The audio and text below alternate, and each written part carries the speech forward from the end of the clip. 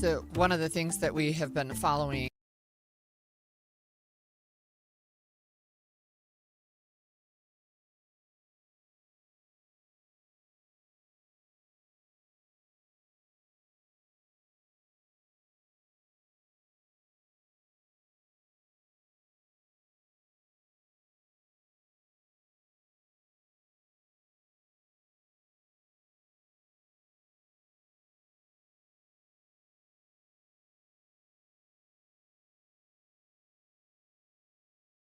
So one of the things that we have been following, even over the summer recess, are the Epstein files, right? So it was an issue that had legs before they went to recess, meaning it had kind of staying power. And I think in the 6 weeks, people were hoping it would go away. It did not. And this morning, there was an hour-long press conference by a group of Epstein survivors who were sharing their stories.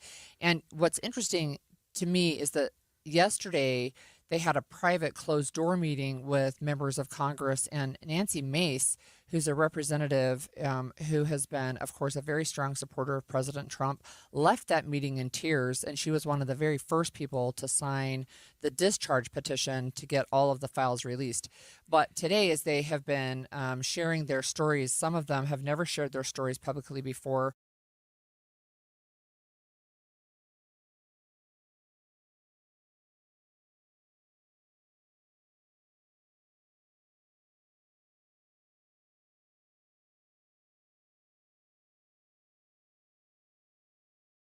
One of them was Liz Stein, and she says that their collective voices are powerful. As survivors, we're initiated into a sisterhood.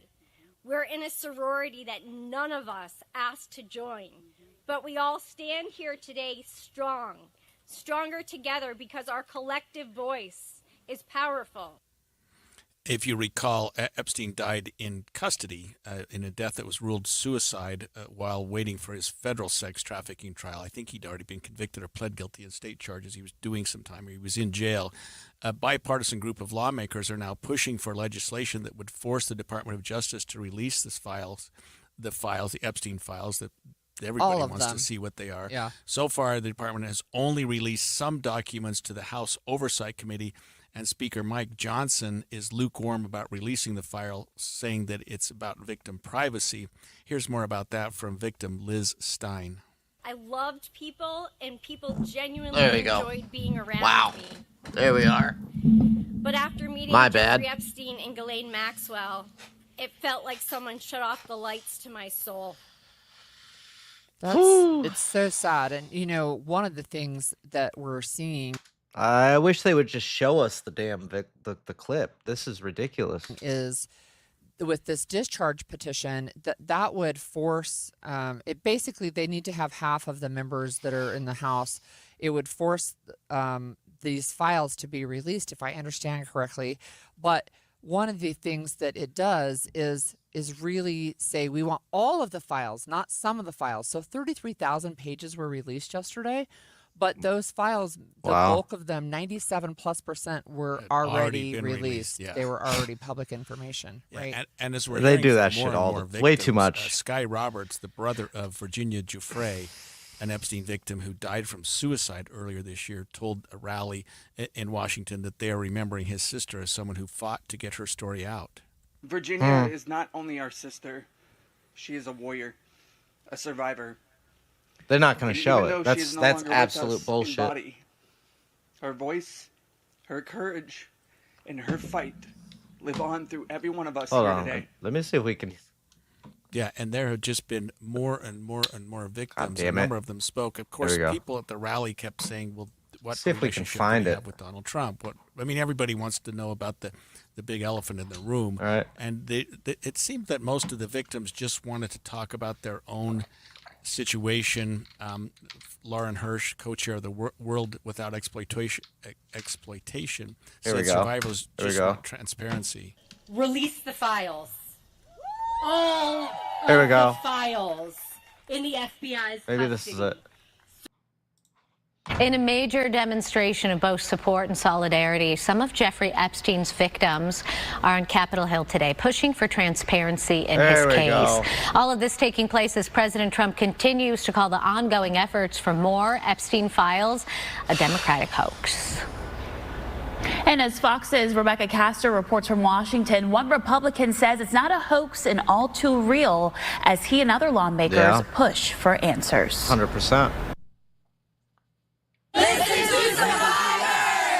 10 of Jeffrey Epstein's victims coming together Wednesday to demand the release of all of the Justice Department's Epstein files. Some of them even speaking out about their abuse for the first time. I was one of dozens of girls that I personally know who were forced into Jeffrey's mansion on 9 East 71 Street in New York City when we were just kids. The only reason that I am here is because it feels like the people who matter in this country finally care about what we have to say. We are not going away. We are not going to be quiet, and we are not going to give up. They're supported by a bipartisan group of lawmakers who want the same thing: full transparency and justice. This is not a hoax. This is real. There are real survivors. But Republicans differ on how the files should be released. Kentucky Congressman Thomas Massie is trying to force a vote to put every lawmaker on record as for or against the files release. But GOP leadership thinks it's unnecessary because the House Oversight Committee is already getting the files through subpoenas. The committee is operating at an unprecedented pace and doing the work the right way. They may find some information, but they're allowing the DOJ to curate all of the information that the DOJ is giving them. Yeah. Yesterday, the Oversight Committee released its first batch of Epstein-related files, but many were already public, and it's not clear when the DOJ will send the rest of the files. In Washington, Rebecca Castor, Fox News. Wow. All right. Interesting. I don't need to see this. So, in a major demonstration of both support and what else can we find? Epstein press conference. Let's see it. I want to see the actual conference.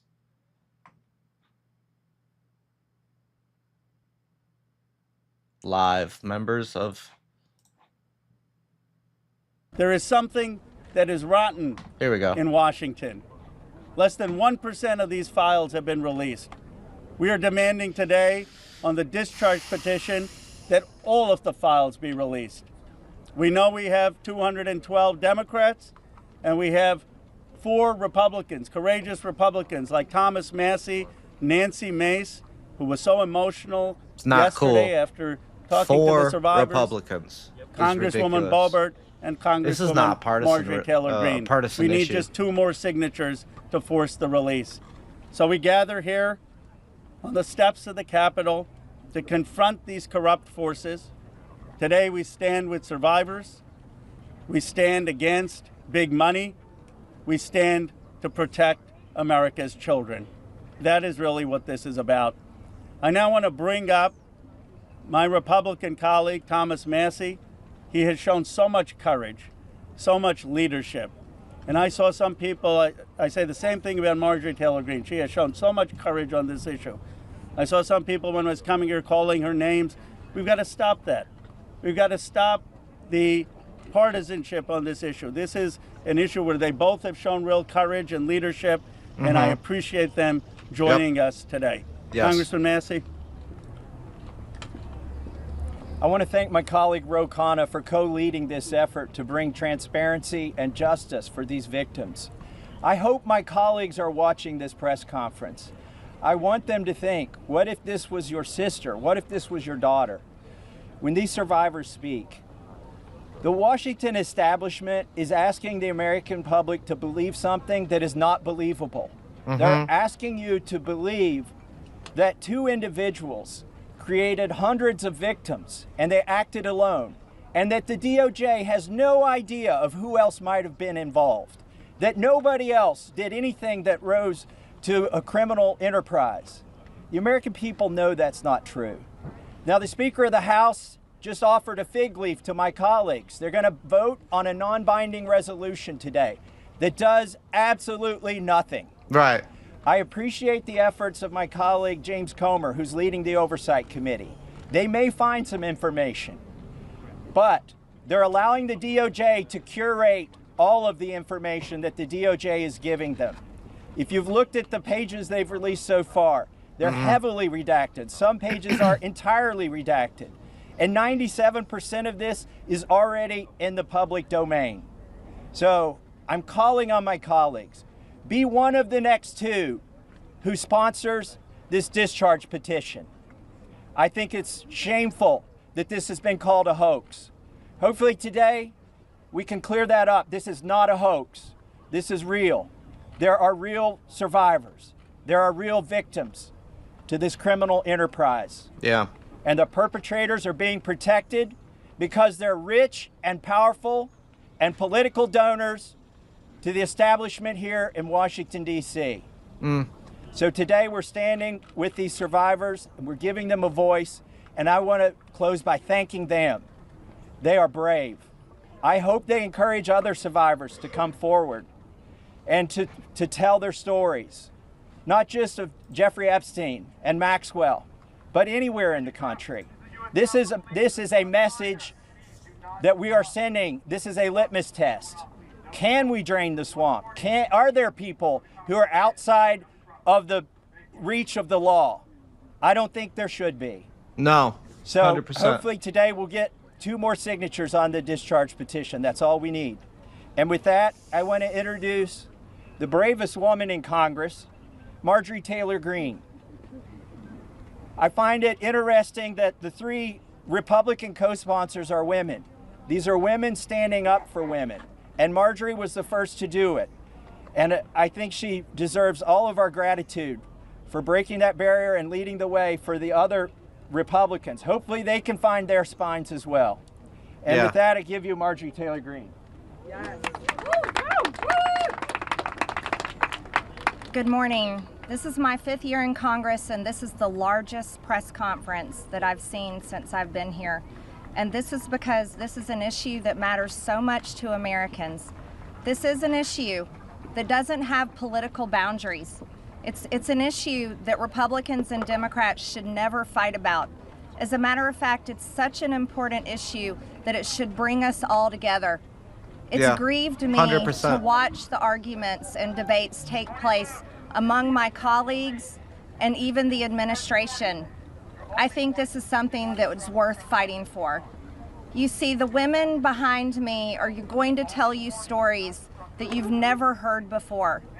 These are unimaginable horrors that they've lived with for their entire lives since they were very, very young.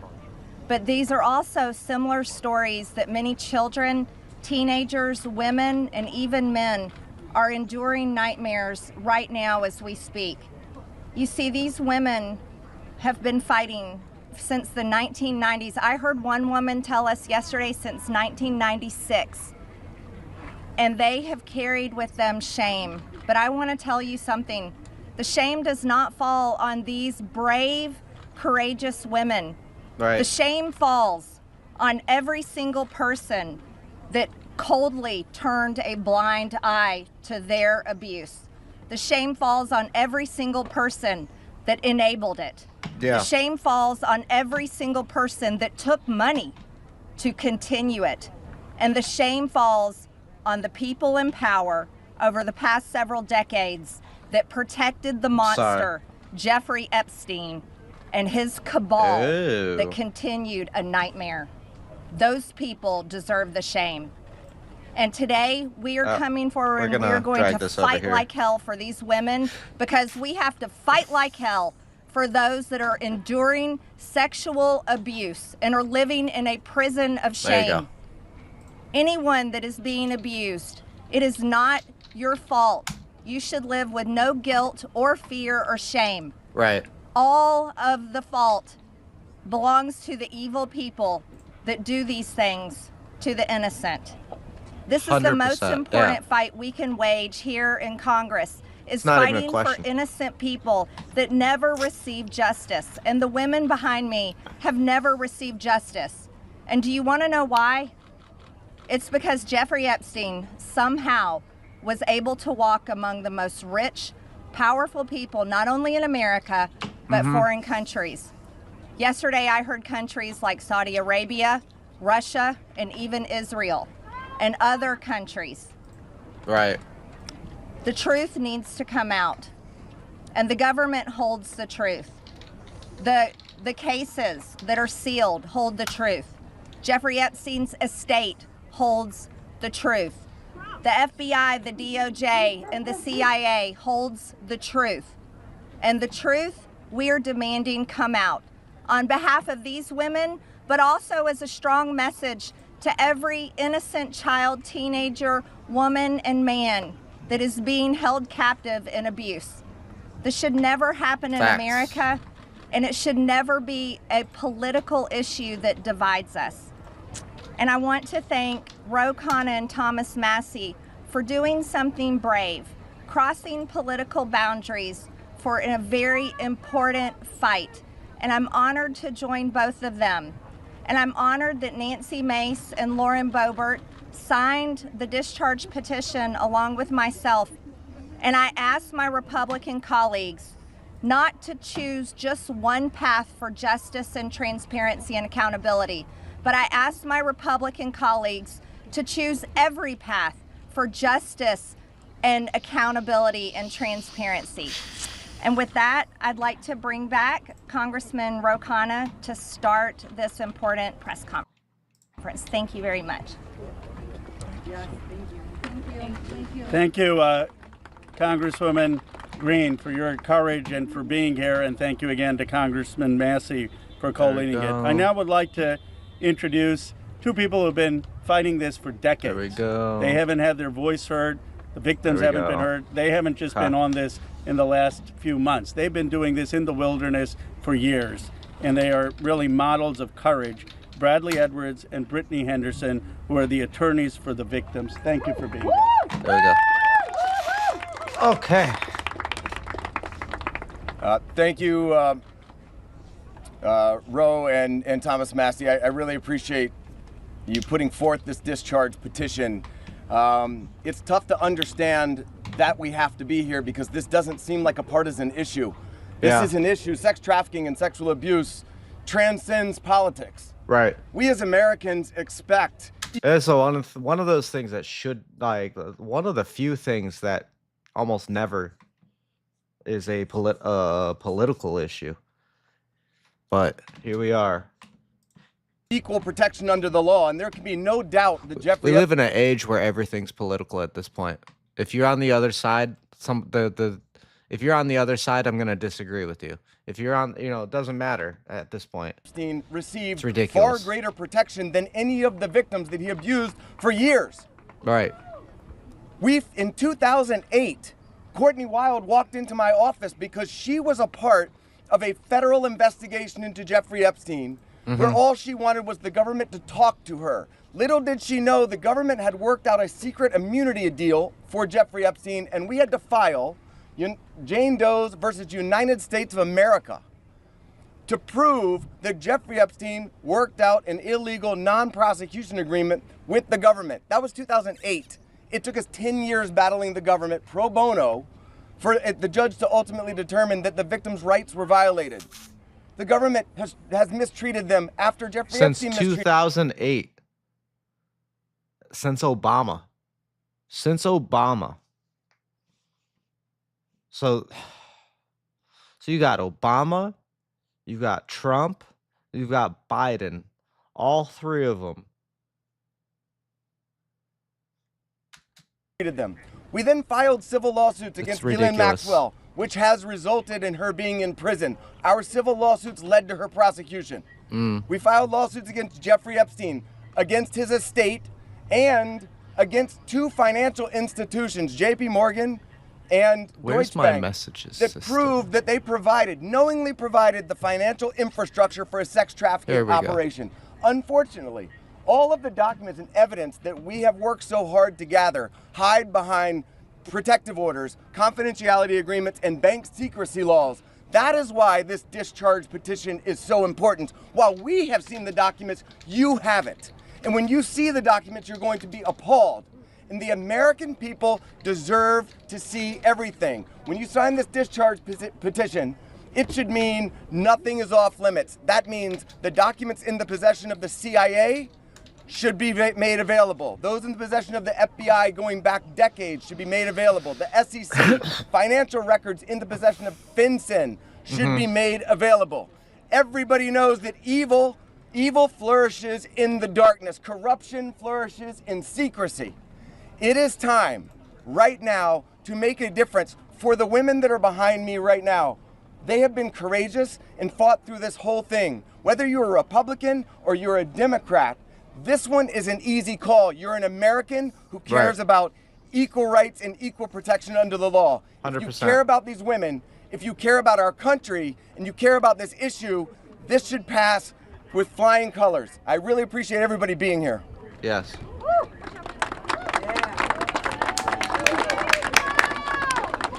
Hi, good morning. My name is Brittany Henderson, and I think in addition to thanking the wonderful congressmen and women who are here today, we need to thank the women, and not just the women who are going to speak, but the other women who are standing behind them, along with other lawyers, Sigrid McCauley, and people who have been fighting for a very, very long time for the world to give this kind of attention to an issue that it should have had forever. This administration has the opportunity to do what the past administrations did not do. This administration can either stand with the victims and stand for the victims, or it can continue to hurt the victims like has happened in the past. We aren't here just to ask for transparency, though. We're here too to ask for protection. The women here represent hundreds of other women who we have spoken to, many of whom were trafficked from other countries, from Eastern European countries where women don't have the rights that we have here. Women don't have the protections that we have here. And those women are terrified that their names will be released in these files. The government won't know that they're victims to redact and protect them. So we ask that you please, whoever is going to be in charge of redacting these files and in charge of this transparency, do it in a way that protects the women brave enough to be here, but also protects the women who are terrified that every day when they turn the TV on, something bad is going to happen to them in Ukraine, in Russia, in whatever country they live in, because no one is listening to them there. So thank you for being here, thank you for listening, and please protect these women while we seek transparency. Good morning. My name is Anushka DeGiorgio, and I stand before you today as a survivor of both Jeffrey Epstein and Ghislaine Maxwell. I want to thank Congressmen Massey and Khanna for their role in putting together this very, very important bill. Every day of this journey toward healing has come at a profound cost to my mental health. But I am here. I chose to come because this bill really matters. I speak today not only in service of my own recovery from trauma inflicted by Maxwell and Epstein, but to honor the lives, the courage and sacrifices of Virginia Giuffre, Caroline Andriano, and others who could not continue. Their voices mattered. Their stories must not be forgotten. Accountability is what makes a society civilized. Equal opportunity and equal consequence for all. Consequences are not about punishment alone. They exist to deter future harm, to protect vulnerable, and to set a standard of justice. If Ghislaine Maxwell were pardoned, it would undermine all the sacrifices I made to testify and make mockery of mine and all survivors' suffering. Yep. That is why the Epstein Files Transparency Act is so essential. It requires the Department of Justice release all the records related to Epstein and Maxwell investigations, flight logs, immunity deals, internal communications, and even the records surrounding Epstein's detention and death. And crucially, it forbids withholding documents simply because of embarrassment, reputational harm, or political sensitivity. This is about ending secrecy wherever abuse of power takes root. But transparency alone is not enough. Survivors need protection, resources, and legal support. If this Congress is serious about justice, then let this moment also affirm your commitment to provide victims with the legal aid they need to confront abusers, to navigate complex systems, and to reclaim their power. Transparency must be matched by support. or else too many victims will remain silent out of fear and lack of access. The statistics demand action. Nearly 1 in 5 women in America will experience rape or attempted rape in her lifetime. Every 74 seconds, someone is sexually assaulted. Every 9 minutes, that person is a child. Wow. These are not numbers. That's they crazy. Are people. They are your daughters, your sons, your constituents, your friends. Statistically, 1 in 5 of your families will face this nightmare. The days of sweeping this under the rug are over. We, the survivors, say no more. I want to help create a world where survivors of sexual abuse and abuse of power can come forward safely. And I ask Congress to join me in that effort, not only by passing this bill, but by ensuring that those who step forward have legal support to face their abusers and see justice done. Yep. When Judge Berman gave Epstein survivors the chance to finally speak, the world listened. After so many years, survivors were heard.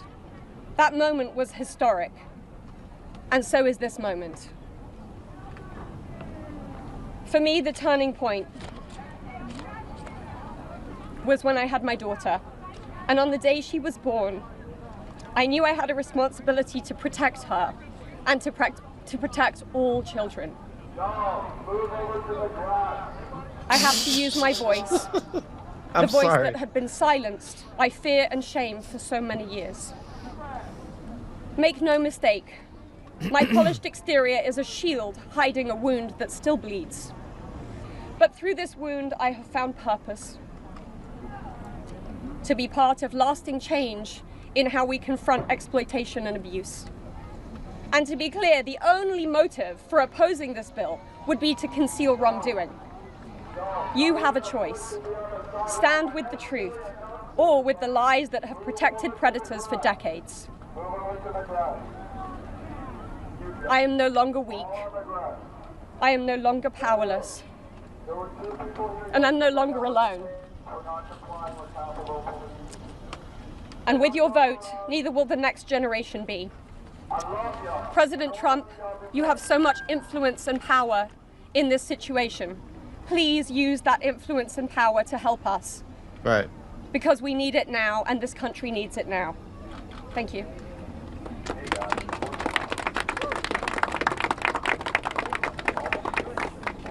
Hello. My name is Annie Farmer, and I was 16 years old when I was flown to New Mexico to spend a weekend with Epstein and Maxwell. That same year, 1996, my sister, Maria Farmer, reported what happened to me there, along with reporting her own assault at their hands and their theft of sensitive photos of herself, of me, and our younger sister that she had taken for her work as a figurative painter. I am now 46 years old.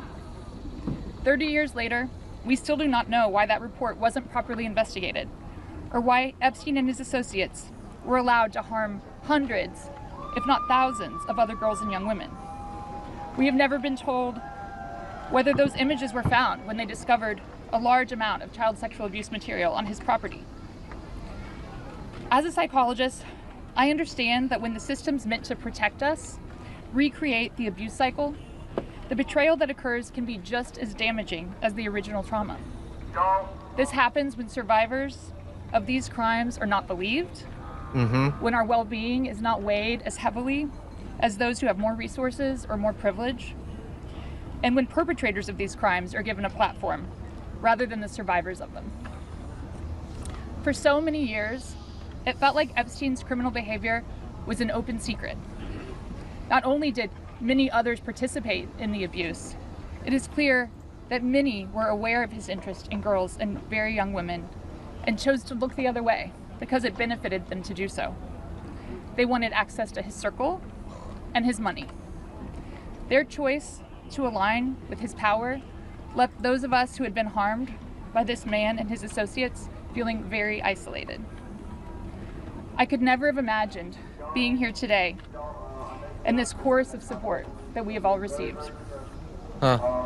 I have been sent so many notes and messages from people with no direct connection to this case who've expressed their solidarity with us. And I believe that is because, in part, as Anushka explained so well, this is an extremely widespread issue of child sexual abuse, of sexual exploitation, of sexual violence. This affects almost every family in some way. From my conversations with women in these last few days and from all of the support that we've received, it's very clear to me that we are not going away, we are not going to be quiet, and we are not going to give up. And I ask the American public to stand with us and not give up. At a time with record high levels of distrust in our institutions and a perception that there are two Americas, one for those with power and privilege and one for everyone else, passing this Epstein transparency bill is one important step that can be taken to prove to Americans that the government does not side with sexual perpetrators.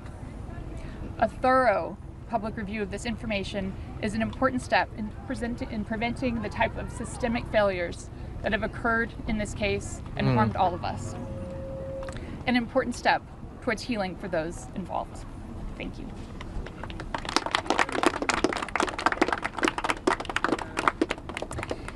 Hello everyone. I'd like to say thank you everyone for being here today on this very powerful and special day for all of us here. My name is Marina Lacerda. I was minor victim 1 in federal indictment of Jeffrey Epstein in New York in 2019.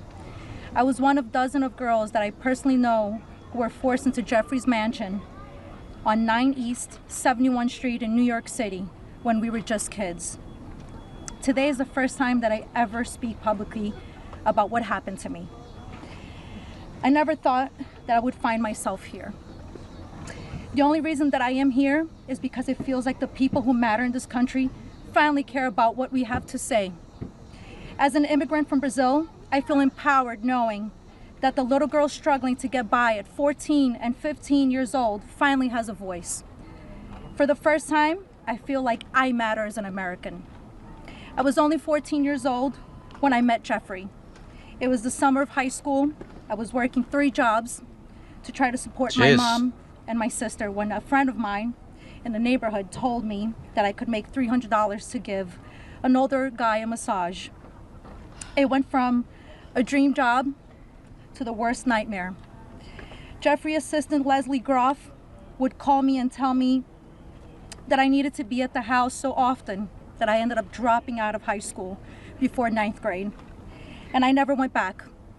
From 14 to 17 years old, I went and worked for Jeffrey instead of receiving an education.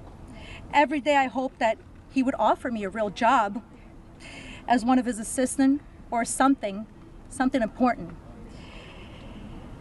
I would finally have made it big, as, like we say, the American dream. That day never came. I had no way out. I was, until he finally told me that I was too old. There are many pieces of my story that I can't remember, no matter how hard I try. The constant state of wonder causes me so much fear and so much confusion. My therapist says that my brain is just trying to protect itself, but it's so hard to begin to heal knowing that there are people out there who know more about my abuse than I do. The worst part is that the government is still in possession right now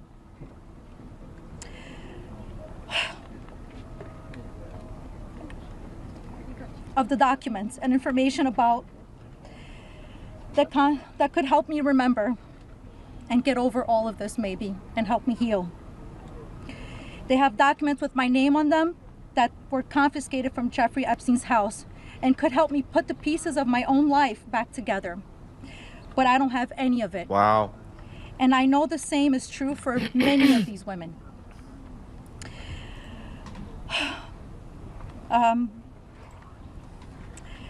We are here to support this bill today, not only for transparency, but for the American people. But if the government is going to release these documents to the public, describing the crimes committed by Jeffrey Epstein and others, the least that they can do is give me my documents that they have about me. The other survivors deserve the same respect from our government. While identifying information must be redacted to the public, it is equally important to provide the victims themselves with unredacted information. I will never forget when the FBI agent showed up in my door in 2008. Jeffrey Epstein hired a lawyer to represent me, or more like to represent him, I like to say.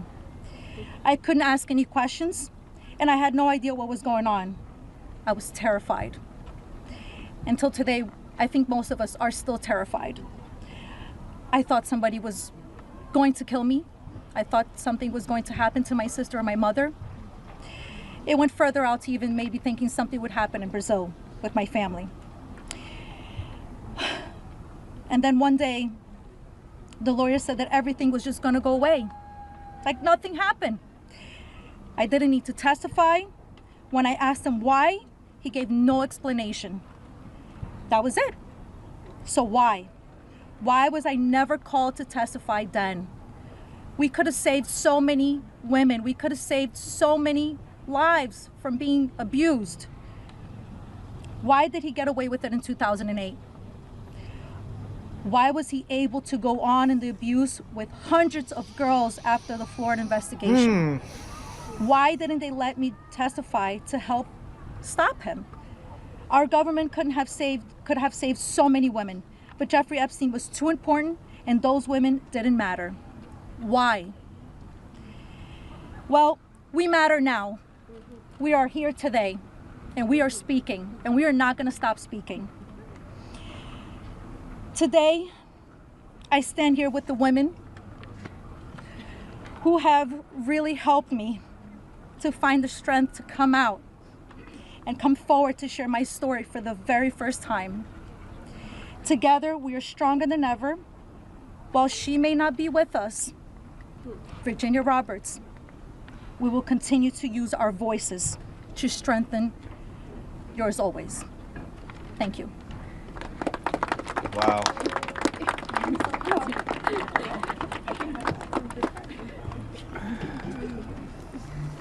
Hi, my name's Courtney Wild.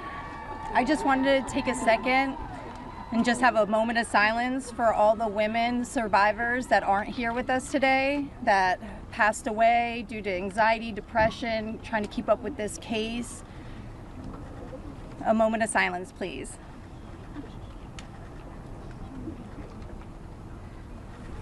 Thank you.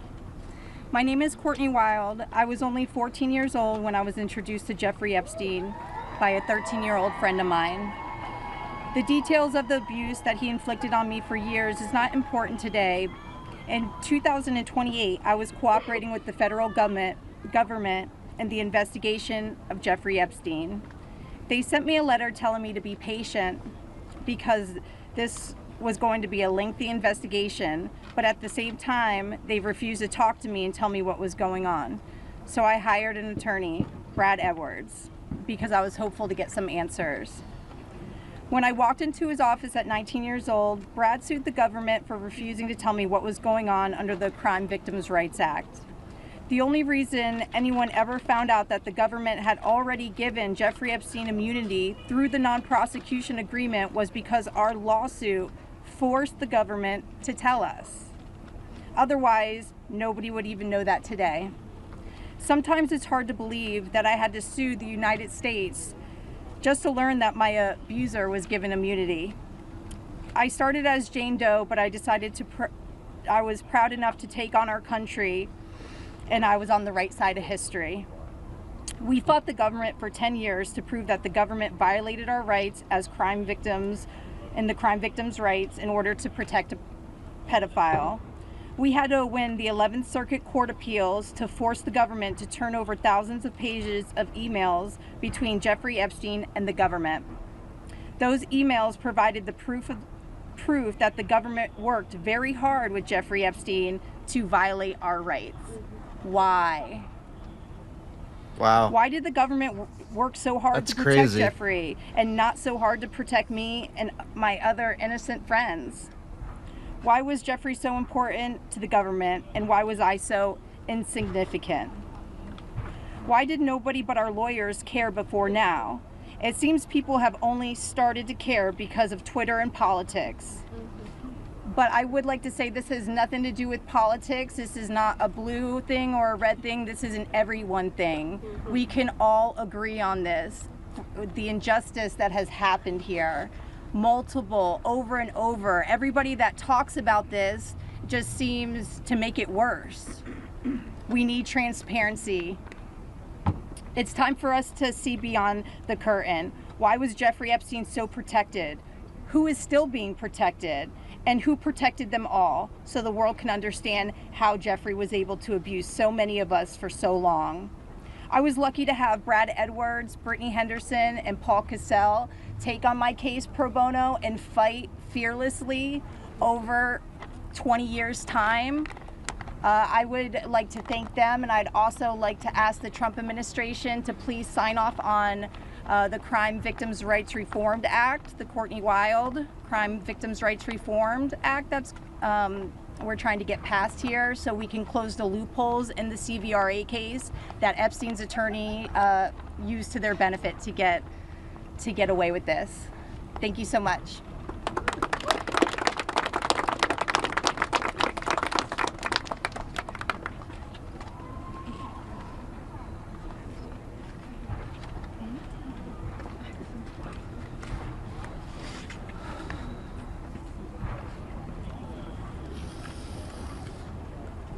Good morning.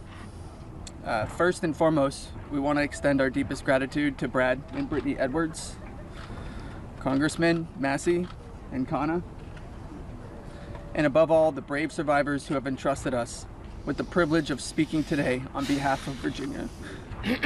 Robert Giuffre, as her family.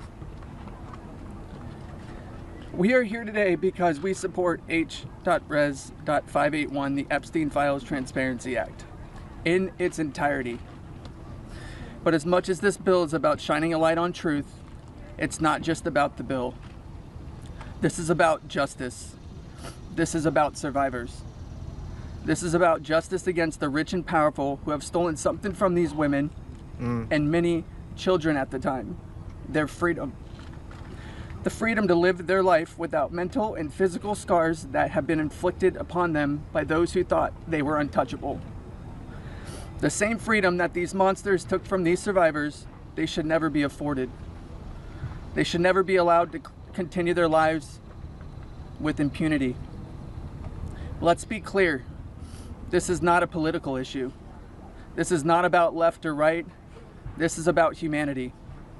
This is about doing what's right. And this is about ensuring that the future we leave behind isn't one where the powerful can hide behind their wealth, their influence, and their money to evade justice. Yeah. Our plea to you, whether you're a dad, a mom, a brother, or a sister, look your young ones in the face. Look them in the eye and tell them you didn't stand against the very people who raped, molested, and preyed upon children and young women. Tell them you were willing to negotiate a deal. Money should never be what makes something right or wrong. If you vote no, your stance will be clear. You will be choosing to stand on the side of the rich and powerful, allowing money to buy your way out of the consequence. But here's my one ask. Look these survivors in the eye and tell them why. Then, look the people of the United States in the eye and tell them why. And then, when you're alone, look yourself in the mirror and ask yourself why. Virginia said it best, and I quote, "I have physical and mental scars that will never heal. I have memories that will never go away. They say time can heal, but this won't. Not until the justice system makes an example out of these people with so-called privileges. I just call it money. The only time I can begin to heal is when their freedom is taken from them, just like they did to me and literally thousands of other victims. The survivors of this horrific abuse are watching. The American people are watching. And history is watching. Which side will you be on?" Thank you.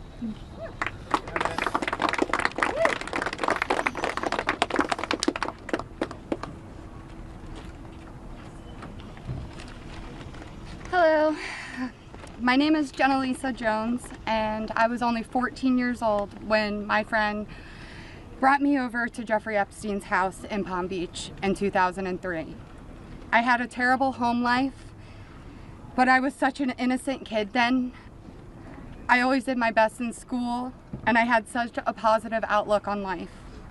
Until that day that I met Jeffrey, I have never been more scared in my life than I was that first time that he hurt me. I remember crying the entire way home, thinking about how I couldn't ever tell anyone about what actually happened in that house. This guy was so rich and had so many pictures with so many famous people, and no one would have ever believed me if I told them. I want to thank Congressman Rowe and Congressman Thomas Massey for having me here today. It was really hard for me to find my voice and to become strong enough to speak about my abuse. I didn't come forward until 2019, and even then it was like I was afraid of a ghost. I know that I was just a little kid, but sometimes I still feel like it is my fault that this happened. Being given the opportunity to speak at the United States Capitol building about something that is so important, not just to me and the women before you, but to the entire country. Together, we can finally make a change. And that is thanks to the people like these two congressmen and their teams who actually care about the victims. If you are a member of Congress and you are listening to all of us speak here today, please really listen to us. Please vote for this bill to be passed. Please recognize how important it is for transparency relating to Jeffrey Epstein. Whether you are a Democrat or a Republican, this does not matter. This is not about sides. You are an American, and you are a person who has chosen to serve in an elected position to stand up for those you represent who cannot always stand up for themselves. We are those people. We are the Americans that you promised to protect. And we need your help. Please, President Trump, pass this bill and help us. Make us feel like our voices are finally being heard. Thank you.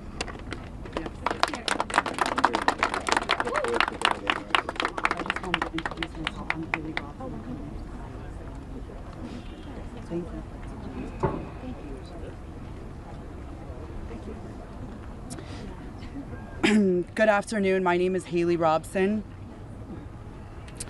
I was a 16-year-old high school student athlete who made good grades and had high aspirations for college when I was recruited and asked by a classmate of mine alongside with a 20-year-old male if I wanted to give an old rich guy a massage. But what high school girl would not want to do that? That day changed my life forever. And when I got into the massage room, Jeffrey Epstein undressed and asked me to do things to him. My eyes welled up with tears, and I have never been more scared in my life. When it was over, he paid me $200 and requested in exchange that I bring a girl each time to make another $200. I told him I did not want to do that, and then he gave me an ultimatum. Either you come here and massage me when I call you, or you bring me friends of yours to massage, and I will give you $200 per girl for each time she comes. I felt and hoped to never hear from him again, but he called me every day. He was so wealthy and powerful, and he would not let me go. I felt I had no choice. If I disobeyed him, I knew something bad would happen. So knowing I did not want to be sexually abused, I started to bring him other girls from my high school, and he paid me $200 for bringing them. I just hoped each time it would be the last time. One day, the stepmom of one of the girls brought him and called the police on Jeffrey Epstein. The police then called me in for questioning. I had told them the truth despite the fact that I was a teenager and a minor, and I was able to tell the police the names of all the other victims. The police treated me like a criminal.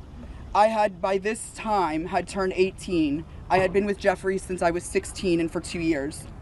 So they had told me So they told me I was going to be arrested. My name was then distributed to the press as a co-conspirator of my abuser, who I detested. My entire world was crashing in around me, and I started being threatened and bullied, till this day still receiving death threats. I was singled out and for many years had to suffer a smear campaign of lies about me because of the way that I was portrayed by the press. The press made me out to be a predator when I was just a 16-year-old little girl who was sexually abused by a powerful man and an evil man. For years, I had no friends. My boyfriend was murdered, and there was nowhere to turn. The government, after investigating more, learned that I was true a victim, but the damage was done and it was too late. There was no way to undo the harm the press had caused me. In 2019, I met Brad Edwards and Brittany Henderson. They changed my life and they believed in me and have helped me to finally heal. Healing is a process, and I may never get there. But the passage of this bill requiring the government to produce all the evidence that it has gathered on Jeffrey Epstein and Ghislaine Maxwell is a huge component of healing for me and for the many other women who have suffered for so long. For many reasons. First, we and the rest of the world need answers. Why was he so protected? And why didn't anyone ever care to stop him? It doesn't take a brain surgeon to know that if he is spending thousands of dollars a day paying high school girls he abuses and had a lot of access to cash. I learned through my attorneys in the JP Morgan class action case that there were years when his staff withdrew over $1 million in cash a year. Was that not a big enough red flag? There were wire transfers to other victims, and the government did not protect us. The banks did not protect us. So lift the curtain on these files and be transparent. Every single time a new conspiracy gets circulated in the media, whether he is still alive, what powerful person had him murdered, who was on the Epstein client list, and there are names going around on TikTok and Instagram, we, the survivors, are suffering severely. We take our kids to school and everyone is talking about it. We can't read the news or do anything without hearing crazy stories that are only able to live on because the government continues to hide the evidence and the truth. So people just make up stories. Those stories hurt. They hurt real people who have already been hurt.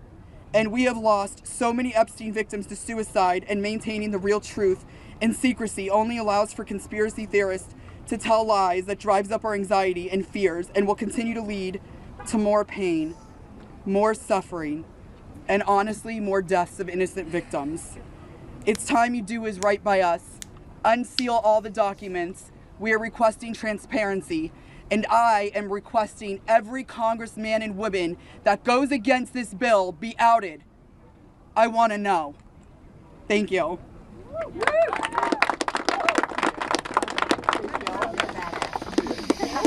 All right. I'm going to take a minute. I'm going to take a quick break, stretch break. We'll get back into it. All right. I'm going to put a little break screen on. I'll be right back. Don't go nowhere.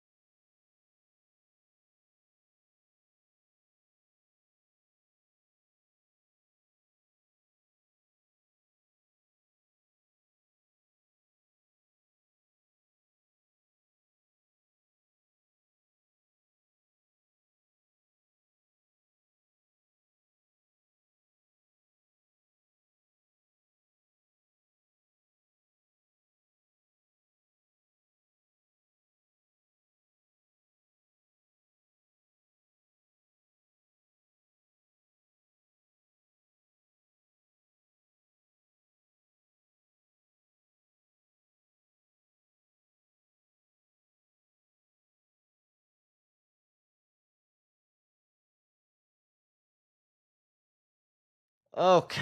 All right, we're back. Let's see. Let's make sure we're on the right screen. We are on the right screen. Okay. All right. So we're watching for anybody just tuning in, we're watching the press conference with all of the Epstein victims and their testimonials. And I think this is really, really good. This is really big. They're talking about how the Epstein files, anything regarding Epstein should be, they're talking about government transparency, which I'm a firm believer in. They're talking about their personal experiences, which is really big, really big information. I feel like it's more information than we've actually gotten out of the government. And they're talking about, they're trying to make it not partisan, which is, I think, also really important. So let's keep watching. Press of tear into Congress. There we go. Hi there, my name is Lisa Phillips, and I'm the host of a award-nominated podcast called From Now On, a platform supporting survivors. I want to thank all of my survivor sisters who came before me today. I'll be very short. In the year 2000, I was taken to Jeffrey Epstein's island while on a photo shoot on a nearby island. Who I saw and what I experienced there was a glimpse into a very dark and disturbing world. For years after, I tried to avoid Jeffrey, but he had introduced me to Katie Ford, the owner of the Ford Modeling Agency. Epstein's reach went to the very top of fashion, arts, and entertainment. This did not just happen to underage girls in Florida. In New York City, hundreds of young, ambitious women were abused by him. Epstein was not just a serial predator, he was an international human trafficker. And many around him knew, many participated, and many profited. And yet, he was protected. So I stand here today for every woman who has been silenced, exploited, and dismissed. We are not asking for pity. We are here demanding accountability, and I'm demanding justice. Congress must choose. Will you continue to protect predators, or will you finally protect survivors? And also, I would like to announce here today, us Epstein survivors have been discussing creating our own list. We know the names. Many of us were abused by them. About time. Now, together as survivors, we will confidentially compile the names we all know who were regularly in the Epstein world. And it will be done by survivors and for survivors. No one else is involved. Stay tuned for more details. Hey! Okay. I like that.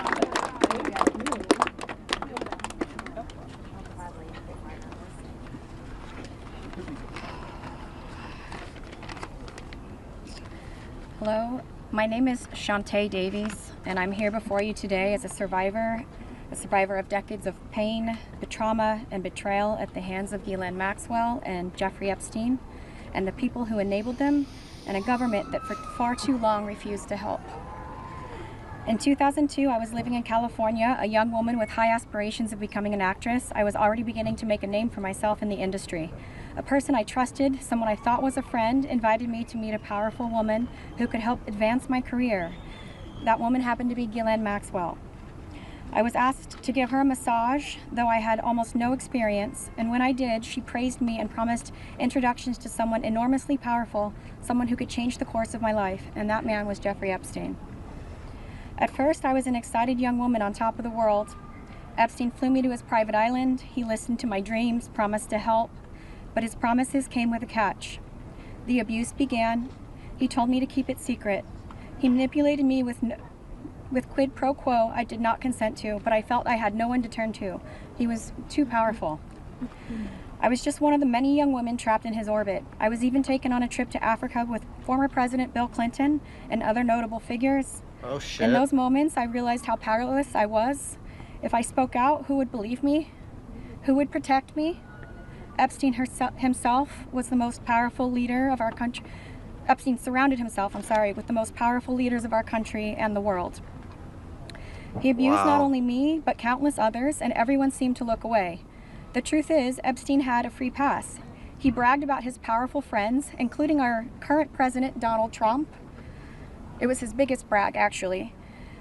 And while what I endured will haunt me forever, I live every day with PTSD. I live as a mother trying to raise my child while distrusting a world that has betrayed me. This kind of trauma never leaves you. It breaks families apart. It shapes the way we see everyone around us. But one thing is certain, unless we learn from this history, monsters like Epstein will rise again.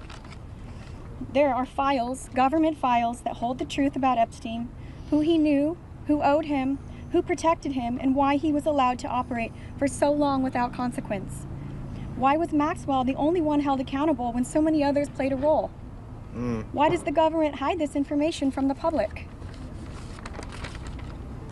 This secrecy is not protection, it's complicity. And as long as the truth is buried, justice will remain out of reach.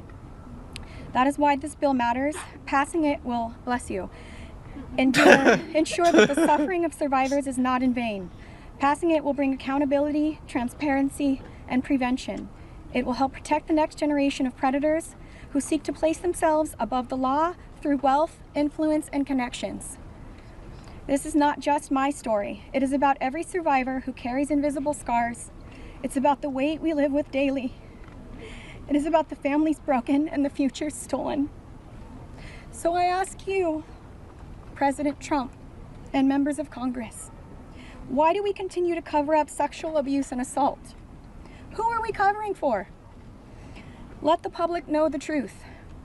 We cannot heal without justice. We cannot protect the future if we refuse to confront the past. Yeah. Thank you. 100%.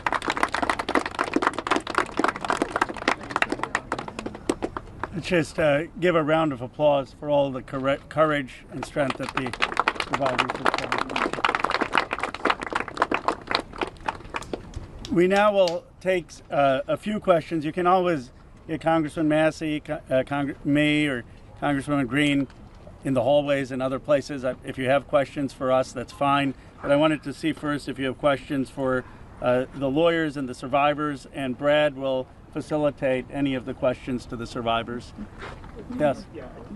This question would be for the survivors, Mr. Edwards. The president has said that this Epstein issue is a hoax, is the words that he used. Can we get your reactions to what you think when you hear him say that? Oh, I'll answer that.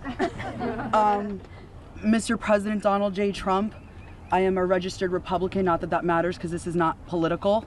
However, I cordially invite you to the Capitol to meet me in person so you can understand this is not a hoax. We are real human beings. This is real trauma. What does it feel like emotionally to hear that? Devastating. It's being gutted from the inside out.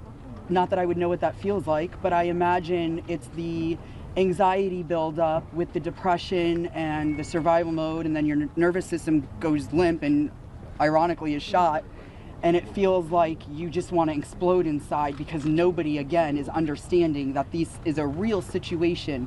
These women are real. We're here in person. To say that it's a hoax is just not... Please humanize us. I would like Donald J. Trump and every person in America and around the world to humanize us, to see us for who we are and to hear us for what we have to say. There is no hoax. The abuse was real. Now, what goes on behind closed doors, I can't speak for that. What happens around the world politically, I cannot speak for that. But I am here with all of these women, including our attorneys, and I would be more than happy to meet with him, and I will meet him halfway.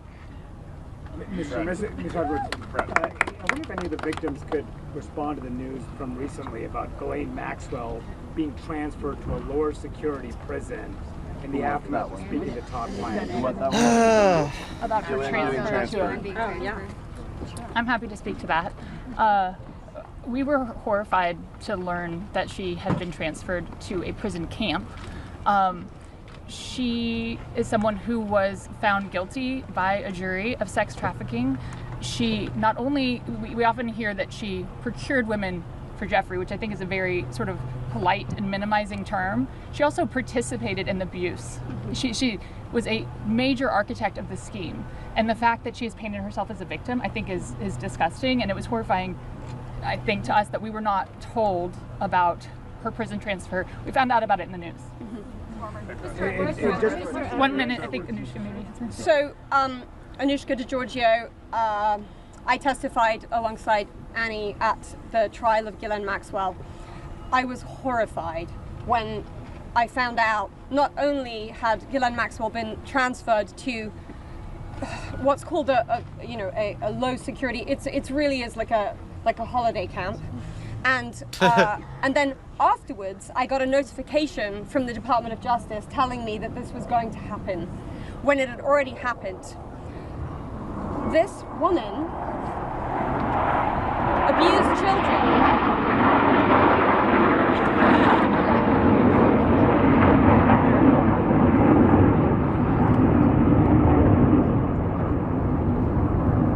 I was abused by Jeffrey Epstein and Ghislaine Maxwell for over 10 years.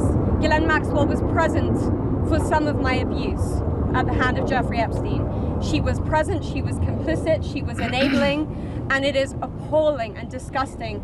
And it's one of my worst nightmares that she not only be transferred, but at the possibility that's very much going around that she might be pardoned. This is not okay, guys. This is not okay. And I just want to add that I think it sends a very dangerous message to our country, to the young people in our country, that someone that we all know is aware of these crimes could be given a pass. And just for the last one, the last survivor who just spoke, she said that Epstein would brag about her relationship with Donald Trump. Could she please elaborate about that? Shante. Get to the microphones. Get close. Yeah, I did say that.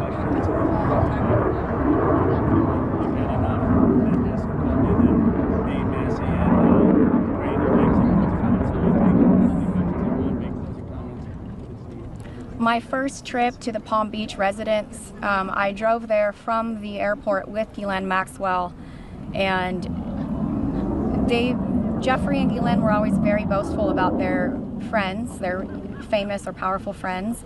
And his biggest brag forever was that he was very good friends with Donald Trump. He had an 8x10 framed picture of him on his desk with the two of them. Like, they were very close. What do you have to about Go ahead. On this personal attorney your survivors are excuse me. One second. Called on me.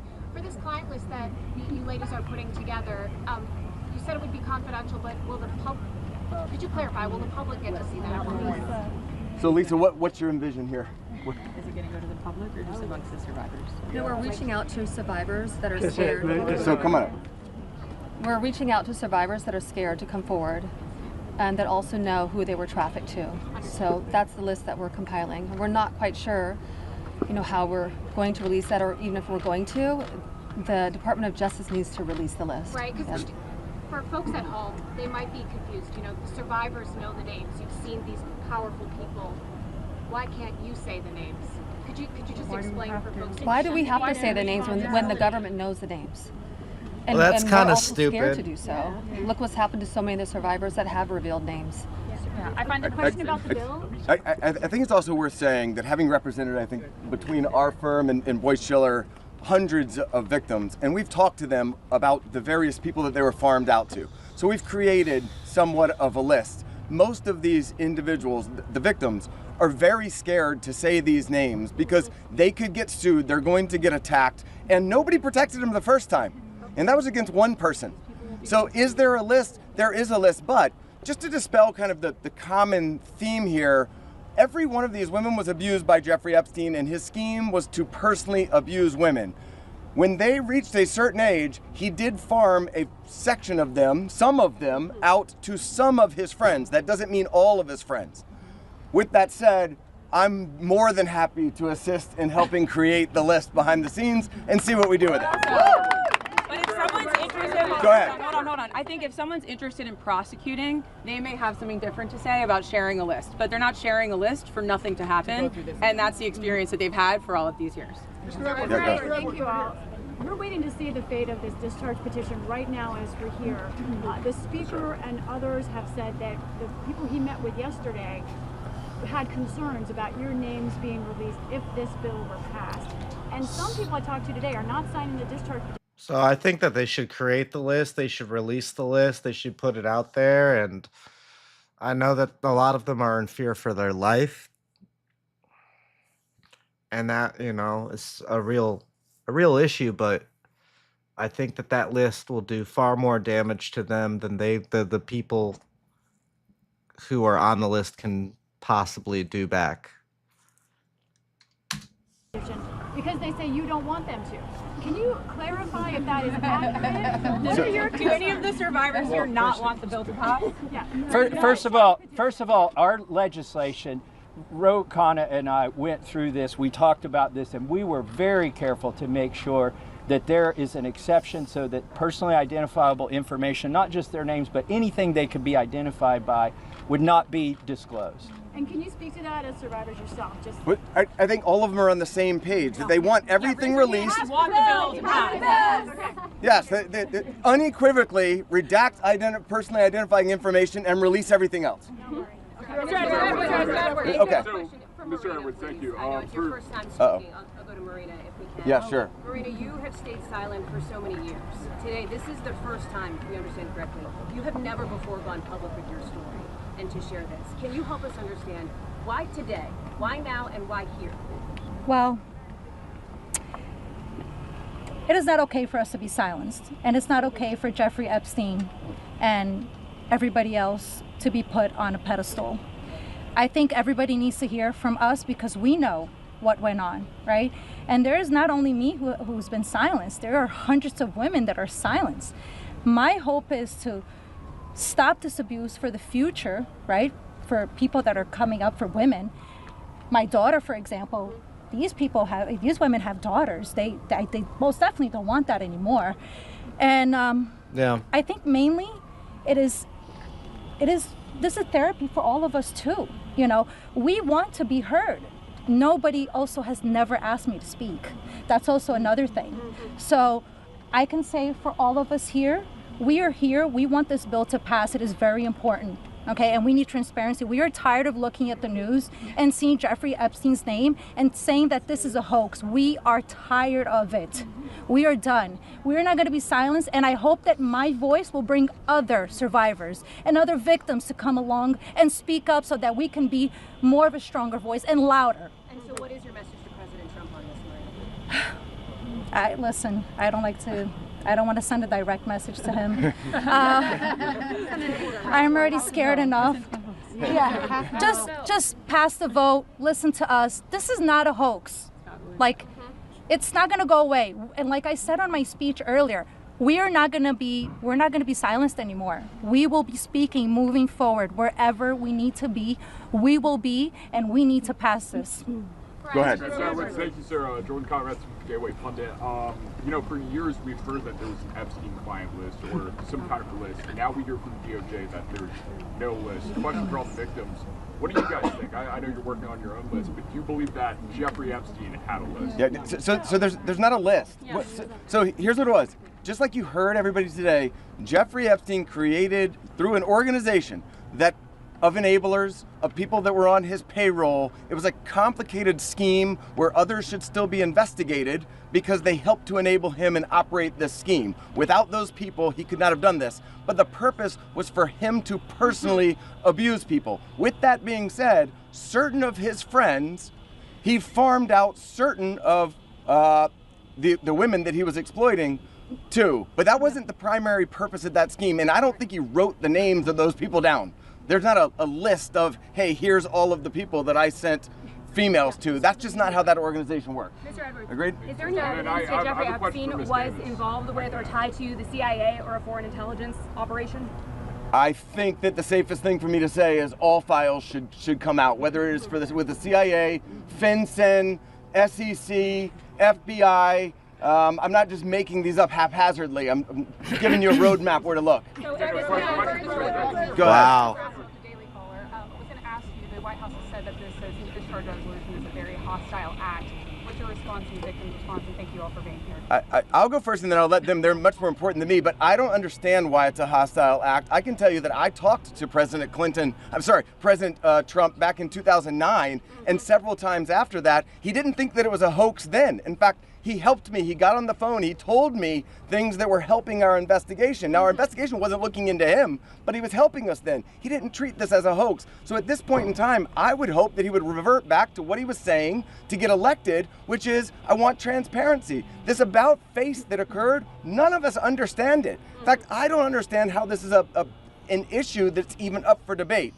How do you not stand behind these women after you've heard their stories and know that hundreds of them were abused, and it was only because files are being kept in secrecy? The world should know who he is, who protected him, and the other people that are out there to be investigated need to be investigated. Sir, question for Ms. Davis. Are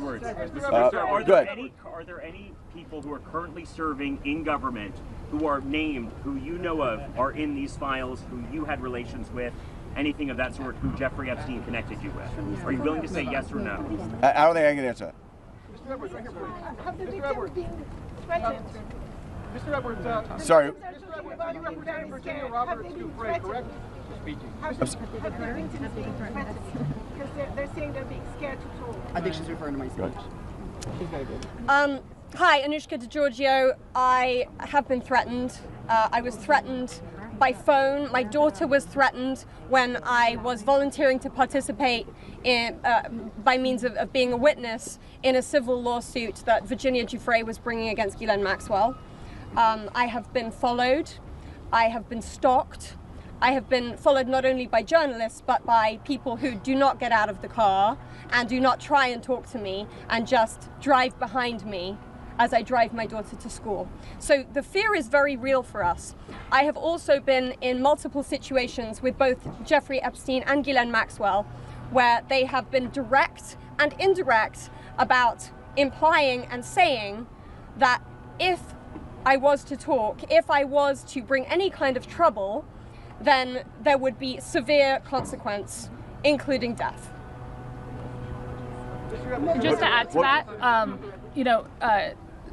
Maxwell also threatened my sister Maria Farmer. When the FBI did nothing about her initial report, she reported individually at that time, and then in 2002 we spoke to a reporter at Vanity Fair telling our stories, fearful that perhaps other people were being harmed. We were not. We believed that was going to make a difference. We believed that would be put in print, and that story was crushed. And it was because of their power. And the message that we got from that was direct threats from Maxwell to my sister about her well-being and her safety and that of our family. So I think many people have similar stories of threats. That has been a very real part of this case. Go ahead, over here. Do any of today's survivors speaking, did anybody here ever have any connection or interaction with Epstein's alleged financier, Leslie Wexner? No. You want to address that? I just want to say, one thing that's very clear, when people say, please share names, there are names that are very well known, like that of Les Wexner, who everyone knows supplied an enormous amount of Epstein's financial wealth and allowed this operation to happen. So it's, I think, confusing to many of us why there have not been more ramifications for him, and he's been seen as a victim when clearly I believe there's more to it. Mr. Edwards, right here, please. Mr. Edwards? Yeah. So you represented Virginia Roberts Dufresne for many years. She eventually had to recant the allegations that she made against Alan Dershowitz. She alleged that on at least 6 occasions. All right, next question. Next question. Thank you. Who's next? Why is it that she should be removed? Yeah, no, we're not answering your question. Anybody else? How did the victims feel about the interview that was given to Ghislaine Maxwell by Chud Blanche? Why aren't you going to answer the question? Okay, ma'am, I think that you had a question. We're good, guys. When you talked in the past they on just avoided my question. You don't care? when you talked in the past on MSNBC about the existence of the Epstein birthday book, have you yourself in the course of litigation seen it? I don't know that we're able to reveal what we've seen and what we have not seen by way of protective order, but my point being in that circumstance was, if anybody wants answers, there's an easy place to get it. I told you where to get it. I said the estate of Jeffrey Epstein has it. Serve a subpoena on them. They'll turn it over. And if we had served a subpoena on them in the past, they would have turned it over and we would have seen it, which I don't usually miss subpoenas like that. So there we go. Mr. Edwards, can you elaborate Go ahead. on the... Just say one thing on that. You know, to your question about the allegations, there's a simple answer. Release the files. Let the American public decide. Instead of harassing, instead of, I gave you your say. Look, against a prominent individual among others. You're hired by Dershowitz. And then had to admit, other counsel. You know, even he knows what I'm talking about. That contained hugely salacious allegations against a whole. You've been heard. You've been heard. Shouldn't you tell the public about this? You've been heard. And even Alan Dershowitz says to release the files. Release the files. That is the answer, and that's what we're here for. And that is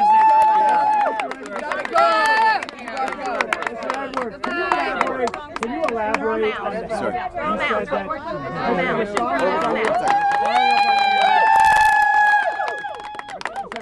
You said that Donald Trump gave you help in 2009. Can you elaborate on your interactions with Donald Trump back in 2009? And for any of the victims, did anyone ever see the president? Not the president yet, but did anyone ever see Trump with Epstein in any way? I don't know who's. I don't think that we can answer that question. Did anybody see Trump with Epstein back then? This is really not a political thing. We want the passage of the bill, and this is not to call out President Trump. What about your interaction with Trump? My point was that he was friendly back then, did not think that it was a hoax, and was trying to help. And now it seems like all of a sudden somebody's in his ear and he's not. So I'm hoping he'll come back to where he was back in 2009, be on the side of the victims and stand with us. On the passage of the bill, go ahead. Representative caller wanted to ask the victims what they thought of the interview with Todd Blanche with the Deputy Attorney General when the DOJ. Did you answer that? Do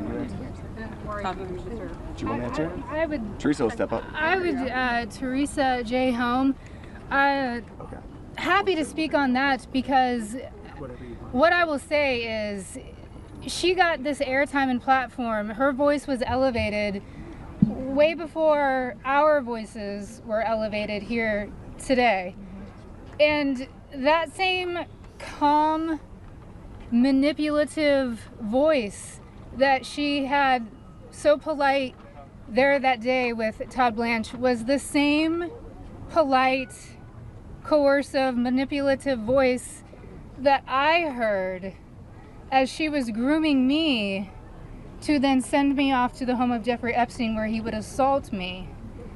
So that's what she was doing for hours, speaking with me, building relationship with me, building trust with me, allowing me to believe that I was going to get this job, a dream job that I had been recruited from my college, flown across the country from Los Angeles to New York City to interview, so I thought. So her voice that day was the same voice that sent me off to a monster. So nothing can be believed from what she says because she's been charged with perjury. I myself could sit there and listen, and as I did, I sat there and listened to this woman's voice lie. And there was no pushback from Todd Blanche because does he even have the facts to be able to push back on her? We could sit there and push back. Why didn't we get to attend that? Why weren't we there that day? Or why wasn't even one of us consulted prior to that day in that meeting? And why on earth has she been moved from Florida to her, it basically is prison spa. I mean, let's be real. None of us were consulted. I found out just like everyone here found out through the media, through all of you. We found out about Ghislaine's transfer. So I'm very angry to sit there and listen. The feelings that come up listening to this woman's voice is repulsive. Yes, I would say it's triggering. We all work very hard on healing, and it still gets to us after 2 decades. It's a very long answer, but it's repulsive to sit there and listen to her voice in her interview. Can we take two more questions? One over here. My reporting in Vanity Fair directly led to a $100 million payment from JP Morgan to the Virgin Islands. Will you go after the DOJ, the FBI, because they're sitting on evidence? I've held the evidence in my hands. Can you speak to that? I think that there's nobody that's immune from us going after them if there's a legitimate action to take. So to the extent that evidence exists, then show it to us and we'll help in every way we can. We stand with the victims. Okay. One more. Can the survivors speak to, speaking of being threatened and being afraid to come forward with the story, to the case of Katie Johnson, who alleged that Donald Trump and Jeffrey Epstein... I don't think we can talk about. I don't think we can talk about that case. I do think it's worth saying, though, despite the comments that he made, Virginia Roberts Giuffre is an American hero. She is somebody without whom we would not be able to have this voice. She was the one who had courage to name names, speak out against people, and she was standing up against everybody at one time with an enormous amount of pressure. And most of these women are here because of Virginia Roberts Giuffre. All right, last one. Johnson says he's protecting the innocent.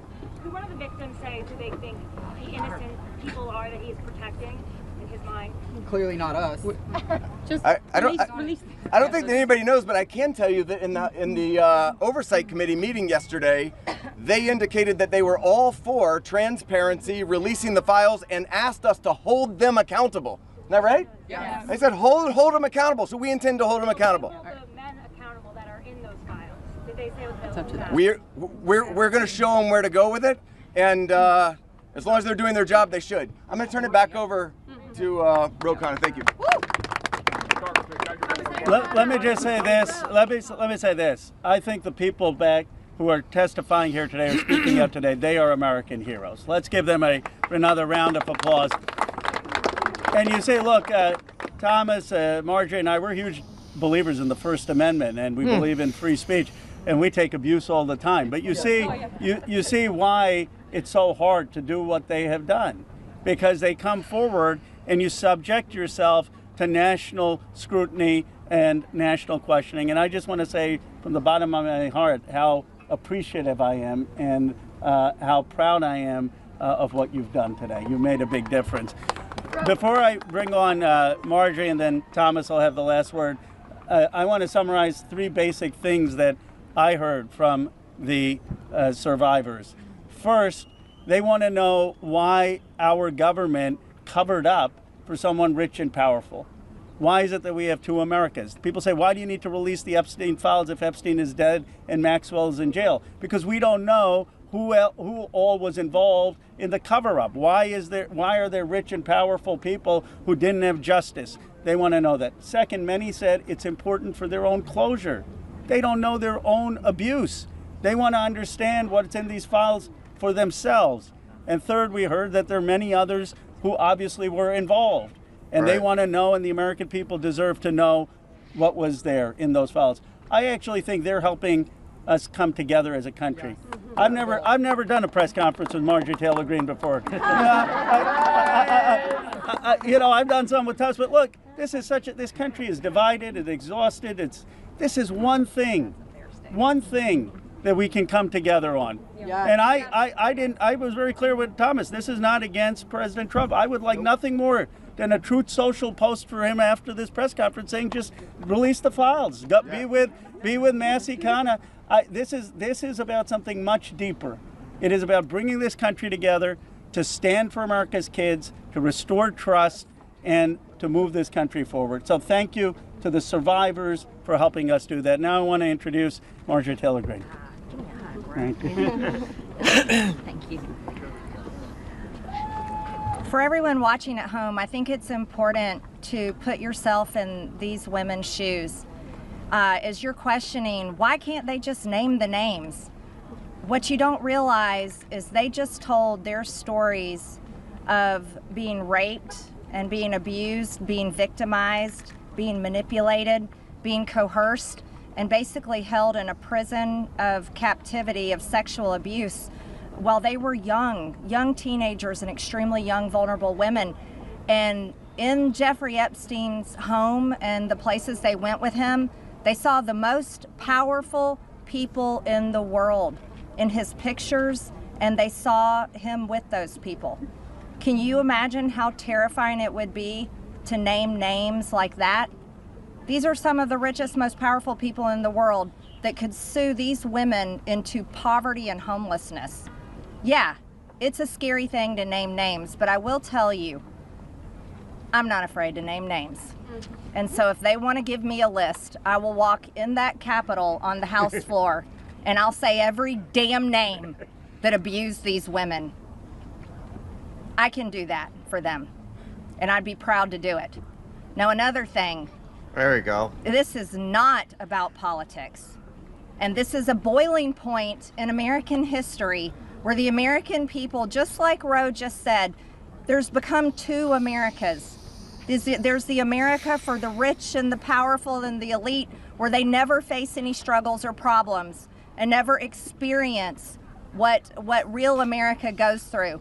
Right. And then there's forgotten America that faces all the problems and deals with all the issues. Right. And never gets justice for being sexually assaulted and raped by a monster.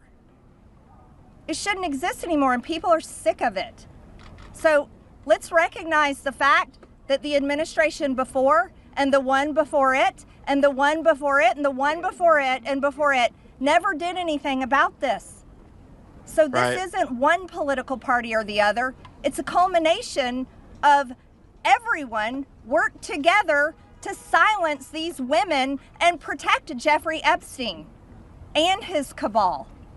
And this is not just rich, powerful people. Think his drivers, his maids, his chefs, all the people, people that worked in his home, security guards. I heard one story from a young woman that was being raped by Jeffrey Epstein when he was out on work release while he was serving time in prison and had an ankle monitor on his leg. Guess what? There was a police officer outside that door. So this list of names is quite a list of names, and it doesn't extend just in the rich, powerful circles. It extends down to the very bottom where people were paid. And again, I will say this, there's victims suffering today in similar circumstances, and they're terrified to name the names of the people that are currently abusing them. Right. And so with these brave, courageous women fighting this fight, this is a fight for women and children and any person that is facing sexual abuse and rape and captivity and human trafficking right now. And so here's what I ask you in the press. Don't go for salacious headlines. Go for the truth and defend these women and help those of us in Congress that are crossing our political party lines for doing the right thing and trying to do it together. And thank you, Roe, and thank you, Thomas. And now I recognize Thomas Massey from Kentucky.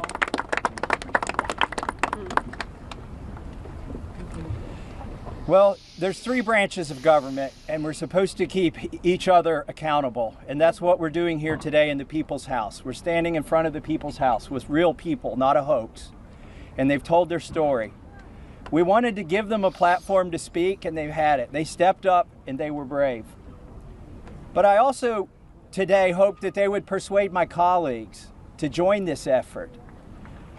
But I found out something today that happened that I wasn't expecting. They persuaded me to fight even harder. I'm not going to give up. And I want to end with this call to action. First, a call to action to my colleagues who, just an hour before this press conference, were prepared. They were given a fig leaf. We'll put a resolution on the floor so that you can say that you voted to protect the survivors. Their resolution doesn't really do anything. And that's the oldest trick in the swamp. When you want to kill the momentum, when you want to kill initiative, you introduce a placebo, a different bill that does nothing, and then try to pull the wool over the eyes of the American people. That's not going to happen this time. We demand real accountability. I encourage my colleagues, please, there's over 200 Republicans who have not signed this discharge petition. We only need 2 of them to sign it. And every Democrat will sign it. And that will get us the number we need to force this vote, to pass a law, not a polite request to the DOJ to police themselves. No, We need legally binding legislation to force that to happen. And my main call to action is to the people watching these live feeds that are going through these cameras right now. Congressmen, listen to you. Light up their phones. Burn down the phone lines here in Washington, D.C. Ask them the questions that these survivors wanted you to ask them. Why won't you be for transparency? Don't accept their answer that the bill has a flaw or that the survivors don't want it. We know that's not true. They wouldn't be fighting it so hard in this town if it wasn't the real bill. So with that, please call your congressman. Tell him or her to get on this bill and to stand up for these survivors. Thank you and God bless. That's the end.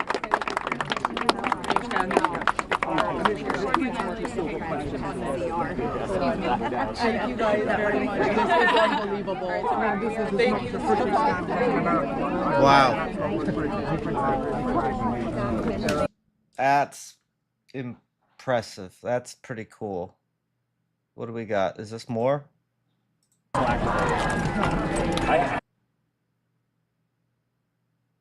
Let's see what else is going on.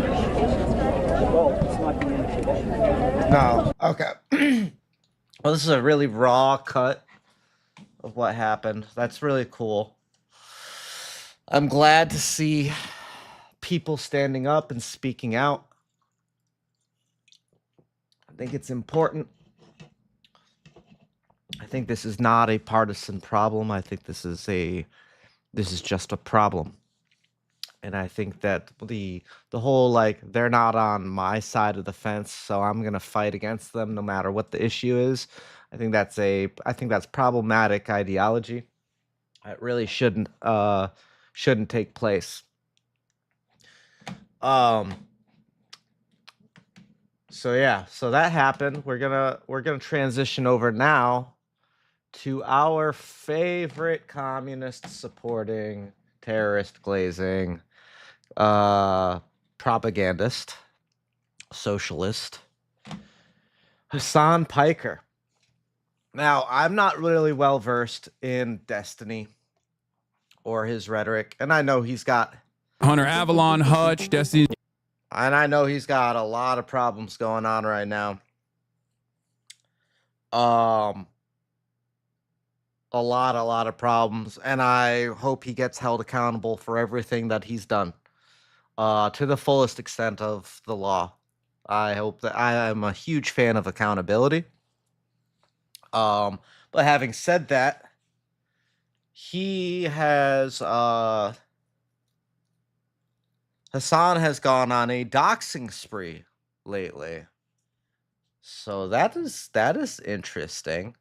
And I feel like, all news is worth listening to, and I feel like if you listen to only one source, you only get you get the wrong, you don't get the real story.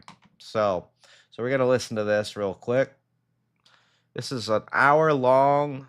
We're gonna probably listen to about half of it, I think. Yeah, nice. Just full-on docs, addresses and everything. Not on stream, by the way. Also, you Twitch. What a disgusting organization. I don't know what to say, man. I mean, like, I reported the VOD. The VOD is still up. This structure is designed to hide the nefarious activities. The 527 registered political action committees whose FEC filings have to all be made publicly as you sit here and you dox every single person in my orbit was done to hide all of it. It's like not even consistent through a single sentence. If there's anybody that's actually interested, I would pay an hourly fee. If somebody wanted to scrub this, there might be a couple other ones, and just go for it and file a defamation thing on him.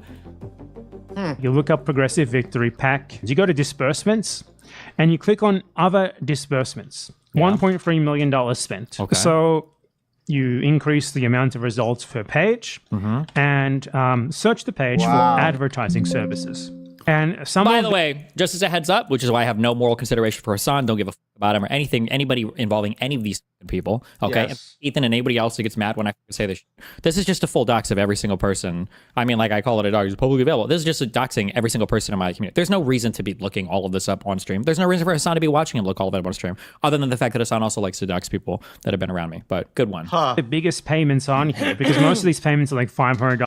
So I guess he's doxing basically anybody involved with Destiny's orbit. That's very interesting. I'm a dox is a call to action by somebody like Hasan. A dox only exists to create threats and harm to the people that exist behind the usernames or handles. So the only purpose for somebody to dox somebody is to create real life problems for that person. So I don't think it's appropriate, right? And I don't care who they are or who they align with. I think that it's wrong. So, having said that, I will never dox somebody openly. However, there will be times where I will allude to the sources in order for you to find the information that you so desire, but only under extreme circumstances. But doxing them, I won't do. I was paid to canvases and stuff. Some of the biggest payments on here went to like people in Destiny's orbit for God knows what. These are like relatively small streamers who clearly have no real pull, and paying them for advertising services is fucking insane, given that they have no pull. What's it's like it was literally me on screen, Limfeo. Hunter Avalon. There's like a lot of orbiters. There's a dude who is literally Destiny's chef. Like he used to sometimes appear on his videos named Lycan, who's just his chef apparently, and he gets paid there as well. And it's just like not for being my chef, not for anything related to me. There is no. What is this? Wait, they paid out creators directly through the PAC. Are they stupid? I think so. That's it. You think so? Do you have any idea what you're looking at? Do you know what this website is? Do you know what it tracks? Do you know what anything says? Can you read? What do you think this is? Yeah. Dylan Burns, Hunter Avalon, Hutch, Destiny. Yeah, nice. Just full on docs, addresses and everything. Not on stream, by the way. Also, you Twitch. What a disgusting organization. And that Dan Clancy dude, too. Nice one. Good one. No punishments, no given, no care in the world for the Turk over here to just sit here and that's a good one. Good one, guys. His own personal chef. Like this is keep scrolling. What happened? This is what took place. Nice. Oh, look, and good job. Yeah, you got him. Nice. Unironically raise a bunch of money off of like people who thought that they were giving money to a political action committee that was going to go around and do door knocking canvas operations, which they did, but then also turned around but also it's first of all, I don't. What is he? Is he implying that we didn't do anything, or what is he? Does he think the money was just for? He did just say that they did. Enormous magnitude of what has been accomplished. We've just been tabulating the numbers, and they're massive. So we're talking about 1.6 million total voter contacts this year. Damn. Wow. Okay. Yeah. 340,000 doors knocked, and that especially is DGG related. I mean, we had a lot of people come from a lot of different communities to do stuff, including our relevant who's on stream. I saw IRI on earlier. You all have recruited a lot of people too, but the door knocking has come almost exclusively from DGG, and 250,000 of those 340,000 doors came from the Campus House program. Again, the vast majority of those members were DGGers. Wow, and really? Yeah, and so many of those voter contacts, like they wouldn't actually have happened at all. Is it just like, but then after they do that, they run home to cook meals for me, I guess? Also turned around and basically created this like pay structure for a bunch of Destiny's friends. $? That's more than his entire YouTube channel makes in like 2 months, I guarantee you. So you search for advertising aside from Hunter Avalon, someone who it makes no sense to be paid $3,000 for advertising because he has no pull whatsoever. We have like aka Lonerbox, who is nice. Yeah, first and last name. Nice. Can we get his address on screen too? Can we get that as well? British being paid for digital advertising services by an American super PAC. He kissed Destiny's ring. He did Zionist propaganda. He got paid for it to the tune of $2,000. We have Hutch. That's nice. Doc's his full name. Good one. The COD YouTuber. Yeah, like these guys get like they have no nice. No Pause. viewership. Good. Pause on all the names. Thank you so much. I actually hate Ethan so much. I'm so triggered that he got mad at me for calling out Hasan on this. Not that it matters. It's not. I hate this motherfucker so much. God, if Trump makes it, okay, Trump. There's one thing you can do to win my vote. Yeah, there's a couple things you can do to win my vote. Okay, please, Trump. Like, there's no come through. real justification for like tapping into these dudes and giving them like $3,000 or $1,000 or even $500 to just like go to an event and sit there and talk about how great the Democratic Party is. It's just like this guy's saying that's so little though. No way. Damn, Waste of fun. they're cheap whores. Wait, so are they cheap? Is it or is it a lot of money? What is it? Unless it is actually created to just like pay out your friends. You go around and you do fundraisers from all these people that are like, oh yeah, I want the Democrats to win. I'm gonna fundraise for it. Right. And then and then all that happens in the process is that you just end up paying a bunch of dudes that are friends with like Brianna Wu and Destiny. Like, where did the majority of this PAC's money even come from? I don't even think the majority came from fundraising, did it? Didn't they get funded from their 501c4 or whatever the fuck? I don't know if somebody has the link to it. In the business, we call these scam packs. Usually their main method is buying a text or email list and just massing contribution asks to grassroots donors with some generic line like stop Donald Trump, etc. People definitely fall for it, and it also severely harms the wider fundraising ecosystem. It actually really frustrates professionals who do this for genuine good reasons. Yes, I don't know all the door knocking and campaigning stuff that Hasan goes out and does. Good one. If this was... Why is Hunter Avalon getting money from a progressive PAC? Isn't that dude super right wing? Bro, how's this guy's information out of date by like 10 years?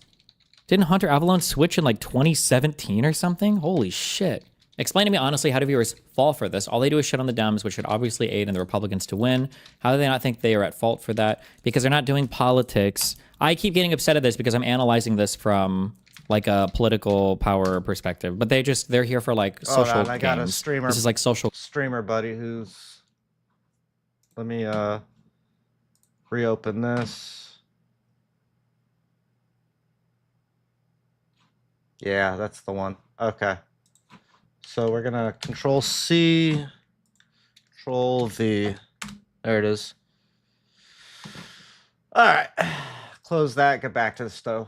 club games for them. Again, this is like me. This is like somebody stands up and they punch somebody on a chess game, and I'm saying like, well, you're not supposed to do that in chess. And then they stand up and they, stab somebody, and you're like, this isn't how like bishops are supposed to move. And then they stand up and they, take a shit on the board, and it's like, that's not illegal. Like I'm complaining about a thing. The only frustrating thing though is that they say they're playing chess. It's like, oh, actually, this is how chess is played. That's the only frustrating thing is they wear politic.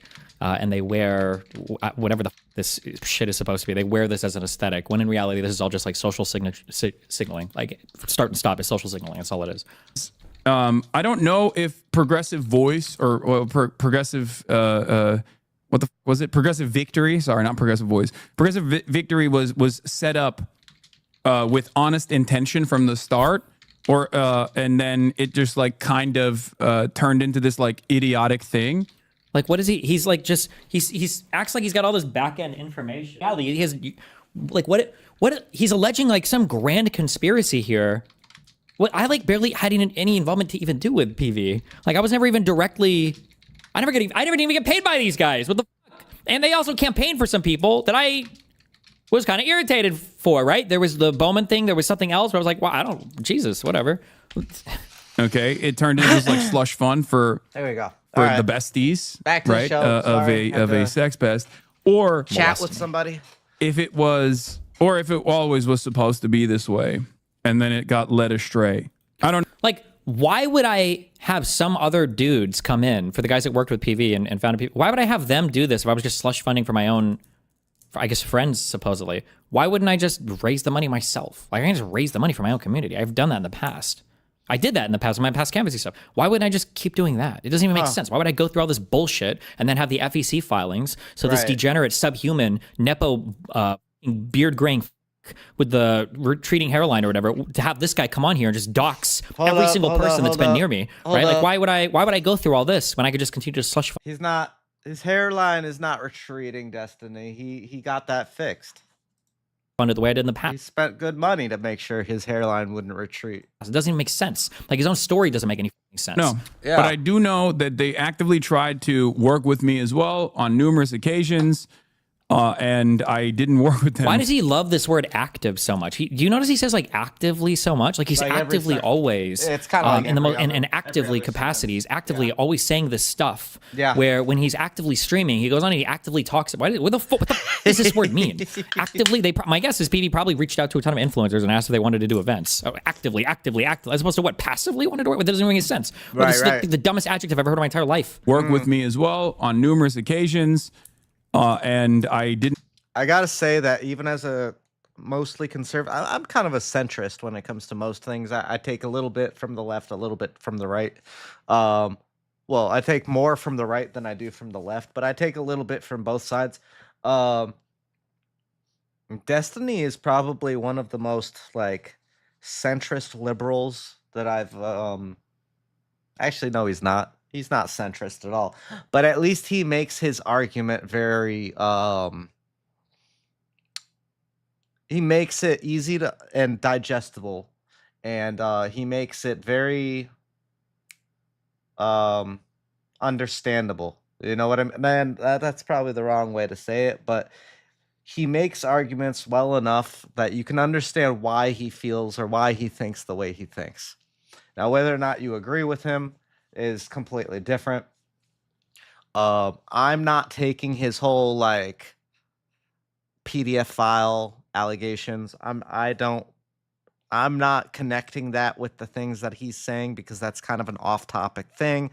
That's not rational thinking. That's emotional behavior. And it's honestly, it's just kind of, it's stupidity is what it is. So I will listen to what he has to say as far as this goes without thinking about all the outside noise. But I've watched maybe like 3 Destiny videos probably. And usually they're really well communicated. He believes this because of this, or he has this belief because of, you know, X, Y, and Z reason. It's not a matter of, oh, these pedophiles in the White House are doing the X, Y, and Z. And, you know, it's not like emotionally charged. It's rational. I totally relate to rational communication much better than I do with emotional communication. When I hear emotional communication, I dismiss most of the things that people have to say. Usually. So yeah. Work with them for this reason, because I was like, there's no way. Like, I've seen some of the people that you guys have worked with. I'm not interested. No. And hearing Hasan talking right now, it's just a bunch of bullshit. He's all over the place. He's not actually focused in, zeroing in on one specific topic. He's just kind of like he's shooting all over the place and hoping that something lands with his audience so that they can just keep on nodding and you know? Probably didn't want to do it because the money probably wasn't enough, because this guy probably charges big 5 figures at least for appearances. And then 2, he would never work with any liberal or progressive org. It only is like tanky Marxist shit. That's why. Yeah. Because that's insane. It shows me at the very least that you guys are not making the right decisions. You know what I mean? Like, you're just not making, there's people within the leadership structure that are very clearly making idiotic choices. Like, if it's a PAC that's paying my friends, then why would they try to work with you? You see how it's always like a lose-lose no matter what it is? There's always like a bad side to it. Like, if they wouldn't have reached out. Yeah, it sounds like, I mean, this is one of those things, like, if he'd been paid, he wouldn't be talking about this. And I think that's kind of commonplace with a lot of crybabies on the internet, right? A lot of crybabies on the internet, they'll take the money, right? But if they aren't offered the money, they'll go and they'll make a YouTube video about it. And they'll call them out and say, oh, this person, these people are so bad. Right? It's ridiculous. Out to him at all, he'd be on here, you know. They didn't even reach out to me because it's just Destiny's friends. Yo, I actually thought he unpaused the video for a second.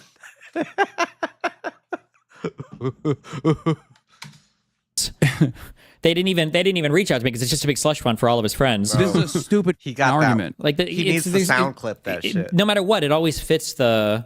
I don't know what you would call this. The ideology, the demagoguery, the agenda. Demagoguery. It's so It's stupid. Like, even if I'm aligned ostensibly with the goals that you're trying to fucking, push for here, it just doesn't make any sense. On YouTube, Hachi, just like my friend here. This guy spends so much time running around. This bad empanada guy, right? That's his name. That's this guy right here. He spends so much time fleeing from one country to another country. And it's amazing that somebody who spends that much time on the run spends so much time doxing other people. I think that's insane. Moved into doing pro-genocide propaganda for Israel, received generous $2,000 payment from this PAC, despite the fact that he gets... Wait, first of all, this is not the article that Taylor Lorenz wrote about. This is not the same group. This is a different... Yeah, it literally has nothing to do with any of it. We just like to bring this up because we can dox everybody around me because it's epic. Wow. Would a regular dude get banned on Twitch for watching this dox video on stream? Who knows? With Hasan and Dan, they could never ban one or the other. PAC. They spend so much time coming in each other's apples. Their DNA is intertwined at this point. This is just a different PAC that I know more about because I noticed what was going on, what they were doing, and I. This is just like, if you listen to him say, I know more about this because I watched a YouTube video. Thought, this is suspicious. You noticed what was going on? What you turned on one stream ever? I like how he's acting like he's some like detective dipshit over here. Yeah. Like the king investigator uncovered when I turned on Destiny's stream, I saw PV branded event. Like, what investigations are you doing? Hello? Nothing. It's like 20 viewers and it's like he's trying to signal his authority by making he's got no way of actually doing it, so he's just coming up with the best excuse he can. Watches him or cares about what he says at all. Like, this is someone who actively, intentionally spreads narratives that cannot be justified in fact. I covered Progressive Victory last year and didn't get much coverage. Brianna Wu said... Oh, Gremlo. It's the guy who's 5'2", who said he would beat me up at an event. Who said he would assault me at an event. And by the way, didn't get in any trouble on Twitch. Crazy how that worked, too. Sean DeBlack, that subhuman degenerate dip. Also said he would, I think he said my whole family should die or whatever. And I think he said he would kill me if he saw me or whatever. Also didn't get in trouble. And Mike from PA, the guy who said he would punch me even though I don't look anything like a couch, was making violent threats against me on Twitch. Nothing happened. Absolute joke. This up with Destiny with the express purpose of getting him a higher profile within the DNC and push progressive voices out, yourself included. Am I thinking of a different PAC then? Because PV did reach out to me quite a bit. Uh-oh. I thought it was. I thought they did. I think they wanted to work with me to like legitimize themselves to the best of their ability within the Democratic Party infrastructure to make themselves look like they got more motion than they actually do. All right. So yeah, Hasan's going on a Hasan is going on a what you call it? He's going on a doxing spree. I think that's crazy, right? Doxing is with 2 X's when you use an EING or ED at the end of it. Good to know. All right. So yeah, that's what's going on with Hasan, and let's pivot now to the Sims 4. Sims 4, if you guys are not aware, do I still have Steam on this computer? I don't believe so. I think I uninstalled it from this computer. Let's see, Steam.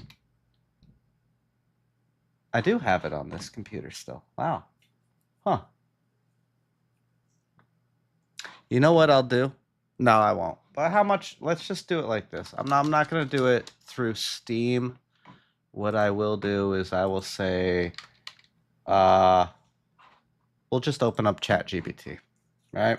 And we'll say, ask ChatGPT, if I wanted to buy all of the Sims 4 DLC, how much would the retail? Much would the retail? Not retail price be for that? I think it's like $2,000 or $1,500, right?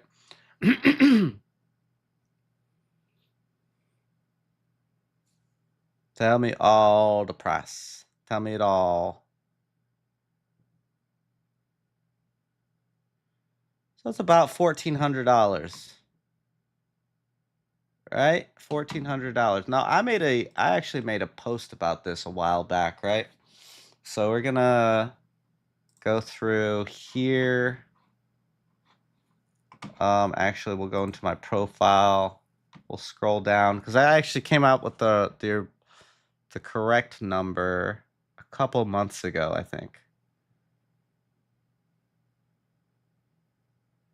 Let's find it.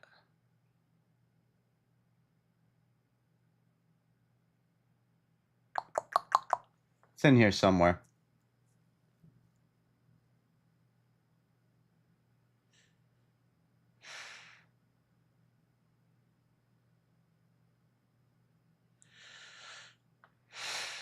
What is this?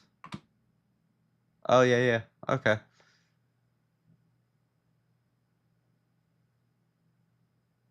Nope. What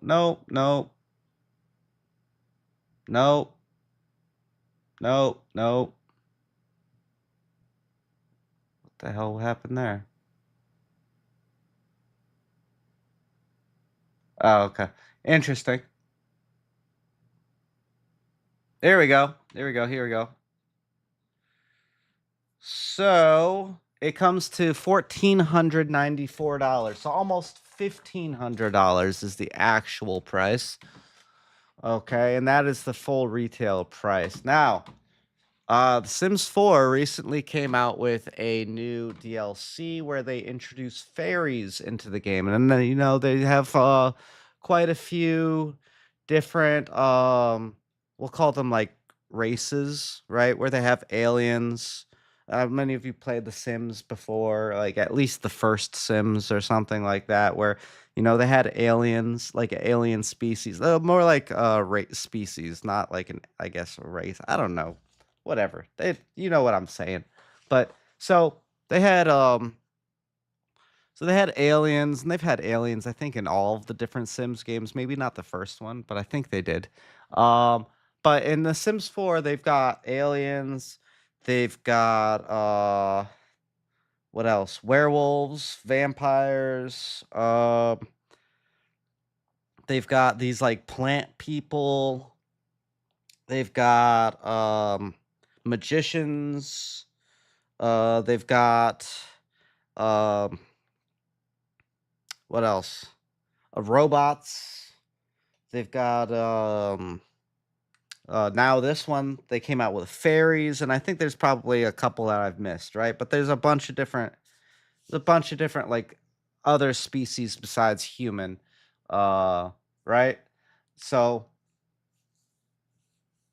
yeah, but this past DLC, I guess, has been so problematic and so buggy that it has basically created like a huge uproar with a significant number of the higher Sims streamers, right? Or Sims content creators, to kind of generalize and put them all under the same umbrella.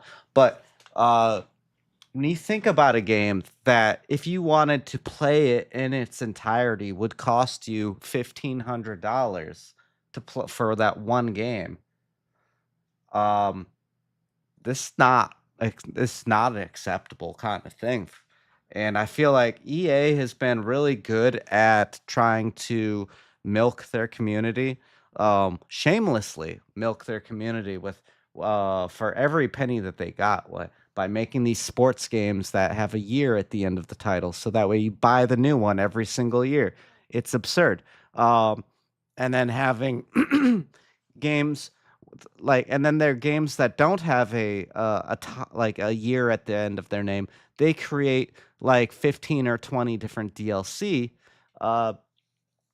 just so that you will continue spending money and giving them money. And rather than fixing their games, they just put out more content.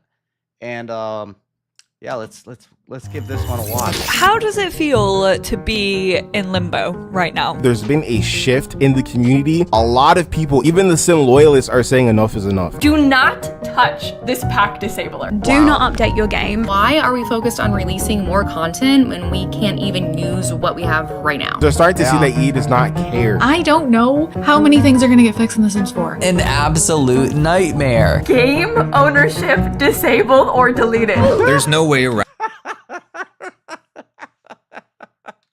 it. The Sims 4 is withering away before our very eyes. It feels like every DLC that EA releases for this game is some desperate attempt to revive The Sims 4 and bring back some of that life it allegedly once had. But in exchange for that fleeting moment of excitement that comes with each new pack release, the game itself gets weaker and weaker. I guess what I'm saying is EA is Voldemort and Sims 4 DLC are its Horcruxes. Okay.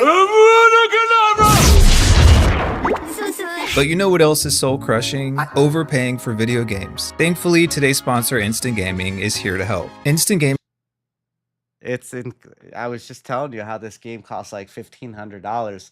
You go on to Instant Gaming, and they have the Sims packs for a discounted price, just because of this kind of like, and you'll see so many of these Sims content creators who will advertise this kind of thing because of how much this game costs. Offers a variety of PC and console games available at prices up to 90% off. I'm currently working on a video about BioWare, which means I get to revisit some of the greatest games known to man. And on Instant Gaming, you can grab some of the BioWare classics like the Mass Effect trilogy, Dragon Age, and Knights of the Old Republic, most of which are available for less than $10. So why not head over to Instant Gaming using the link in the description, and thank you again to Instant Gaming for sponsoring this video.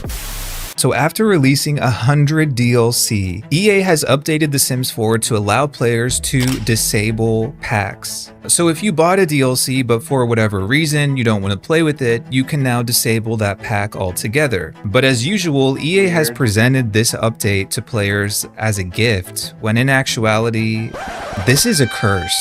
If you remember, a similar feature was added to The Sims 3 near the end of its lifespan. Now, The Sims 3 was an extremely ambitious game for its time, and despite all its merits, it had notoriously bad performance. So giving players the option to disable packs was a way to lessen the load and try to help mitigate some of those performance issues. However, what's happening now with The Sims 4 is vastly different. Ever since So the problem that The Sims 4 has is that there's so many packs that are trying to kind of work together in order to give you an experience, that their problem isn't just communication between two different packs.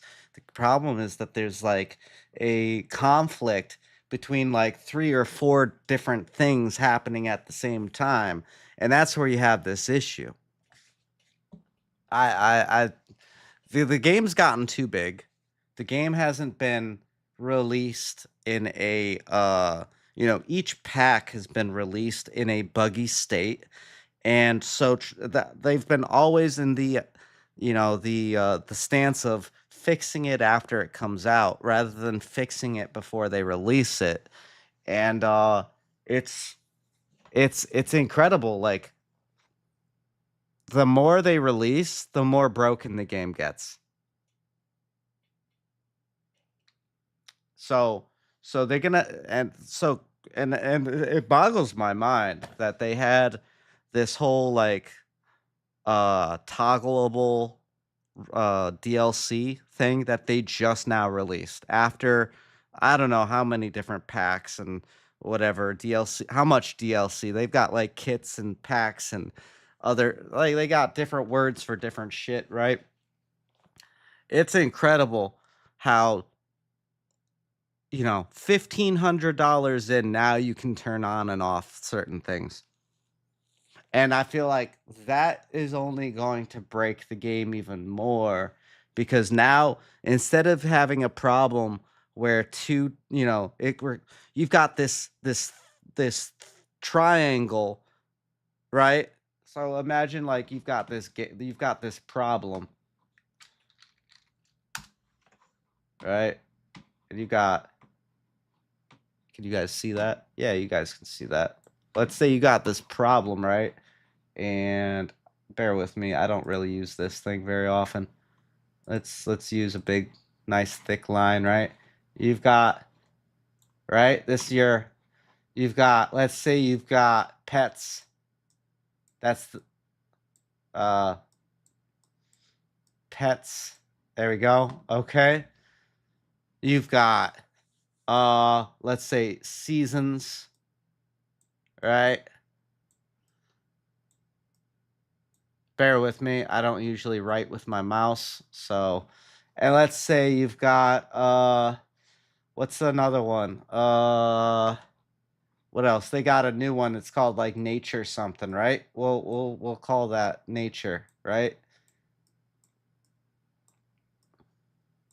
Right? So you've got this problem, and this is the problem right here.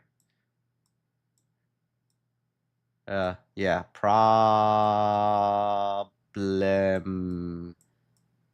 Wow. This is riveting content. All right. So you've got this problem, and it exists because of a lack of communication or a conflict that exists between the existence of three different. But now let's say you're not going to just create a new save file after you disable certain DLCs, right? You're going to go back into your household or your save file that already exists, because you don't want to start all the way over just because you turn something off, right? So now, let's say you save this game, you've got a problem. You scratch this thing out. Now you've got, right? You still got a problem, but it's an even bigger fucking problem. And now the game's just gonna fucking retard out. And who knows what the fuck, this problem is now just gonna be fucking blue screen. It's just gonna be a who knows what. I don't know. I don't know where I'm going with this. But now you're just replacing one problem with another problem, right? Sims 4's development, the goal for this game was to allow players with all types of hardware to be able to play this game with ease. We know we have a huge player base too, and not everybody's on those high.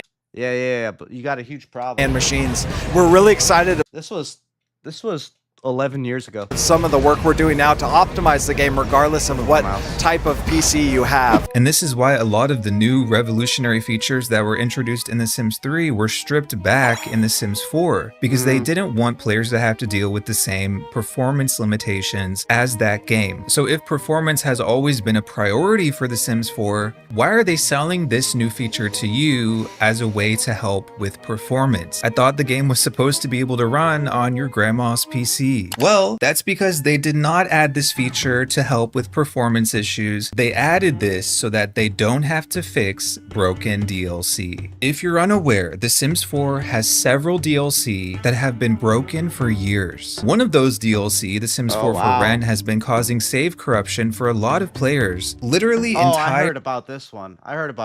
This one, I think it was like the one that added restaurants that you could sit down in.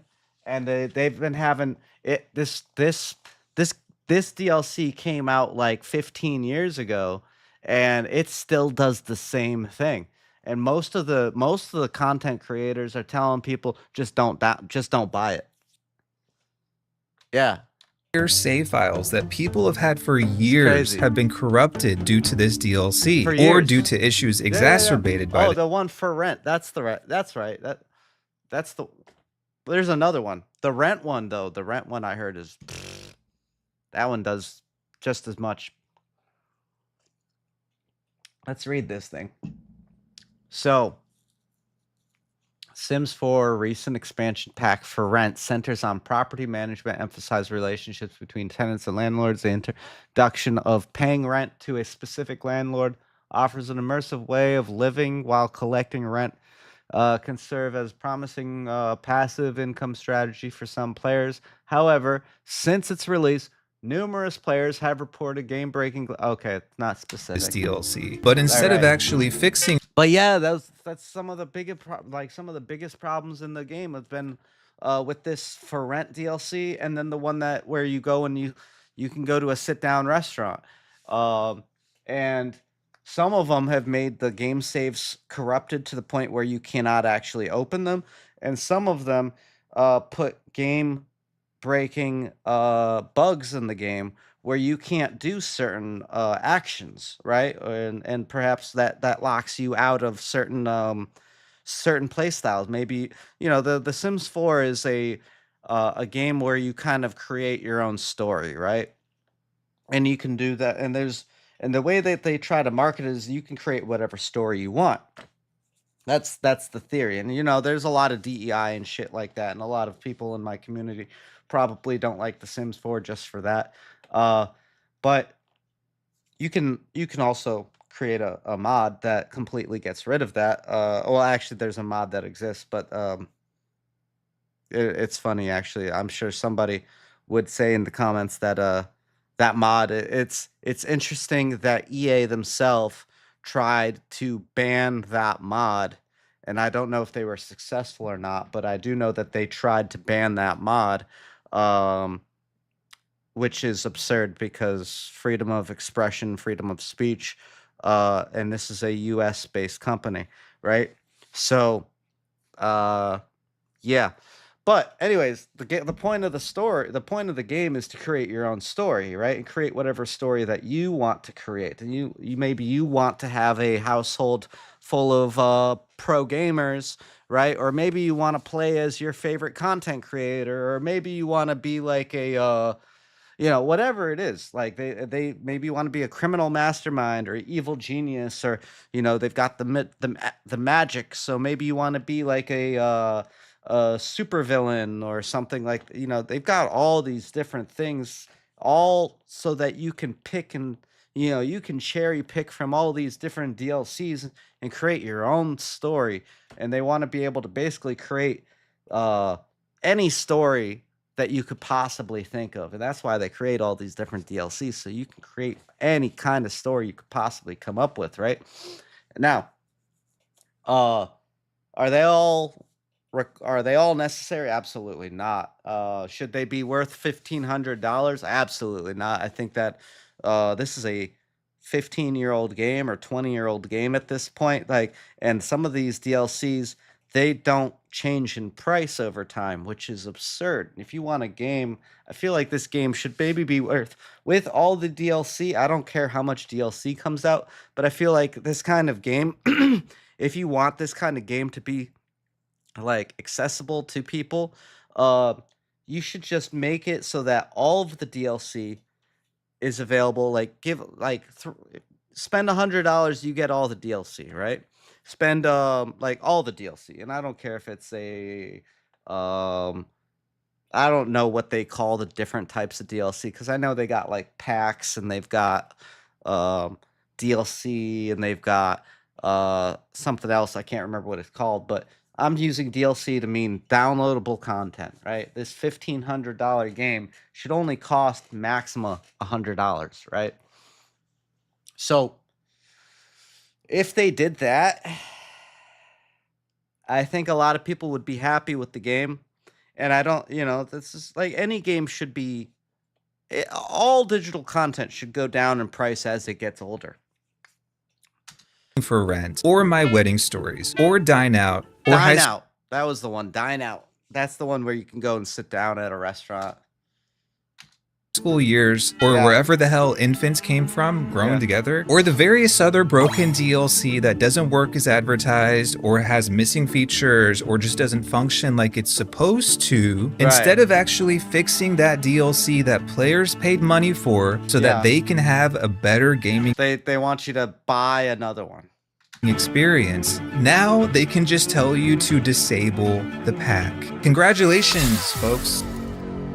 We lost. Once again, we all got played. As the floaty dude in Dune said, when is a gift not a gift? Here is the answer. And I truly hope that anybody who's celebrating this new feature realizes that this is to the player's detriment. To make matters worse, a few Sims content creators reported that this update actually broke their game. But I'm gonna speak from experience real quick. Do not touch this pack disabler. Yes, even Lil Simsy. So I'm getting a little bit stressed and a little bit frustrated. I cannot in good conscience recommend you ever touch this, especially if you intend to re-enable them at some point. She had to reinstall that shit. Game ownership disabled or deleted. We've paused the download because you don't own this title. Oh, I'm gonna freak out. I don't know about you guys, but if a game gives me this many issues, I do not play it. If a game doesn't work like it's supposed to, bro, we should not be giving it the time of day. I guess this is why I'm not a Sims 4 girly. Another creator reported that she literally lost all of her saves due to this brand new helpful update from the Sims team.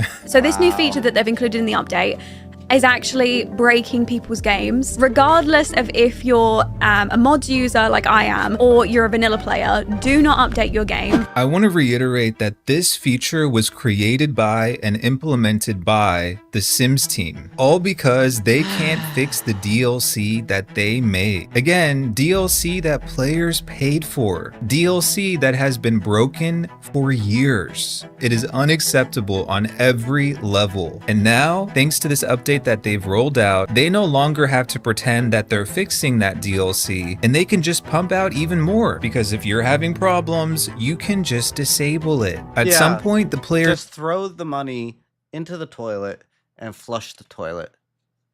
It's half such. Oh, you have a problem with the thing that you spent money on? Just turn it off. To stand up and show that they will not be taken advantage of in this way, the way that they have been for 11 years, because I can guarantee you this is only going to get worse. And it's not just the corporate overlords at EA that are responsible. People are asking me to ask you about pools. Yeah, we hit that one on Tuesday. It's still a no comment. In previous games, we had a huge open world. In The Sims 4, we've got distinct and really unique, fun neighborhoods for our Sims to play in. They're really vibrant areas. Anything you can say about what age groups are going to be in the game? We'll chat more about ages in the future. And scene for the act. That's absurd.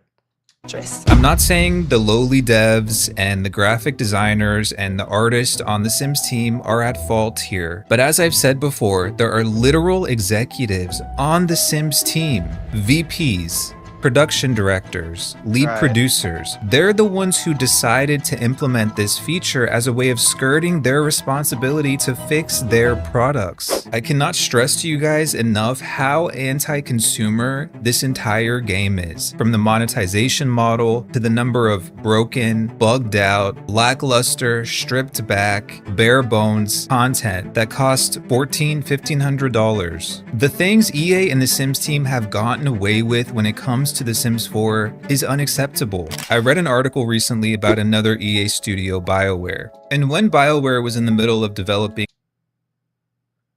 Inside the Dragon Age debacle that gutted EA.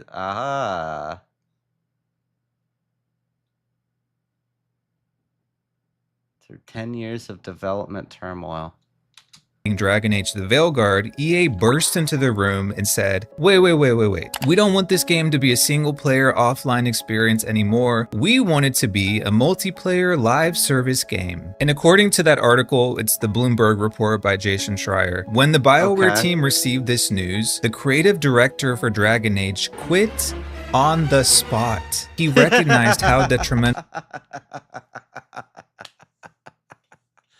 Oh, shit.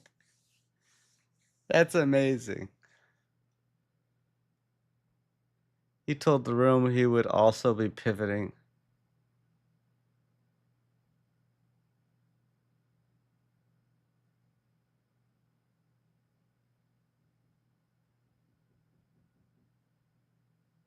Okay, and the assembled staff stayed late through the night, drinking and reminiscing about the franchise they loved. Wow, that's sad, huh? these types of changes can be to players. And some of the members of the BioWare team chose not to play a role in implementing them. That shows integrity. That shows a player-first mindset. I'm not suggesting that the higher-ups on the Sims team should resign tomorrow, but they at least need to show that they're trying to advocate for players. Because I say they should. I say they should. Or they should fix the game, but they should pick a lane. This whole trying, oh, we're trying. Nah, that don't fix anything. I don't want to hear trying. Fix the game. Or, you know, if you're not interested in fixing the game, you're fully in favor of leaving it in a broken state, in a perpetually broken state. If you're not interested in leaving it in a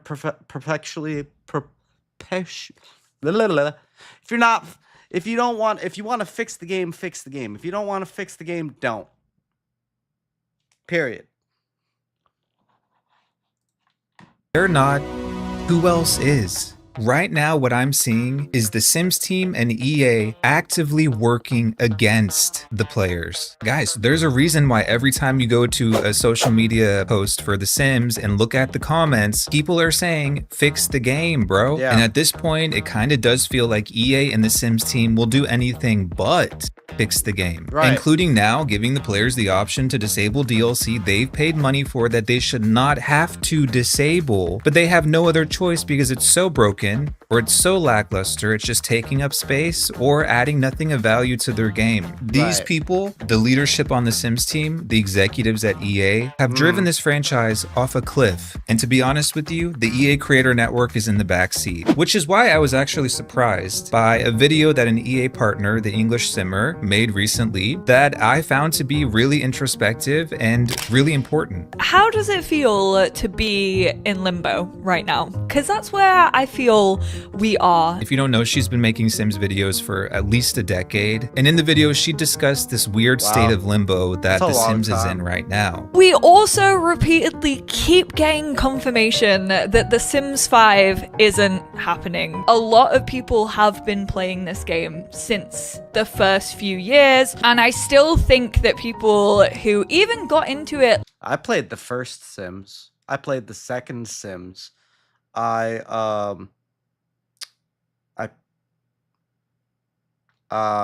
What's the right word for it? I acquired the third Sims, right? And I did buy the fourth Sims as well in a bunch of different packs. But I honestly, like, my playing of it was kind of limited. I want to say it's kind of limited, but you know, I had some fun with it. There was a lot of DEI in it that I thought was kind of intrusive. But you know, I'm able to put things out of my mind when it comes to elements, like a certain element of a game. If I'm able to take that bad part out and look at the game as a whole and say, okay, is this a game that's good or is this a game that's not good? And honestly, it's an all right game. But once you get to a point where your game starts breaking, then you get to a point where you just don't want to play the game anymore. And that's what happened to me. Like only a few years ago, are maybe still having issues with it. I think that's the main sense of fatigue right now. She has every reason to be concerned, and I completely agree with one of the comments on that video that said it's refreshing to hear an EA partner talk about these things and to hear their perspective on the future of the Sims franchise. This is a game that has made EA over $1 billion. Literally 6 years ago, in 2019, EA CEO Andrew Wilson announced that the game had made over $1 billion.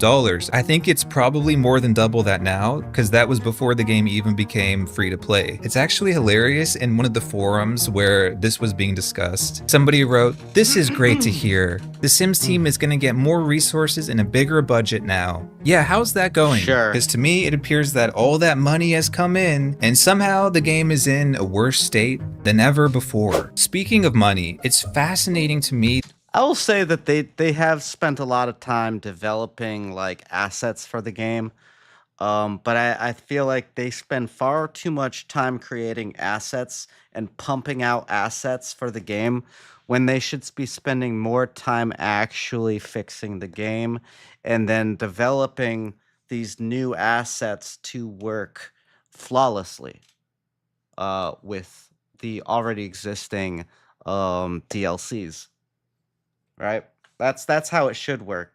They need to slow their roll and create maybe one like major DLC per year, maybe 3 these little furniture packs per year, maybe one every quarter, so maybe 4, but they just push out these DLCs that's their priority.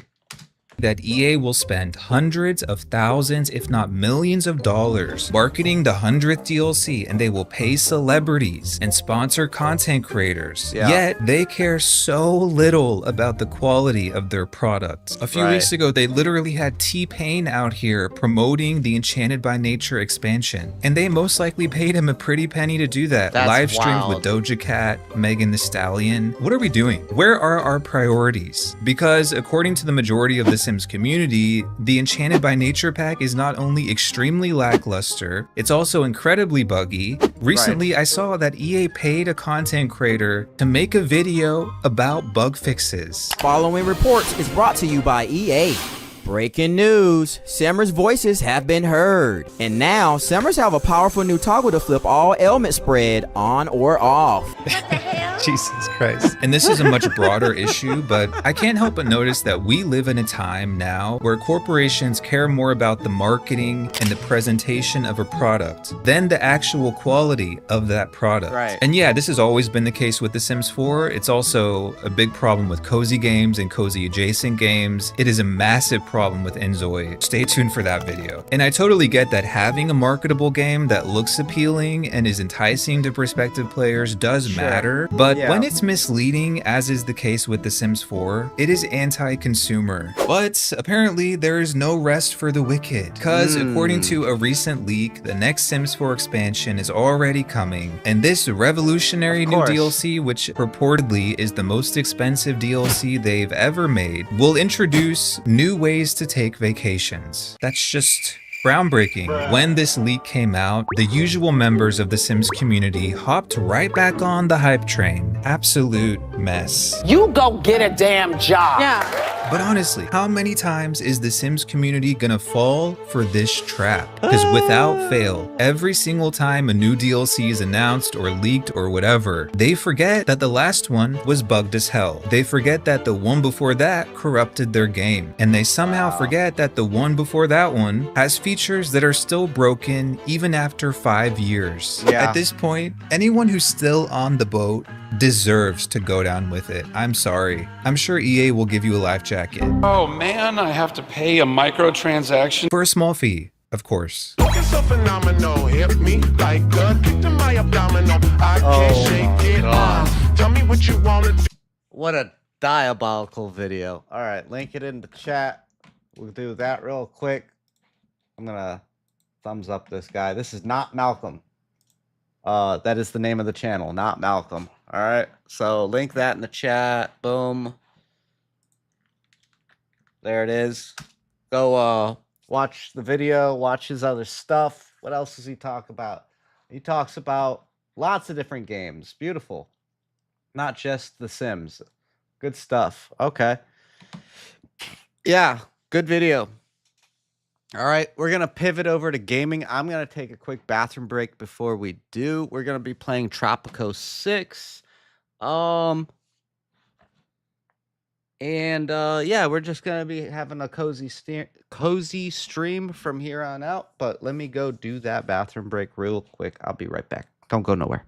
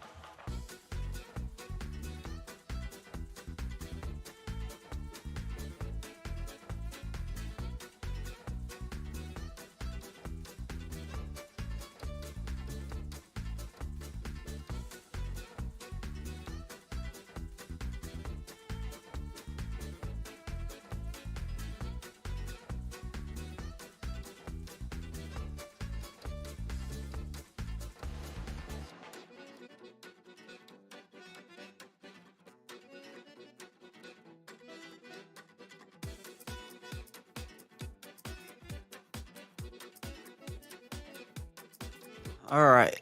Here we go. Good stuff. Let's get my headphones back on. And there we go. Okie dokie. Let's turn this shit off.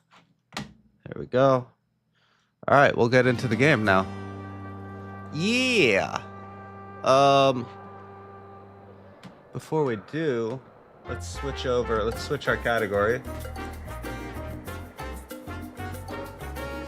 This is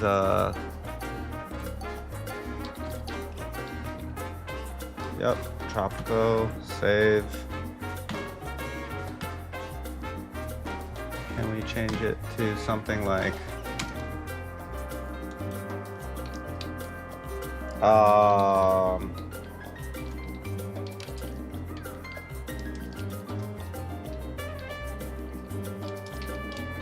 one running. There we go. Boom. Done. All right, now bear with me. I gotta change my categories. I don't know if I can change categories in YouTube. Never tried it before. Oops.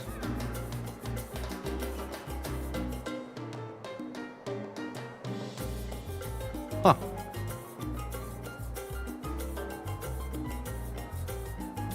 Let's do that. Let's just go into here. Go into here. Right. What's going on here?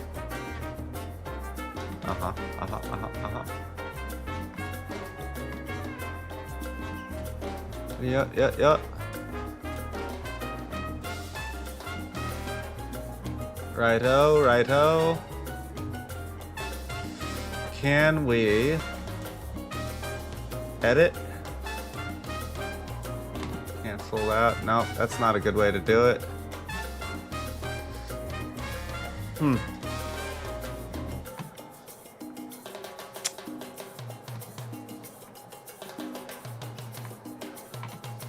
This is not the part that is necessary.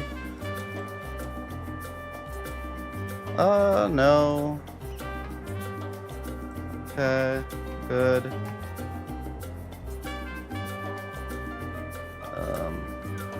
Good. Wait, edit from here. It's the same shit. Entertainment. Yeah, there we go. Is it gaming? It's now gaming. Save. Game title. Tropico 6. There we go. Save. Boom. Alright. We can do it. We just did it. So let's get out. Let's play the game. Alright. Yes. Alright, so Tropico 6 is a city, is like a city builder, right?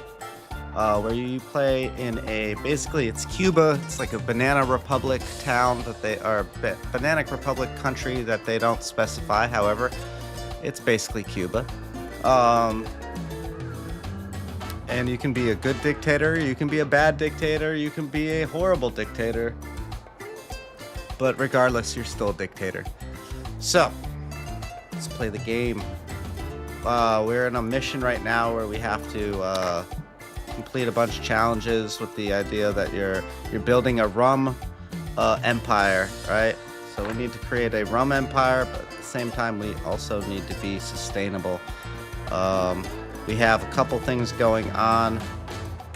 Let me pause the game so I can explain a little bit of what's going on. We have Constitution right here. Am I able to change the Constitution? I'm not able to change the Constitution at the moment. All right, but we do have a pacifist in the armed forces section of the Constitution. It disables all military base buildings.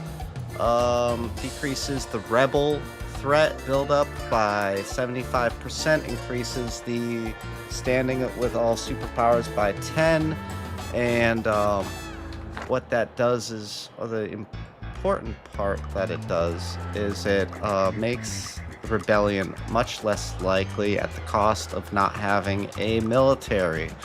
Now I do have some military buildings, and since they require upkeep while they're active, I have disabled them. So that way they don't have an upkeep anymore. You see my upkeep is 0. That is fantastic. That is what I need. Now you see these little shacks right here. They house the homeless people. Now we have some homeless people we've got to take care of. You can see we have 16 unemployed citizens. Now if we click on that, we can see we have 8 job openings for upper education. Now if we open in here, okay, 5 of these 14,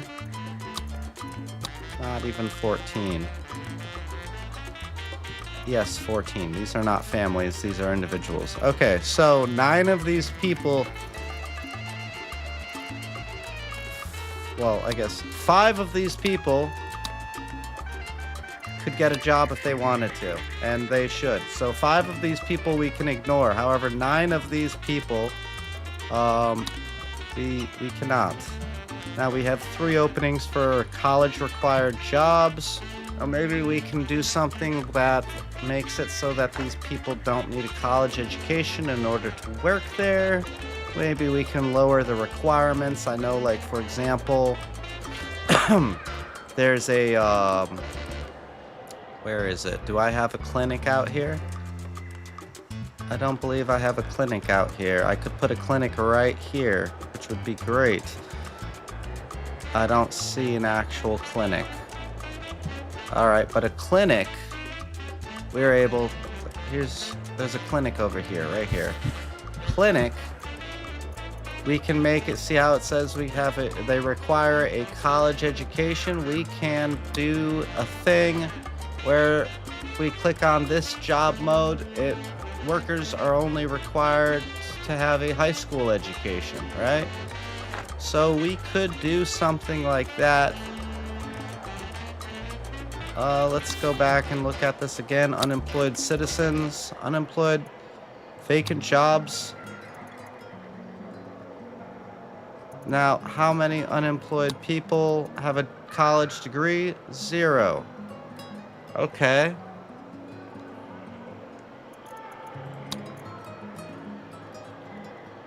So, if I go here and I change this to that,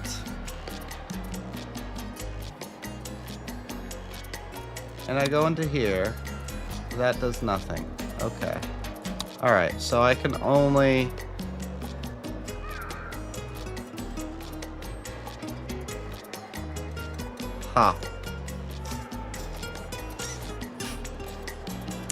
You know what I should do? I should build a church. I think I should build a church. We have a church right here. Do we have a church over here? I don't see one right away. Oh, I do. I do.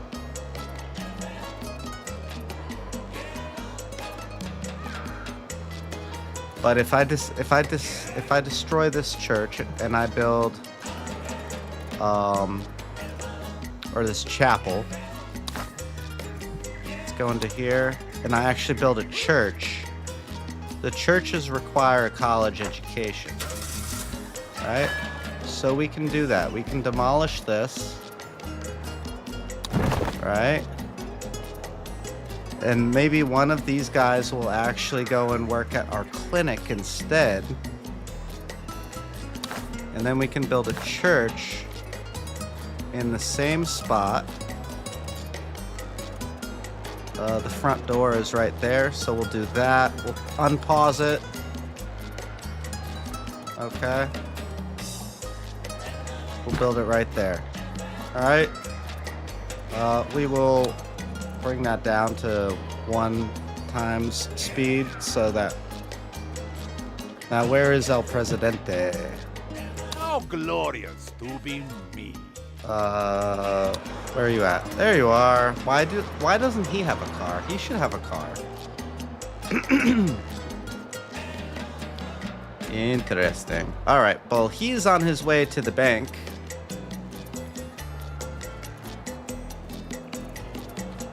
And we've got a couple things going on. Visit the bank. All right, he's gonna go do that. Finish a sabotage mission. I also need to have a commando garrison. Do not expel the forces. Okay.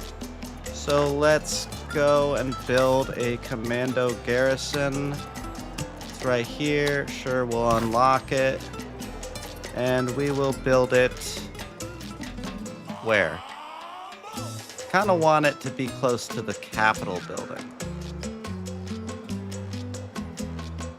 Uh-huh. Oh! Build it right there. I think we'll build it right there. Alright. Looks good. So, what's going on with here? Traditional sermon. Service quality is decreased by 10 if visitors have their healthcare happiness below 25. It'll also receive... Okay. I don't know. What's this one do? Basic settings? Okay. Is there any research that I can do? Church fee. So we have a few different things, edicts to make money. We have a church fee so that churches are not free. We also have a penal colony, which gives me a increased immigration of criminals. It also gives me a monthly payment of $100. And then if you combine that with our jails here, each one of these jails, each one of these prisoners gives me $25. We have 3 jails, and we need to start loading up our jails, I believe. Yes. Yes. We should load up our jails. I see. What's going on here? Hidden roles of all inmates. Ah. Yes, let's do that. So we can find out information about their family members. I like it. But let's go into the almanac. Let's go over to people. Now let's go over to special citizens. We can now click on crime lords and arrest I am sorry, not today, please. all of the crime lords. That's nice. Yes. I'm so stressed. Are there any crime lords that have yet? Busy. Okay, these Can I help are all in prison. Good. Now, what? See? May I This just one. squeeze past, please? Okay, I see. But also we need to go into criminals, Hola, how are you today? and we will arrest Oh, we see. all of the Nice criminals. Yes. I feel like I'm being watched. Yes, you are being watched. I'm so stressed. Aha. Can I Okay. forget something? Aha. That was nice. Yes. Oh, what a day. See? May I just squeeze past, please? I am Okay, sorry, not today, okay. please. So good to see you. Oh, another one. That was Mikkel. Can I help Okay. you? Nice weather. Some of these are already grayed out because I've already sent the police after them. May I help There's you? some, but there's some of them. Some of these guys have not been. Get a drink. They have not been. Please, excuse me. there hasn't been a warrant sent for their arrest yet. So let's go through, make sure we have a warrant out for each and every one of these. Javier, you're right there. May just squeeze past, please. Yes, That yes. looks nice. Let me be. Here's another one. Okay. Hola. Oh, we see these days. Please, excuse me. Yes. Nice weather. So good to see you. Need a drink. Okay. What Can I help else? you? See? Are you lost? Busy. Paul? Okay. Can I Let's forget click on you. something? Nice weather. Let's make So sure good we to got see you. Please, excuse me. everybody. Can I help you? Hola. All right. So all of the leaders, or all the criminals and crime lords, have arrest warrants issued. Fantastic. And I see $15. Why is it that they're... Ooh. Okay. Hmm.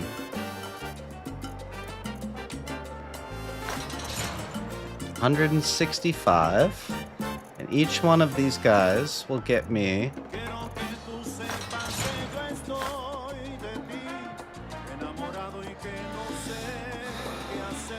so the budget here is 25. So that is 100. That is 125. Okay, so we should be in the positive. However, this one is not making enough money. Okay, I see. So we need to arrest more. Yes. Okay. Now you see all these little handcuffs? That means that those are people who the police are going after. Okay.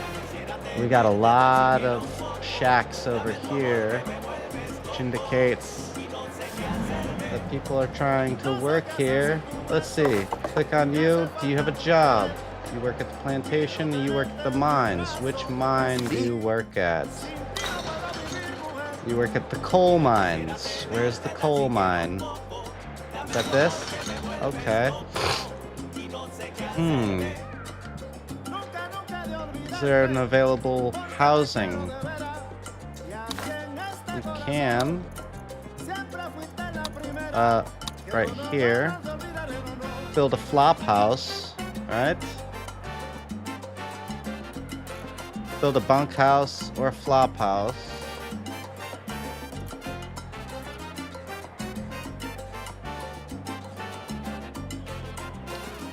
I see.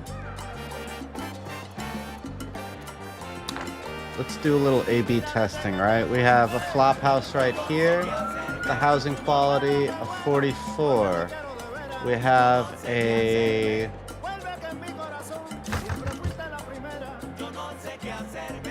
bunkhouse right here with a housing quality of 37. See? Okay. Now if we bump this up, it does not change the monthly rent. Right. So if we do a little quick maths,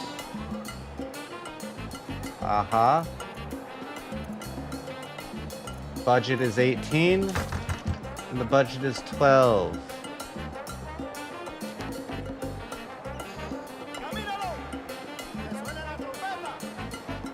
So, do we make more money per person? 12 divided by 6 is 2.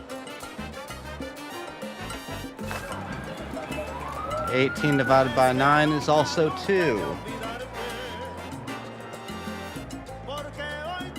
What's the monthly rent?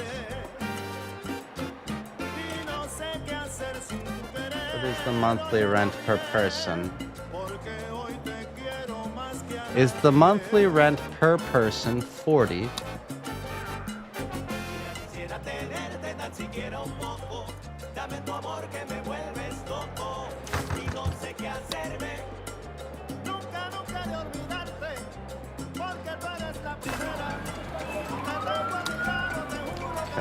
Okay. Interesting. Maybe we build a flop house. I think we build a flop house. We could build bunkhouse right there. All right. Right here. Yes. And then I think we can build another flop house directly behind that first flop house. Yes. Yes. Now that should take care of most of the...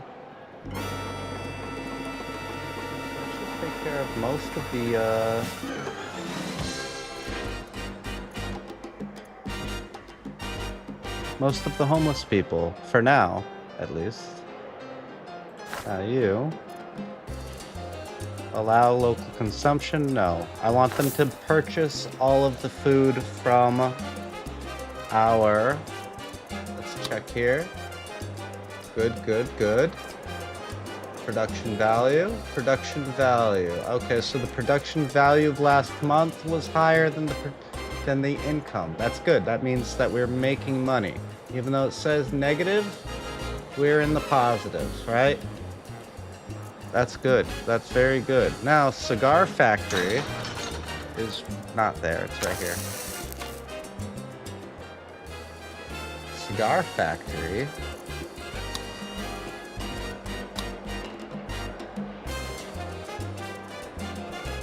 Production value of last month. Negative 66. Income. Okay, that's because our budget was 66, so that's normal. And production value was 0. Now, why is that? If we have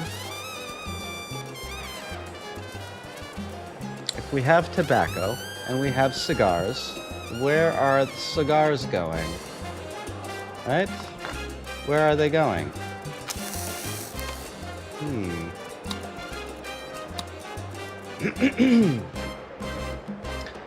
So we have cigars.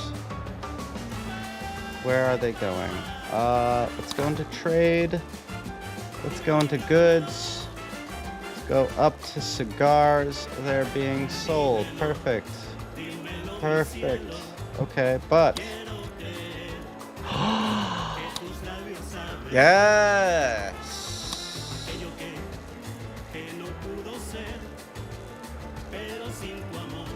Sign that contract. Do we have an open contract? We do. Sign that contract. Oh, cancel.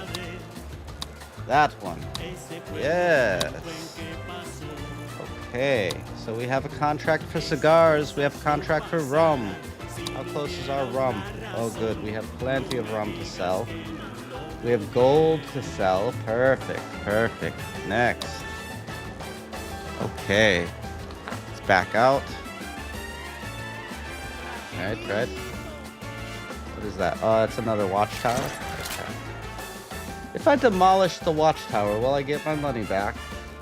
Probably not, right? It's already built. I don't think it'll refund me the money. I do love my prisons. They look very nice. Yes, yes. What is this? Okay, we do have more homeless encampments over here. These filthy, filthy homeless people. Oh, they need to go away. Oh, they have storage. No, they cannot have... Oh, they do not have storage. Okay, good. Oh. Alright. Yes. Do we have any vacancies in our homeless?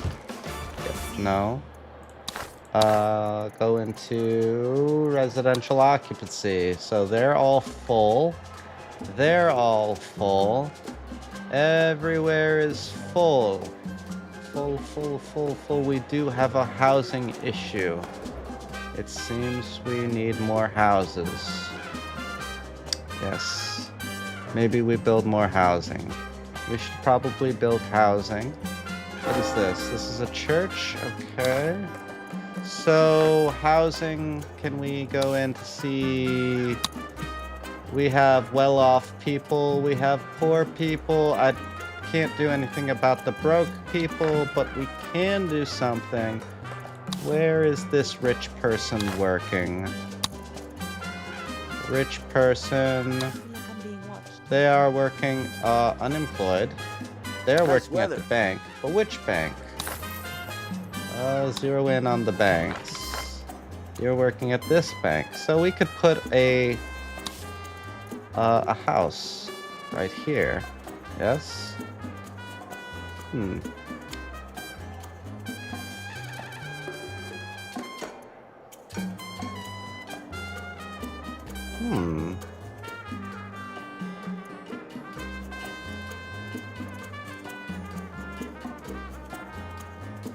How much money does the mansion give me? And then how much does the...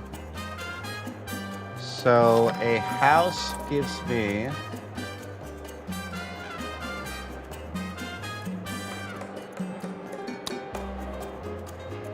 $7. Okay. Aha. 54 minus 14, that is where my 37 is coming from.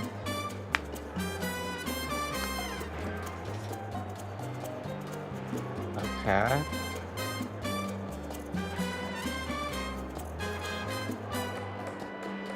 So...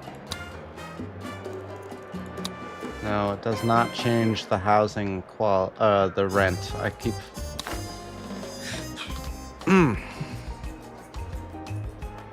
This needs to go away. Am I able to look up Tropico 6 mansion rent? Let's see, how much does the rent cost for the mansion? Cost, yes. Cost, okay.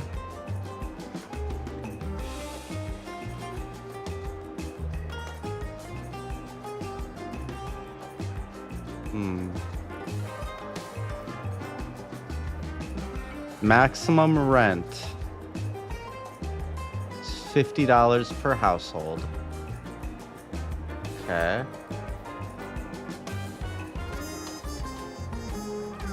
And for the house, I think I said 37, wasn't it?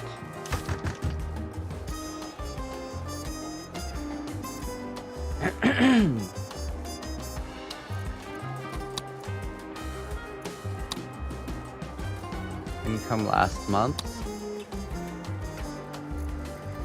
is 18.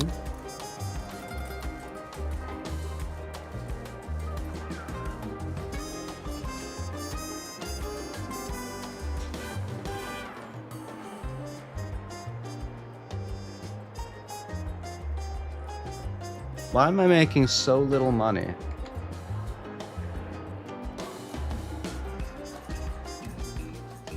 Whoop, sorry. Go back.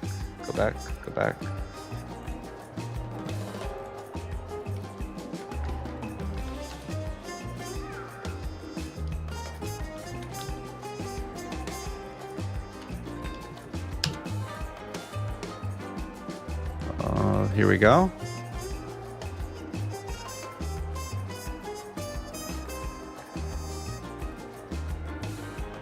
Maximum rent.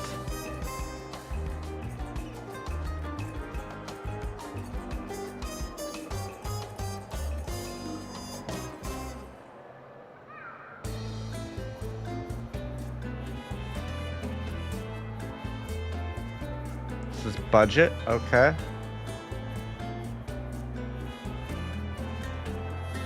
Very interesting. Okay, so let's build a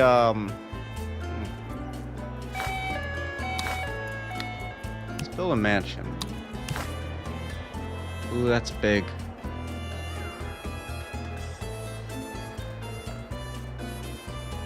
That's very big.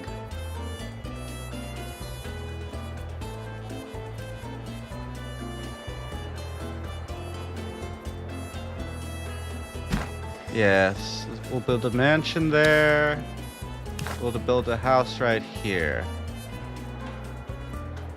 Where's the front of the house?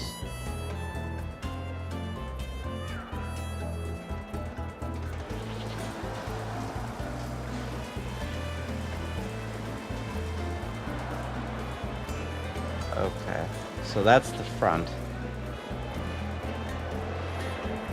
Right there is probably the best place. All right, that should solve our housing issues. Play the game. Right?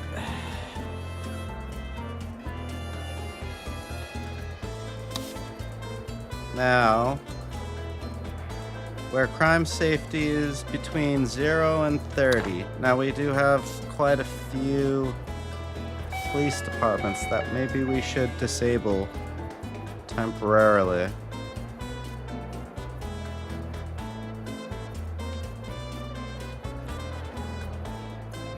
Do I have to build them? No, just have them. I need 3 mansions, however. That is interesting. So I'm glad I'm building 1. Let's look at our crime safety.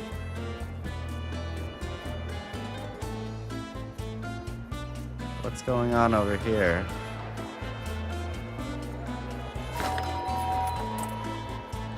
I see. All these pesky shacks. They're actually lowering or creating crime in a crime hotspot right here. All these homeless people are creating crime hotspots. What if I disable this? Pause it. Play. Let this run for a minute. Okay. And will my crime increase? It does increase. Now, I don't know what all these numbers mean. Or all these colors mean, I should say.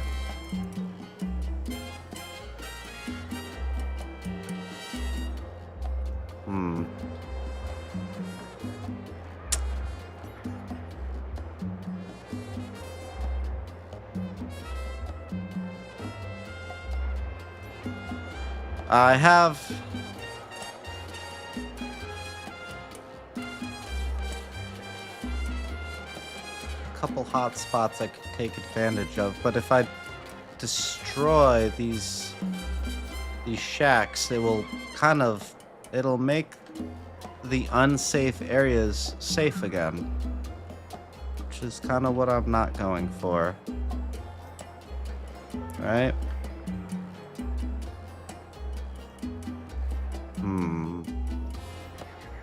But we do have a lot of real estate right here to work with. Can I build anything?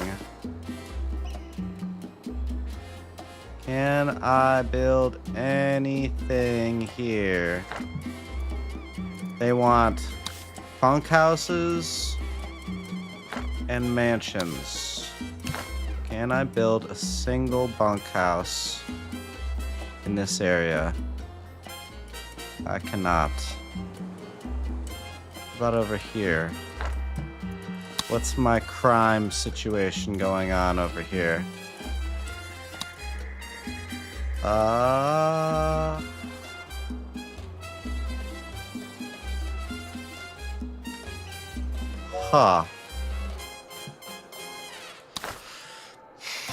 Do we have to look into other ways of increasing crime?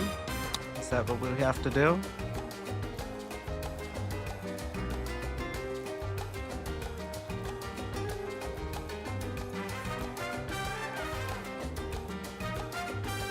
Decreases crime safety, yes.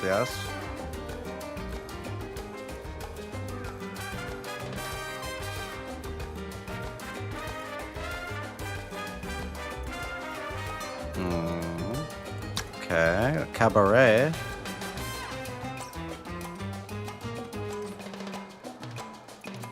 Now, a cabaret. Does a cabaret bring in more crime?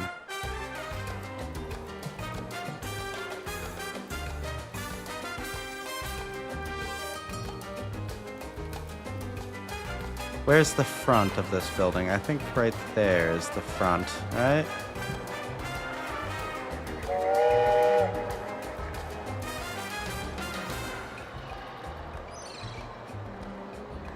Ugh, I guess that'll do. We'll find out. Let's find out if there's a crime increase once I build the cabaret. Let's look quick. at Presidente, protect your precious self with this unworthy meat shield called Penultimo. The bank, it is being robbed. Oh no!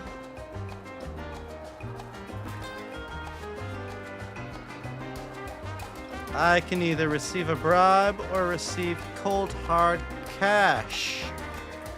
I will take the bribe. Thank you. Thank you, sir. Do any of these offers look good to you? They're all strictly legitimate. Electric substation blueprint. Okay. Stage a distraction.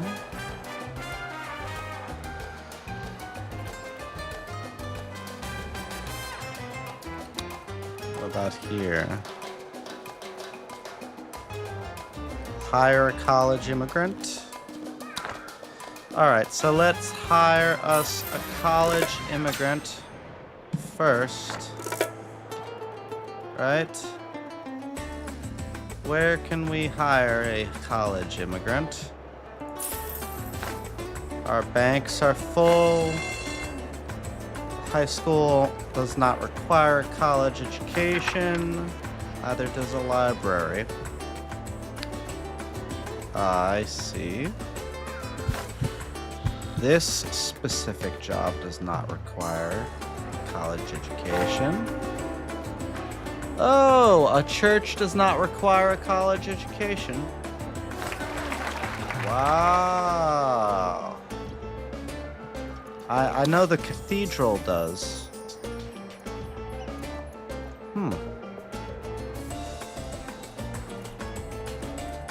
Okay.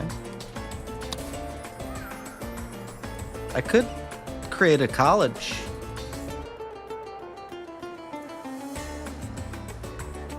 But creating a college just creates another problem where we have jobs, or we have educated people without jobs to meet their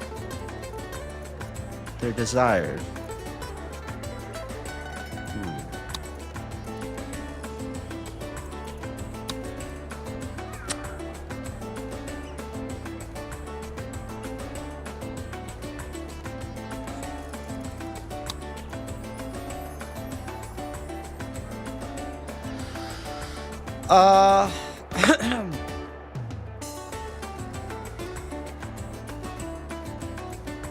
Trading post.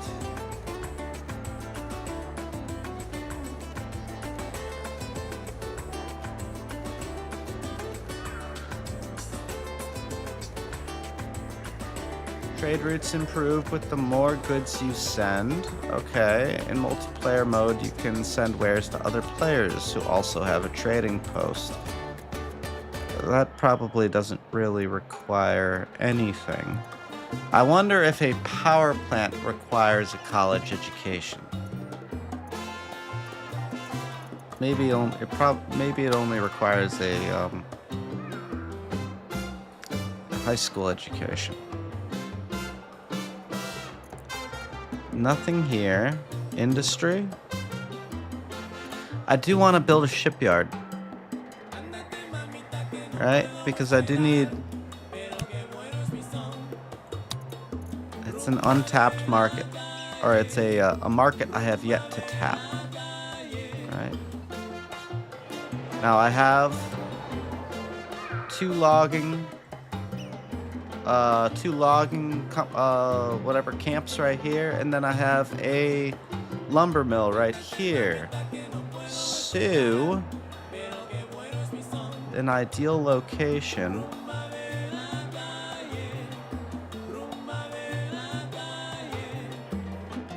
for a logging or for a shipyard or shipwright, whatever it's called. Could be right there. Must be placed on a beach reaching into the water. Huh. Oh, I see. Okay. I like that.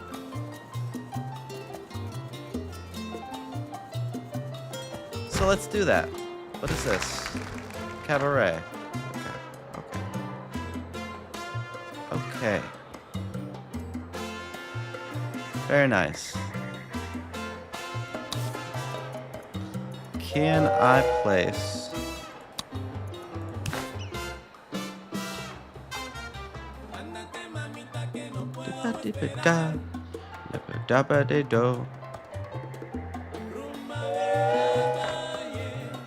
But I don't have enough rich folk. Although I could, I might need one right here. I think it would be a wise decision to put a mansion on either side right here to house the people that work at this bank. Perhaps we put another bank in the area in order to create jobs for these in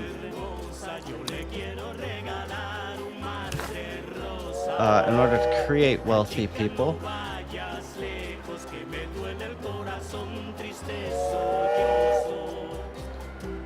Yes. Ah, this is just such a big building.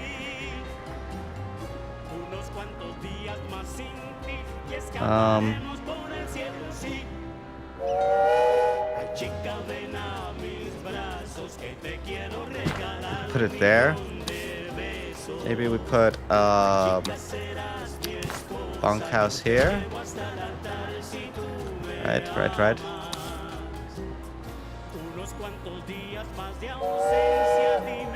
We have 30 citizens with the role. Let's play this so that all of these buildings can be built.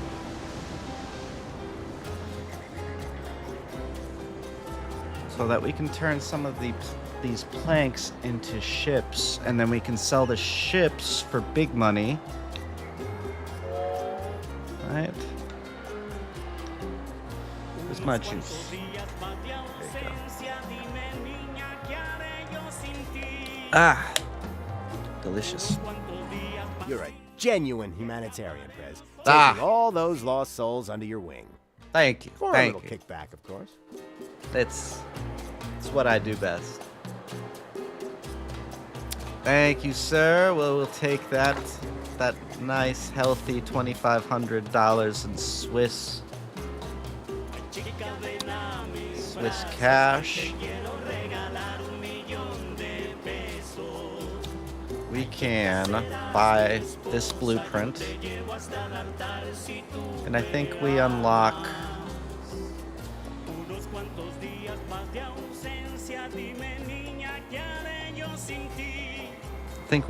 this slot. And now, what is this? When it comes to ultimatums, I don't have any big ultimatums anymore. I don't need any of this. I think we're gonna hold on to the rest of our Swiss money for now. Now, we have a good relationship with the Axis and the Allies, which is good because we're in the business of making money. So,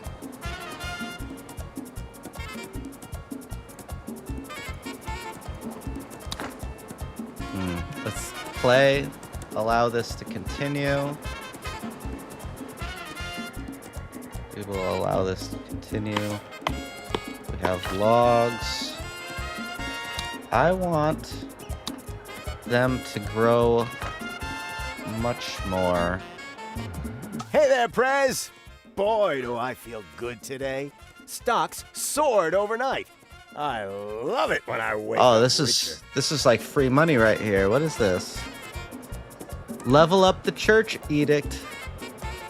I've already finished Our money's it. at work, Prez. I optioned the stock, stocked up on options, and stopped all the auctions. Fantastic. Let me get that cash. All right. Let's allow this building to play out. What's going on over here? Do we have a lot of...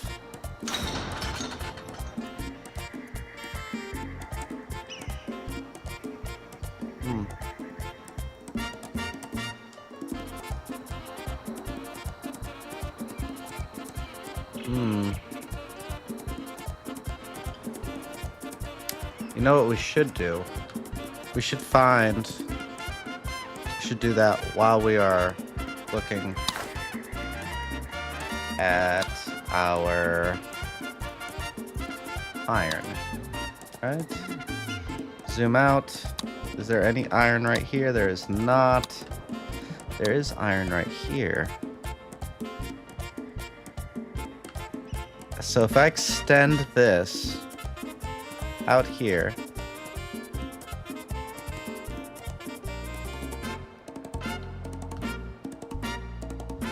it does create quite a long distance.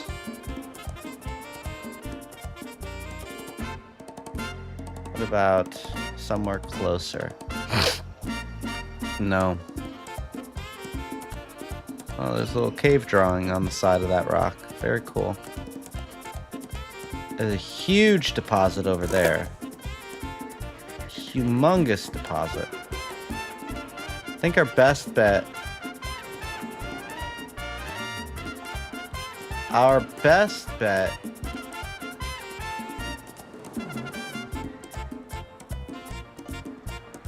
Okay. Here's what I'm thinking. We build a Teamster port right here, next to this mine right here. Now, is there coal right next to it? hard-hitting expose, There Canal is. Uno exposes the truth about the commandos. They do wear underwear. It is unwise to go to war without it. Yes. 100%. All right, so where is that? That was over by my capital. Let's zoom out, zoom in. It's right here. Okay. Now, I can go down to a lower salary and still have 100% efficiency. That's fantastic. Uh-huh. Now, I do want... Let's open up the raid. And it says sabotage, but who should I... Oh, sabotage the Axis. I see. Let's do that. Uh-huh. Uh-huh, uh-huh, uh-huh. Okay. Fantastic. So when that starts... What's going on over here? Bunkhouses where the quality... Okay, good, good, good.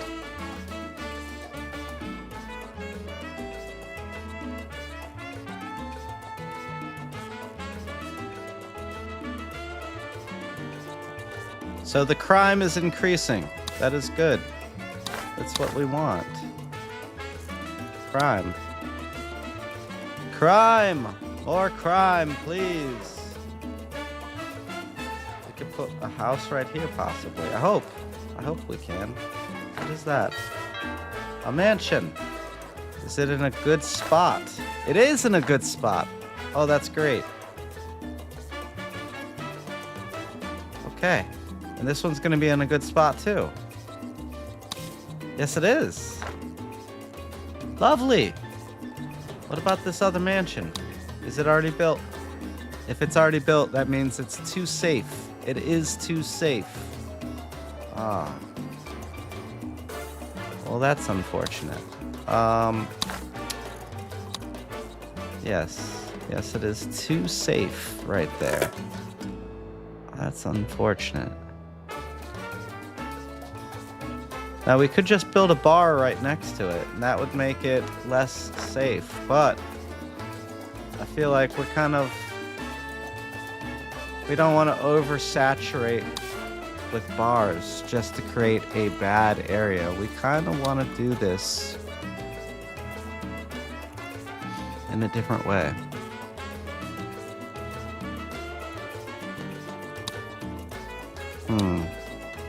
Fisherman's Wharf. Won't do it. The comrades are restless, Presidente. I have a high They have school. not cooperated upon anything. I already have a high school. I don't care. I'm not going to do it. I already have a high school. Dance acts.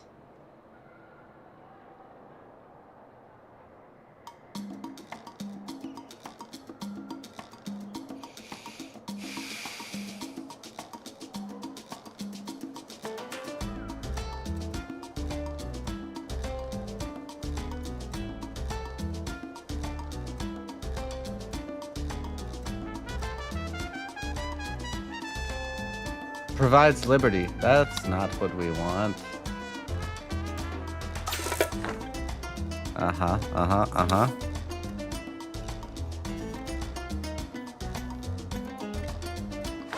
Okay. What else is there? We're selling a lot of planks. I don't like that. But I'm so confused as to where... Am I selling at... Am I selling cigars? Is that what's happening? Am I actually just straight up selling them? Is that a thing? Is that a thing that happens? Where do they go? We have cigars. And we have tobacco being prepared. Okay. So where do the cigars go? Can I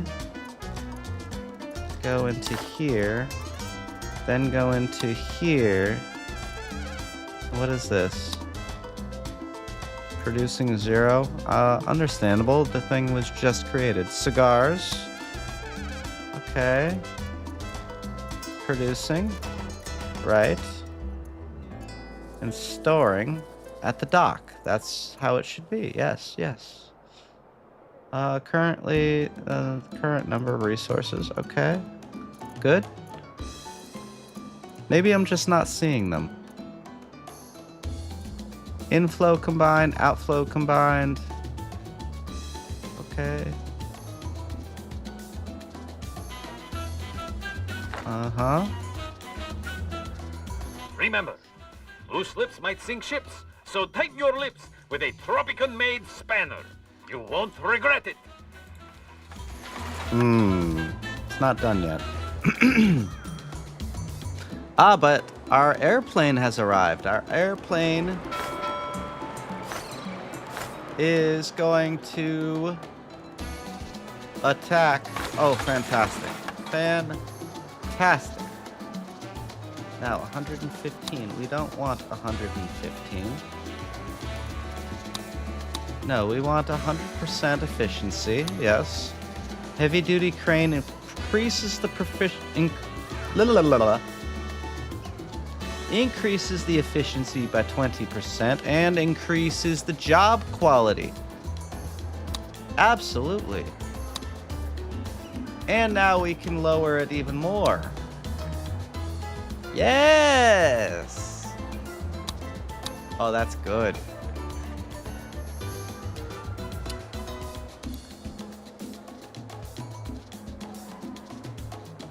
$9 for a high school education required position. Well, let's see. Will we get enough people?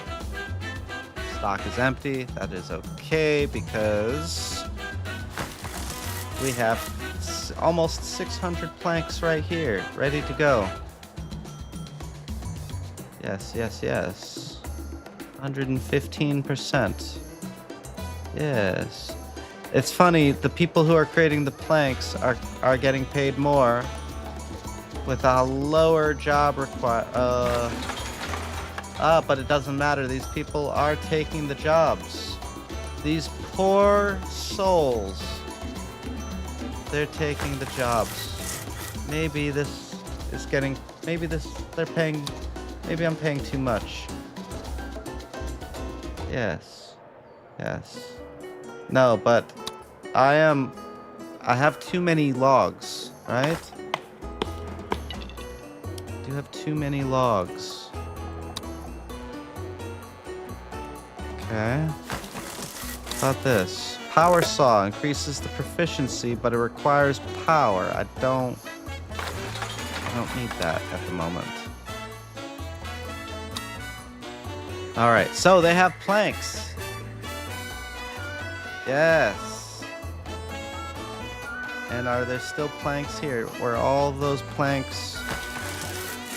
Nope, nope, nope. Will there be more planks in a moment? Yes! We have 15... Oh, yeah, you have almost 1,700 planks in there right now. And then we can create... Maybe there's a trade route just for ships, boats, whatever. Boats, boats, boats. Would any of these be of interest to you? It's all strictly above board, of course. There's nothing that I need.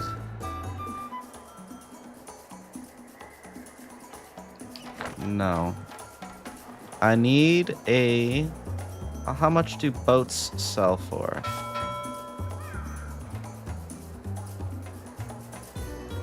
It's okay.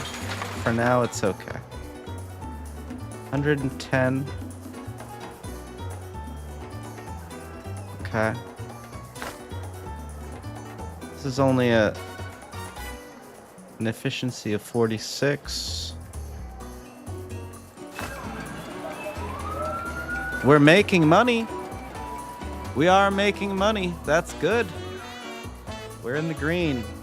Oh, this is fantastic. And we haven't even started building. Oh, this is gonna be good. Yeah, people, go to work. Go to work, go to work, go to work. All of you guys going to work. This is great. Where are they? Here's one. Are they all on the same bus? I hope so. One. Okay. Two. Okay. So there's two people right here. I think that's only two people. Sometimes they take up the same space. So it looks like one person when it's actually like there's somebody inside of them. But I think I should look elsewhere.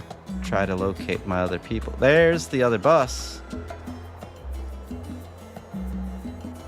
Now, how many people are on this bus?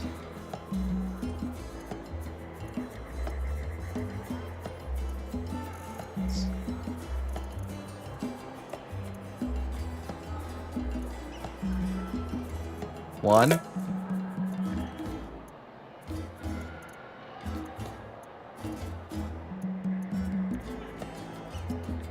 Up, two.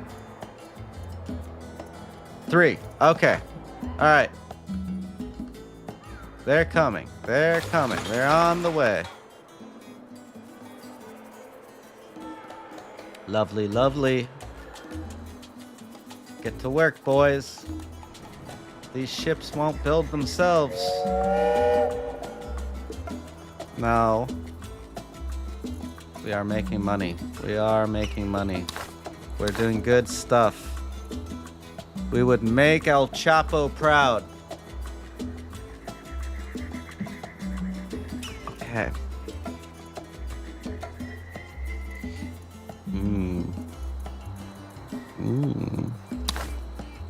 Pause the game. Check for crime. I want to expand this crime rating a bit, right? I do need this crime rating to expand because I need to build housing inside of the crime. Look! Bunkhouses that went that are in a crime value in a bad area went down. It went down. Oh, this is not good. We cannot have safe places for our citizens to live. No, we need crime. How else can we show them How else can we show them how lovely life can be if there is no crime?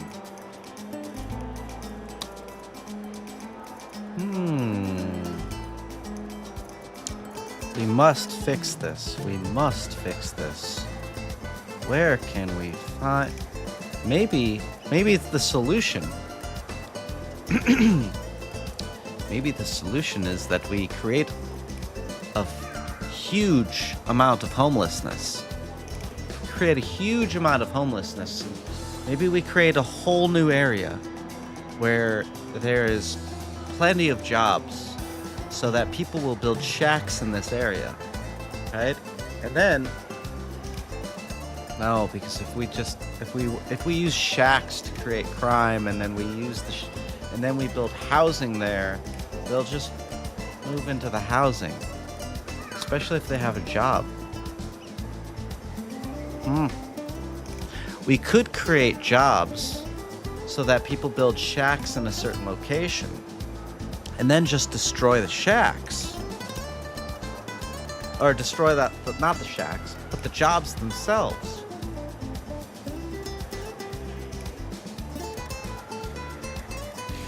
But then they won't move into the houses. We're building houses. We have to keep that in mind, that we are building houses.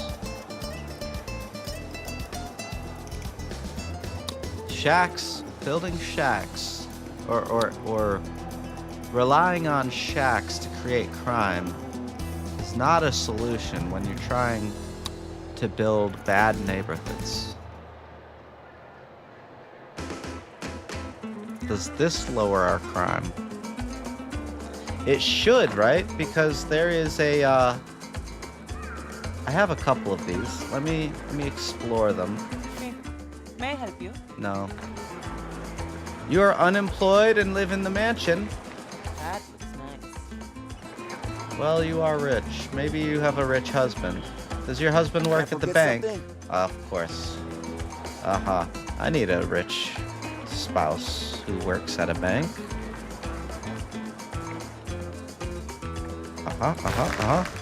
And your husband is going to the cabaret, my dear.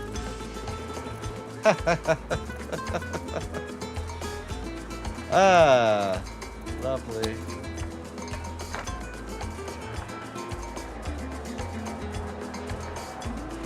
Okay. Well, while your husband is enjoying the company of other women, we must fix this housing problem.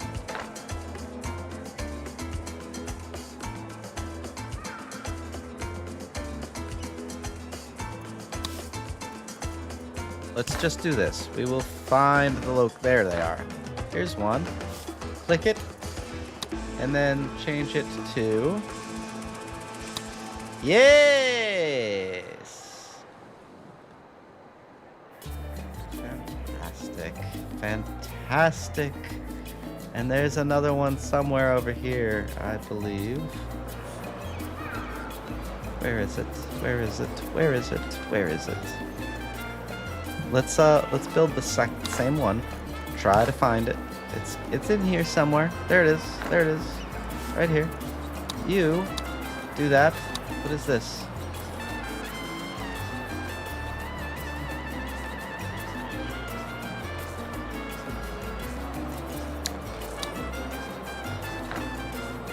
Okay. So that will create crime. Lovely, lovely, lovely. Okay, so now, what's our crime situation looking like?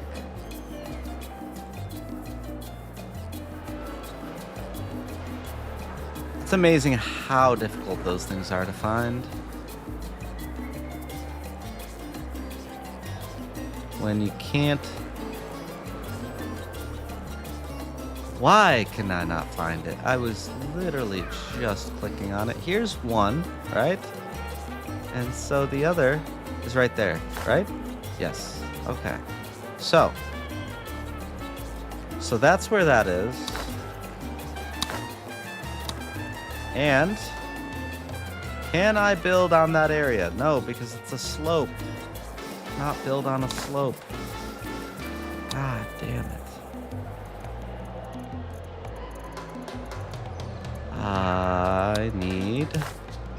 I cannot build on a slope. Very fun. Very fun indeed. But I can relocate this to right outside their home. I like it. Yes, I do. 2 out of 3. Okay. Now, click it. Click it. Okay. Can I spread? Can I build another? Entertainment. It's right there. Going into the busker. Cannot build them anywhere close by. Nowhere close by. Terrain is uneven. Oh, kiss my ass.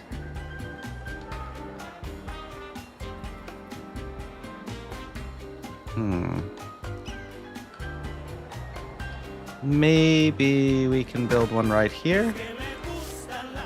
And change it to pickpocketing. And we can see what that did to our crime safety. It did spread it. Fantastic. This is good news.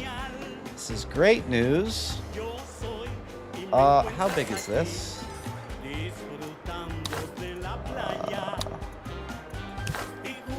It is...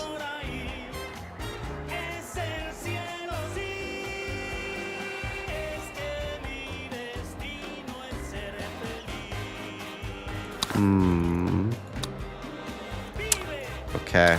Well, we know where we can build. 1, 2. Okay. So we have 2 homes right there that are in a not so great location. Maybe we extend this road a bit. Yes. And click off. And we can build it there. Fantastic, because we just want to expand this crime, right? That is the goal. We want to expand the crime. Change this, that, and now has no workers.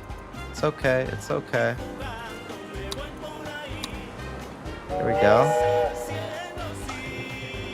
Yes, yes. I sometimes wonder about your final confession, Presidente. Aha. I suspect that it could take a rather long time to cover all your sins. No, thank you. They want me to create a theocracy. Absolutely not. You kiss my ass. Respectfully. Now, the last freighter picked up 10,000 or 9,000. The freighter before that picked up 24,000. And the freighter before that only picked up 3,000. What are you going to pick up? Ooh, you got boats. How much? How much was the last? How much was the last freighter? Ah, I need to know. That's okay. They are still building boats. This is great. This is great news. Yes. Now you people Are they living close by? Ugh, what a day. Shut up. You are living close. I like that. That's good.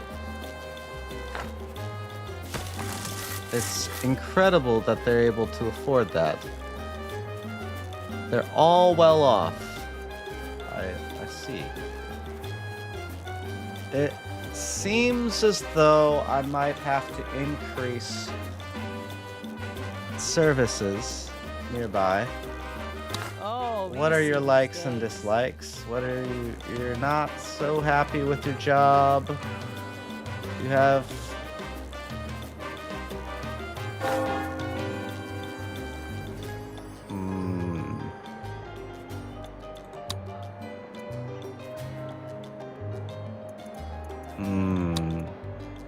decreases the visiting time. That is what we need. We need them to get in and get out. Enjoy church and then get out.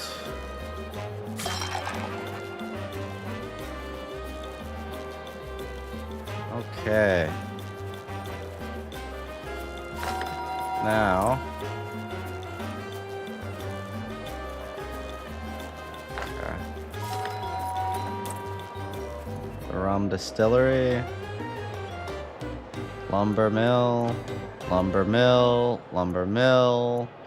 Lumber mill. Okay, we have a lot of workers from the lumber mill that live in this one house. Ah!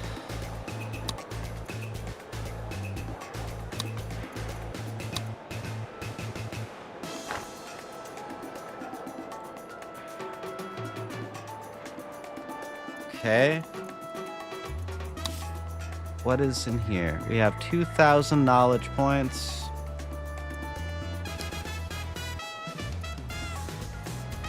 Employee of the month.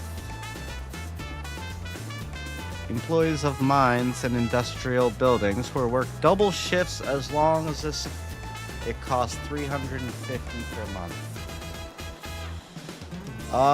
It might be worth it. Let's research it.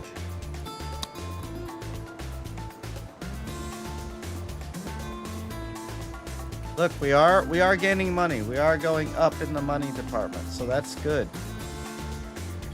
Now, we're able to research for newspaper and radio, but right now I do not have either newspaper or radio. And I don't mind that. Not right now. I need 4 more houses in a bad location, and I think we need to think about... Oh, we got $14,000 from our last freighter. That's good. That's good. Need to think about maybe expanding crime to a different area, right? Maybe right here? Maybe we find a police department and we just disable it. We did.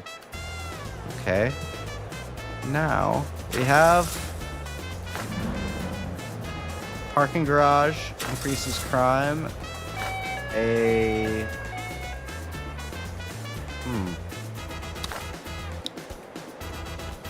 Maybe we put one of these right outside the police department. Yes? I think we do. Change it to pickpocket. Okay. Push play. Overlays. Crime. Okay, we have some crime. We have some more crime. What is... Ah! This is a challenge. Oh my god, is this a challenge? Tavern? Where's the closest tavern?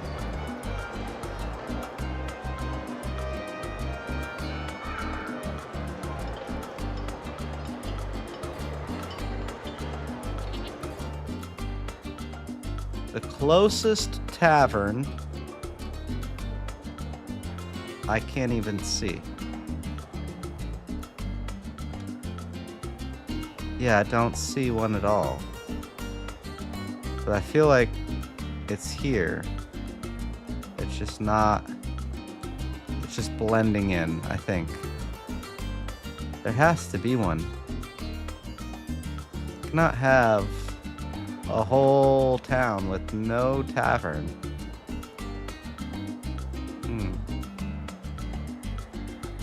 I really do feel like it's in here somewhere. Whoop! Yes, we'll build this right here.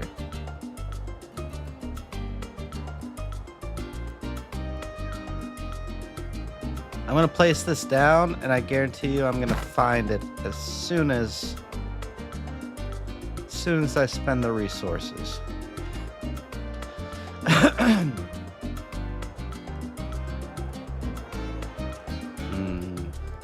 Is there anything I can do with this to create...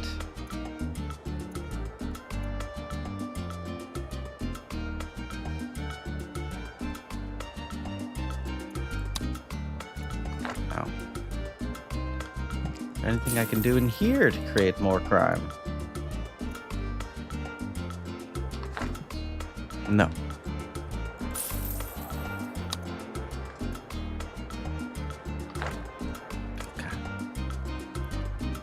Okay.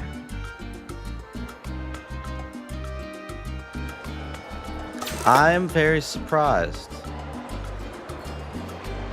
that there was no tavern in this whole area. Well, there is now. That 84% efficiency, which is what it is. Crime safety. Great. Fantastic. Now,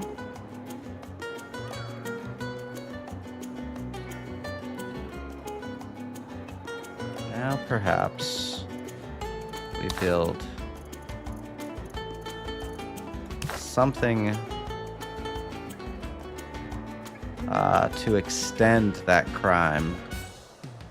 I think we build something right here to extend the crime. Right outside the school, yes.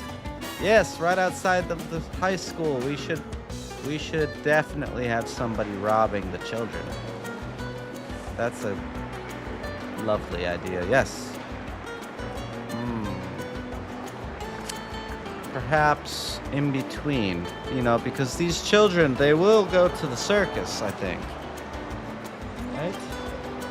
Yes, and if we have somewhere for the high schoolers, these children, they're not wise to the ways of the world. I'm sure we can probably steal some of their money. And it won't hurt them anyways, because it's not their money, it's their parents' money.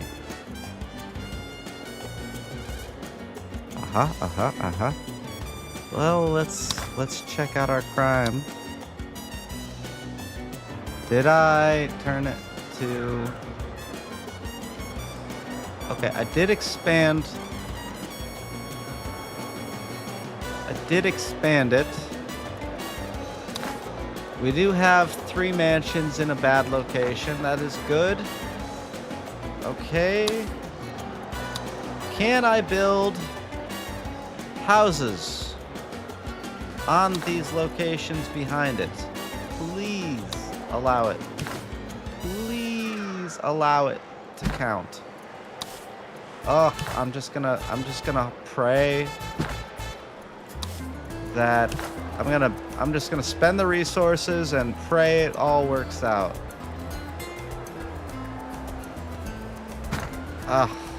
Let's see. Now,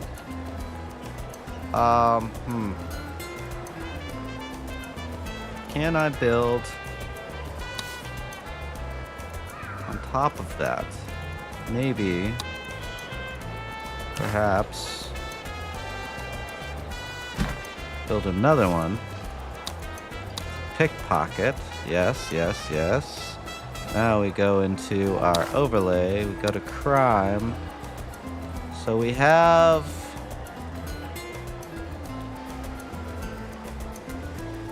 hopefully, let's push play. Let's push play, right? Yes.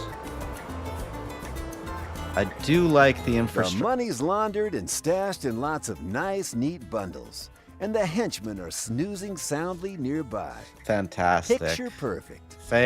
All that we've done has been with a singular purpose, Presidente. To find the big enchilada.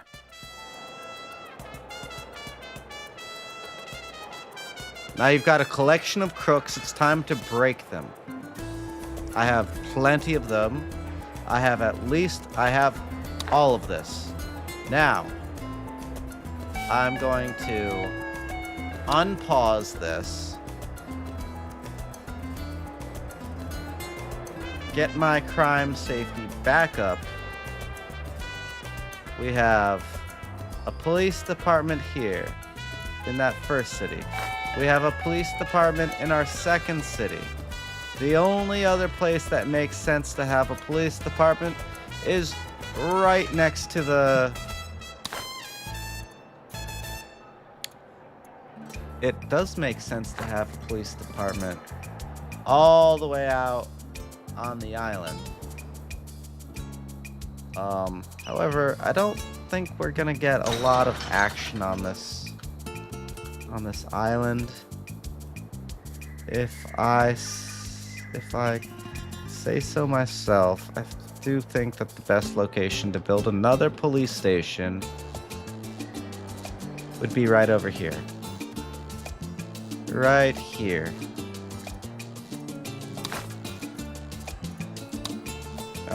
It should be a government building, right? And I think it should go right there.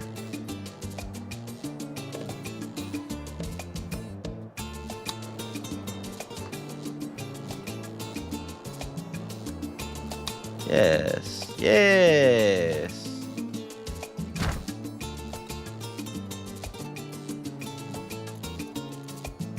College educated immigrant.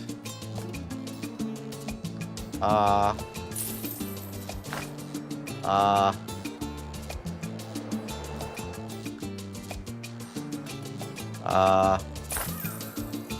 have too many college educated people as it is. Too many. It's not good. Cannot have too many jobs. We have not enough jobs for all of our educated what you call them? Citizens, residents, suckers. There we go. This will give me space to build another bunkhouse. I could actually build three regular houses.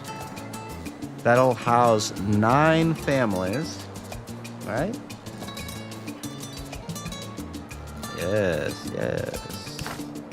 This is a good idea. Nothing but good ideas. Okay, 1. And no matter what it is, no matter what kind of house I build, it'll always be, it seems, in this amount of space, 9 households. So I've taken care of rich people. I've taken care of, except for this damn building right here. This one will only house 2 households. Absolutely absurd. Yes, I think that is a good, I think they'll be happy with that. Okay. So where's... Presidente, I've heard a little whisper. It tells me that not only is the big enchilada somewhere on your island, but that he's a Tropican by birth. No.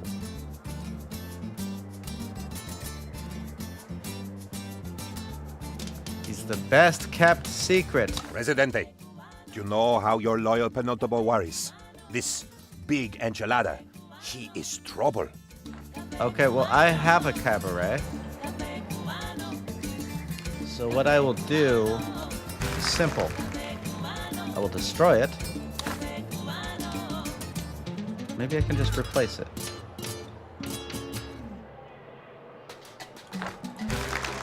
Destroy it. And rebuild it.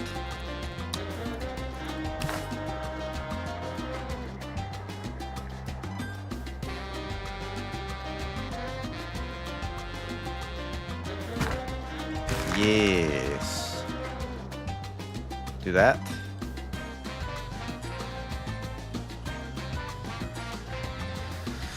Oh, we are making more money. More money.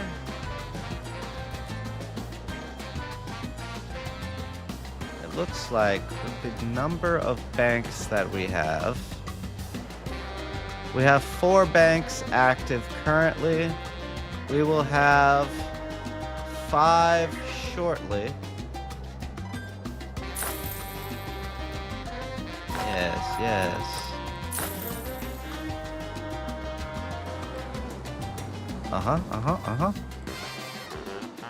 There they go, there they go.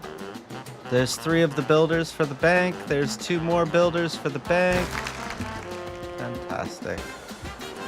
Fantastic. Okay, okay. I sometimes wonder about your final confession, Presidente. Fuck you. I don't care about the religious faction. Okay, okay. Cabaret is built. Shablamo. Unimo thanks you for not simply beating the information from him, like last time. He says that the enchilada is here. Presidente, my cousin Pica-Unimo is a freelance distribution expert. In return for rum, he helped set up the big enchiladas racket. Wow. He and his friends wish to discuss the construction of a special place of entertainment to drink their pay in safety, a speakeasy. Strike a shady deal with the crime lord. Uncover crime lords that have a dedicated interaction called Shady Deal. So if I go into my almanac, I select people, special citizens, crime lords, and I just click on them. I can select a shady deal. Crime lord gains immunity from legal prosecution in exchange for paying $100 to you each month. I love that.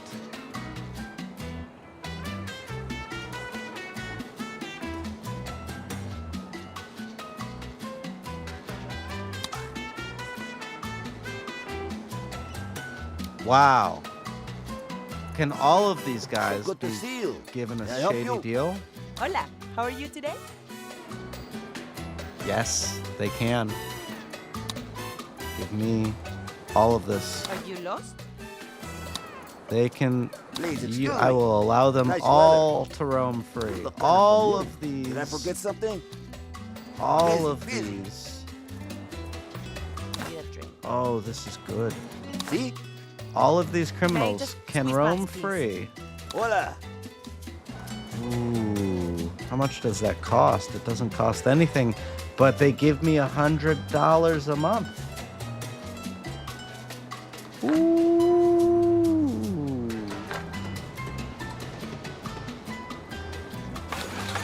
I like that. I really like that.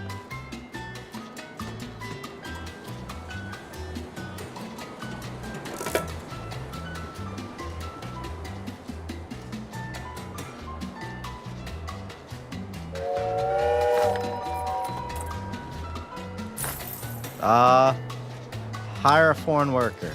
Yes. Okay, that will get me... Oh, I have to do this more. Raids. Raids. Okay. So... 1, 2, 3.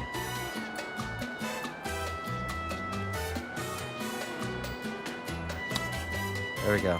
Okay. That's good. Now we should just turn that on as like auto. So we can get more money, more raid points, more everything. Alright?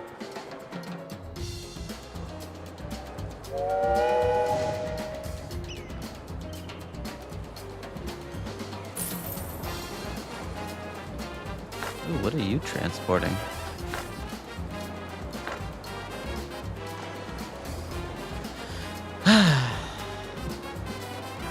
Sure, I'm pretty greedy, Presidente, but I have overheads.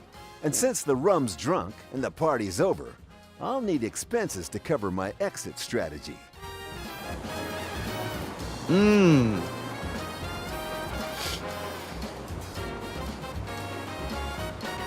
Pay immediately when the Swiss amount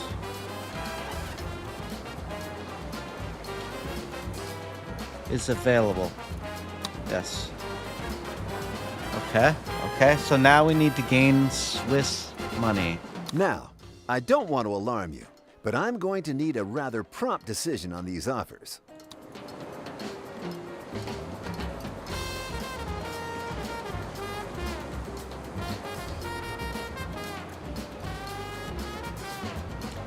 I see. So this costs money. This doesn't give me Swiss money. Okay. Well, that's not great.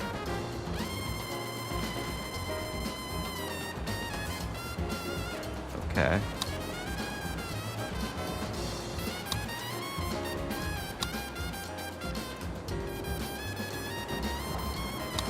I like that. Okay. Okay.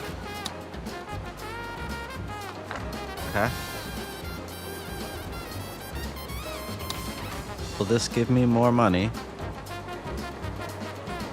Set diplomatic state of allies to alliance. Okay.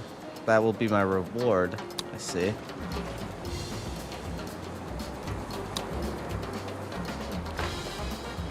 I see.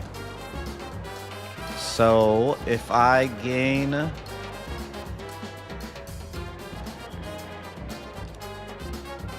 Okay. So I can go in here, set them all free, right? If I set them all free, they can pay me.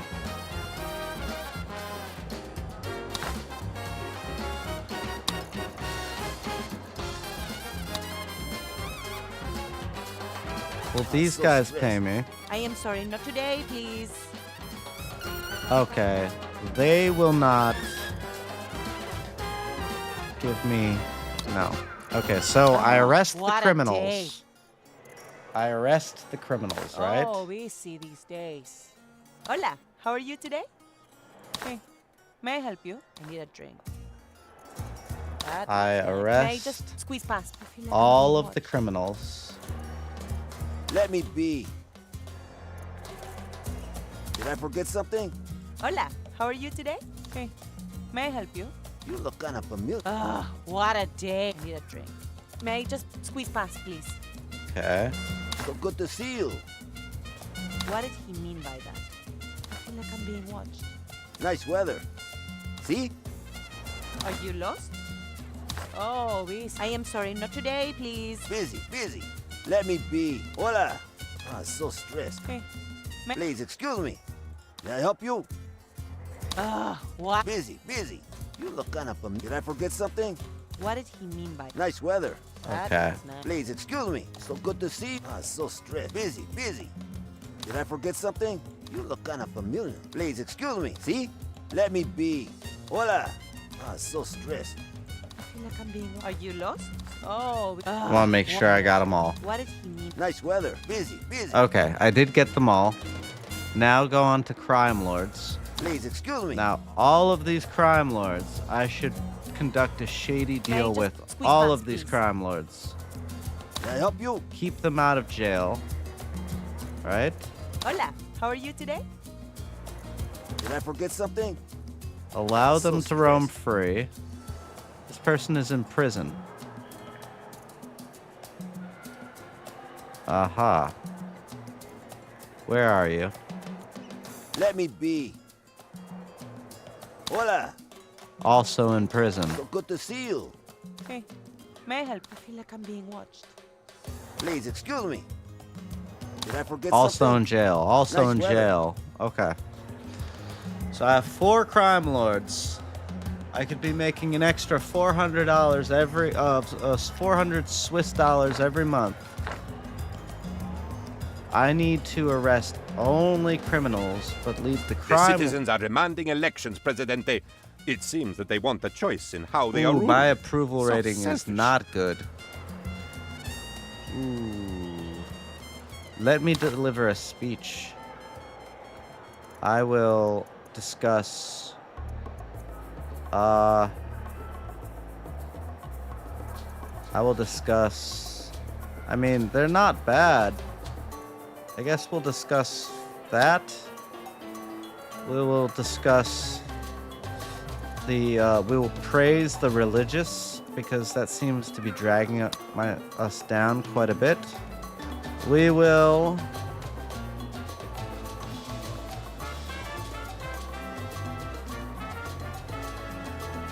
Blame the Axis to gain yes while ruining our relationships. Okay. And I will promise nothing. Because I will never make a promise that I cannot keep. Now we will deliver the speech. Yes.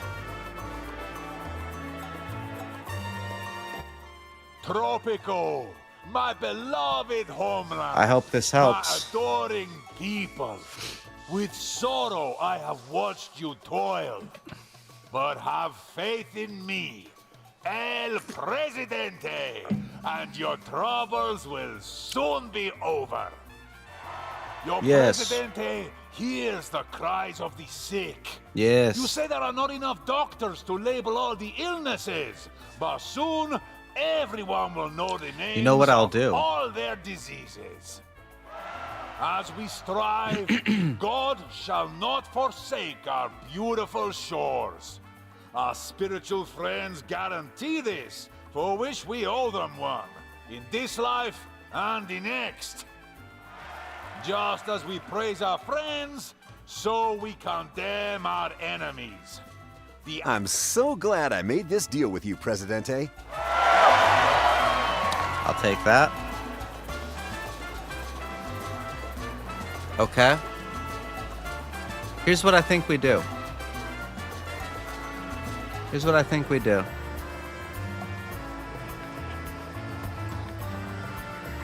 Who's running against us?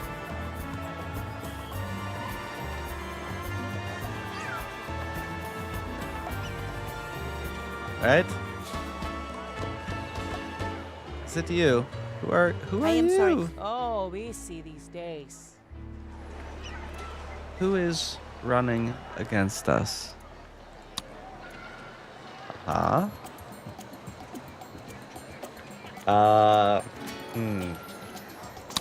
You know what I think we're gonna do?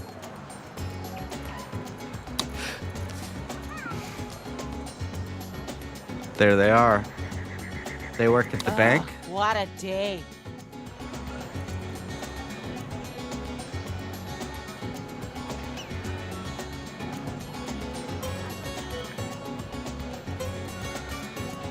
Can I help you?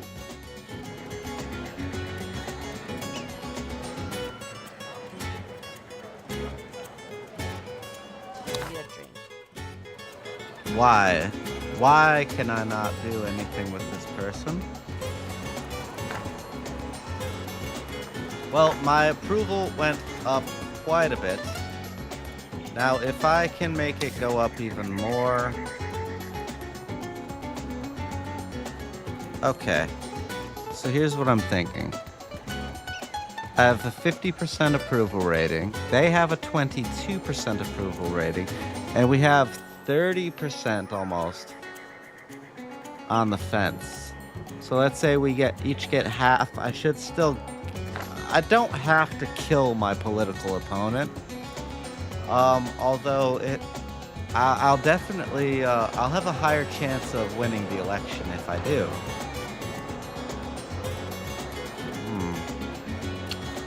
We'll keep an eye out. We will keep an eye out because you see my approval's going down again. And I do like winning elections. Okay. May I help you? Yes. We will just watch. And we will... Why can I not move my camera while I'm watching that? That's kind of obnoxious. It's okay. Oh, it went back up. Went back up. That's good. And it went back up again. That's good. Okay. Yes, yes, yes, yes. Okay. As long as I stay at 50%, I'm guaranteed to win because, I mean, 25% of the population is undecided. So,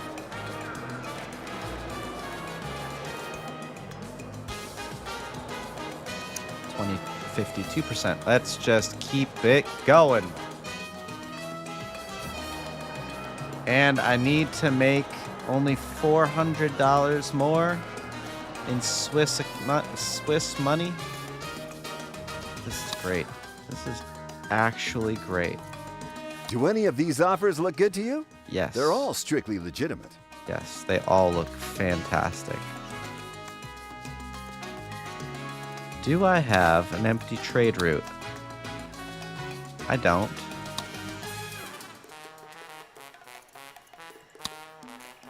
Boats and hoes!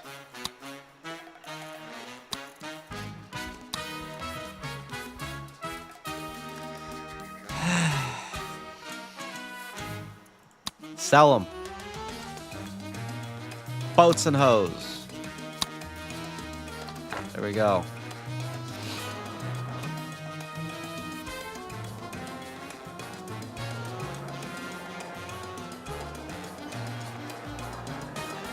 I should have my money anytime now. So, here's a photo of the Enchilada's car, his mall's address, his barber, and, oh yeah, his name. Oh yeah. I'm an exceedingly legitimate businessman, Presidente. Remember that. And the Enchilada is a career criminal with a secret identity based on a tortilla wrap. Yes. We all get what's coming to us. Reveal the criminal. Bravo, Presidente. You've identified the enchilada. Yes. I choose to believe you did this for our friendship, out of the goodness of your heart. Yes. Arrest the kingpin. I do want this. Aha, aha, aha. Where is the kingpin? You. I still can't kill you. Let me be. Can I kill him? He's homeless. Filthy rich.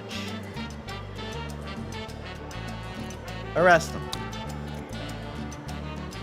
I wonder what would happen if I just killed him. Would I lose? Oh. Good question.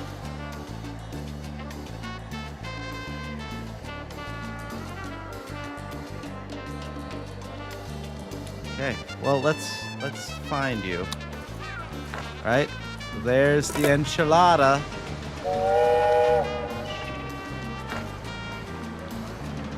There's the enchilada. Clicky, come on.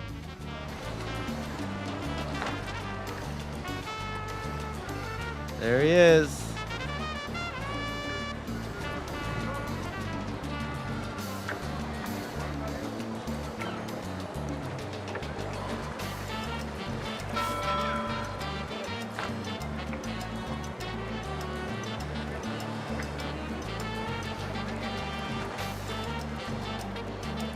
There he goes. Where's he going?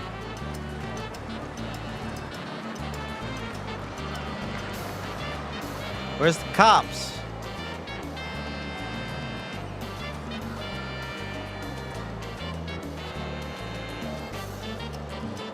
There's a cop. Uh-oh. Uh-oh. Here we go. Oh, he turned.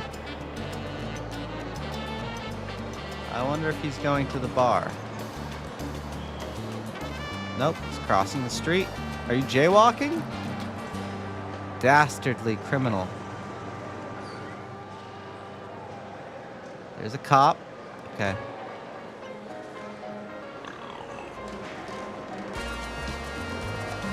Seems like the cops like to be over here.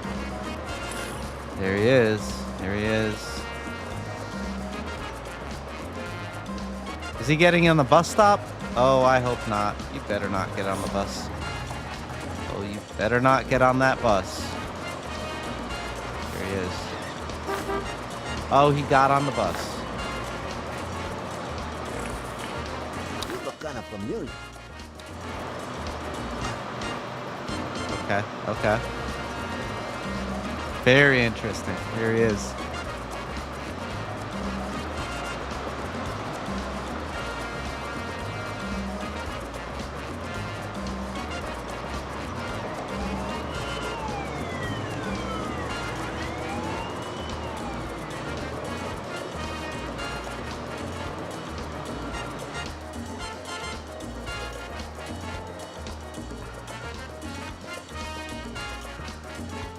What's he doing?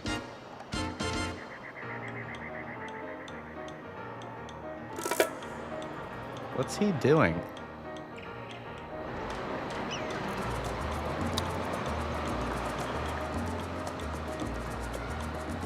Is he working?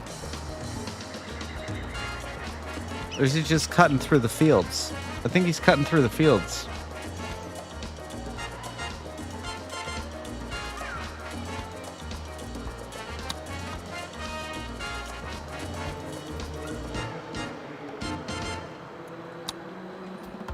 Is he...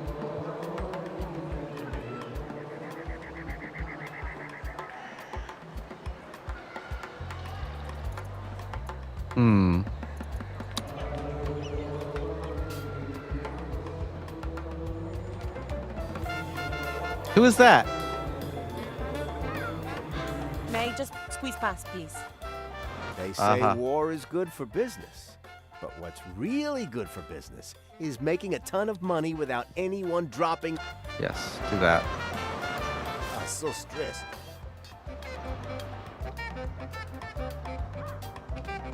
Where's he going?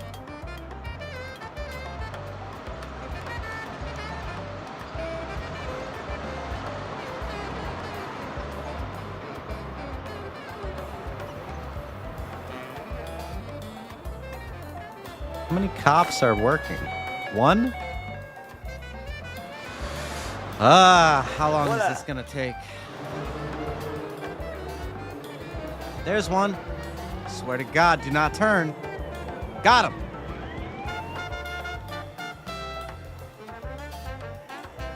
What the fuck?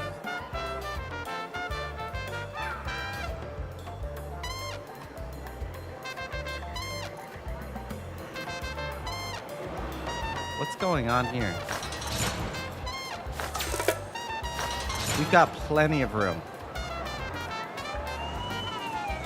Can I help you?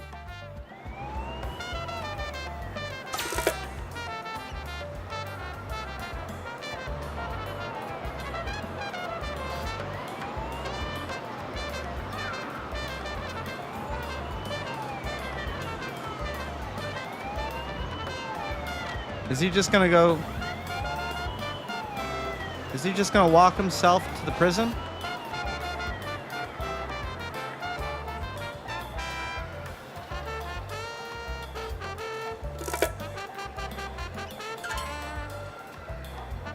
And that wraps up the enchilada case. Hand him over. I promise that his life won't improve in my care. That's it. It is never for me to tap or frown or roll my eyes, my Presidente. I was and still am your faithful servant, and my face is yours to command. Fantastic. But you did pay the broker quite a lot of money, and he did seem really rather smug about it. Never mind, beloved Presidente. I still have one bottle of number 18. And look, here is a lime. Let us drink to old enemies and older friends. Cheers.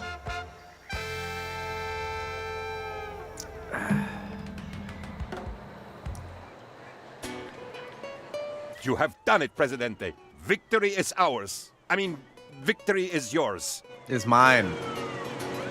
Mine. All right, back to the main menu. Missions. Did good.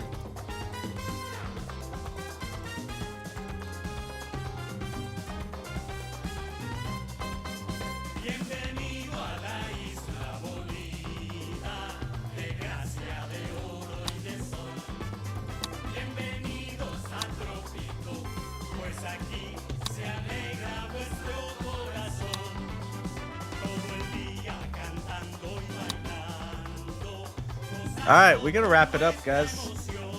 We had fun. I had fun anyways. I will see you guys in the next one. We talked about quite a lot of stuff. We talked about Hasan going on a rampage, doxing people, his vendetta with Destiny. We talked about the Epstein victims doing a press conference right outside of the White House. And then we also talked about how The Sims 4 is just dying in every way, but it seems imaginable. So, yeah, we're gonna I stream every, what is it, Thursday and Sunday? Yes, I stream every Thursday and Sunday. Usually it's on Kick and Twitch. I wanted to go on YouTube to stream a little bit, just kind of make my presence a little bit more, wanted to show myself to the people who are subscribed to me.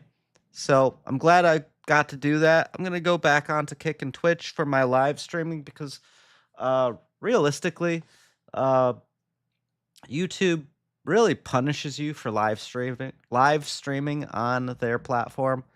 Now the other platforms don't really reward you for streaming on their platform, but they don't actively punish you.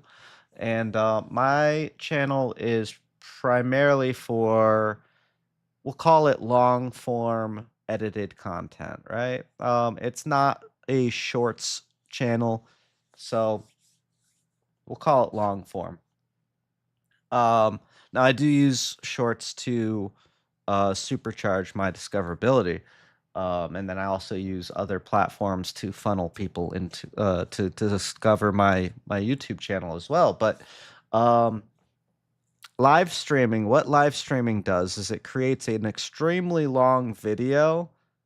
And then the people who chat inside of your during your live stream aren't considered viewers once that live stream is over. So you create an extremely long piece of content on your channel that then is basically, according to the YouTube algorithm, it's not interesting. So that actually punishes your channel. And so I'm not going to do most of my live streaming on YouTube for at least not usually. I might do here and there. But it's just better for me to do it on Kick and Twitch.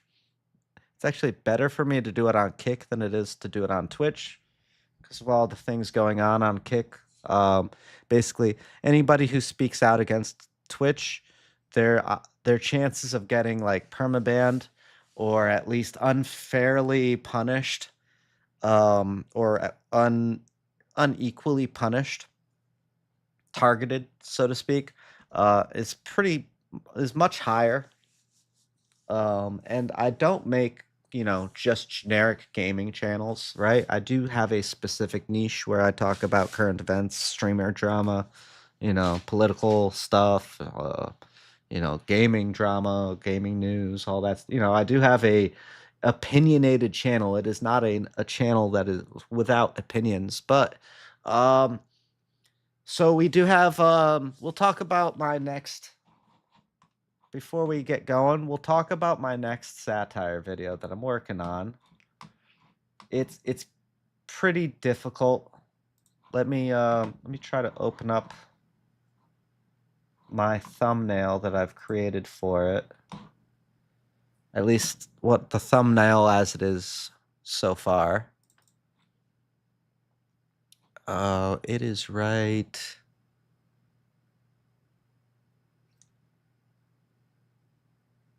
Why isn't it in here? Is it still in my downloads? Yes, I haven't moved it over yet. Let's do that right now. Move this over to pictures. One moment. I gotta keep this stuff organized. Without organization, there is chaos, and I do not perform well when my own computer is a source of chaos. All right, so we'll show you the thumbnail as it is so far. There it is. This will be ready hopefully by... Now I'm working out a couple issues. This is the thumbnail so far. Should be pretty funny. I think it'll be pretty funny. I'm sure a lot of people will think it's not very funny. And that's why it's satire. Mostly, it should be funny. It should be funny for most people. The people who won't find it funny will be primarily left-wing and right-wing extremists. Or, well, maybe not extremists, but we'll call them die-hard partisans, right?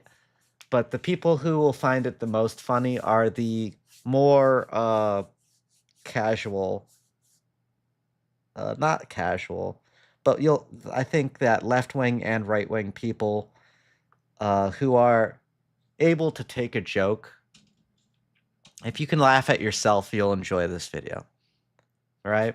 If you can laugh at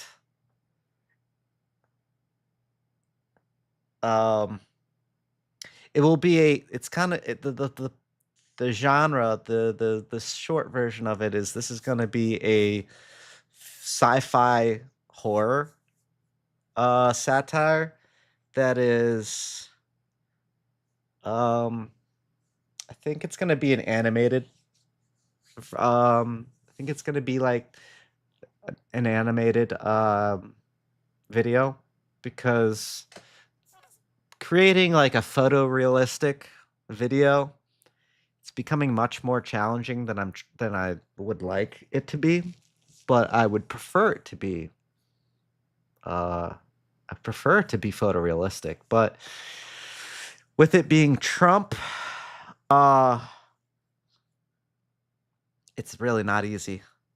Really not easy. There's a lot of restrictions. It can get flagged really easily on YouTube for being deep fakes. And I'm not trying to make a deep fake. I'm trying to make a satire, but YouTube doesn't see the difference between a deep fake and a satire. So it's becoming kind of problematic. So I think what I'll wind up going is kind of with a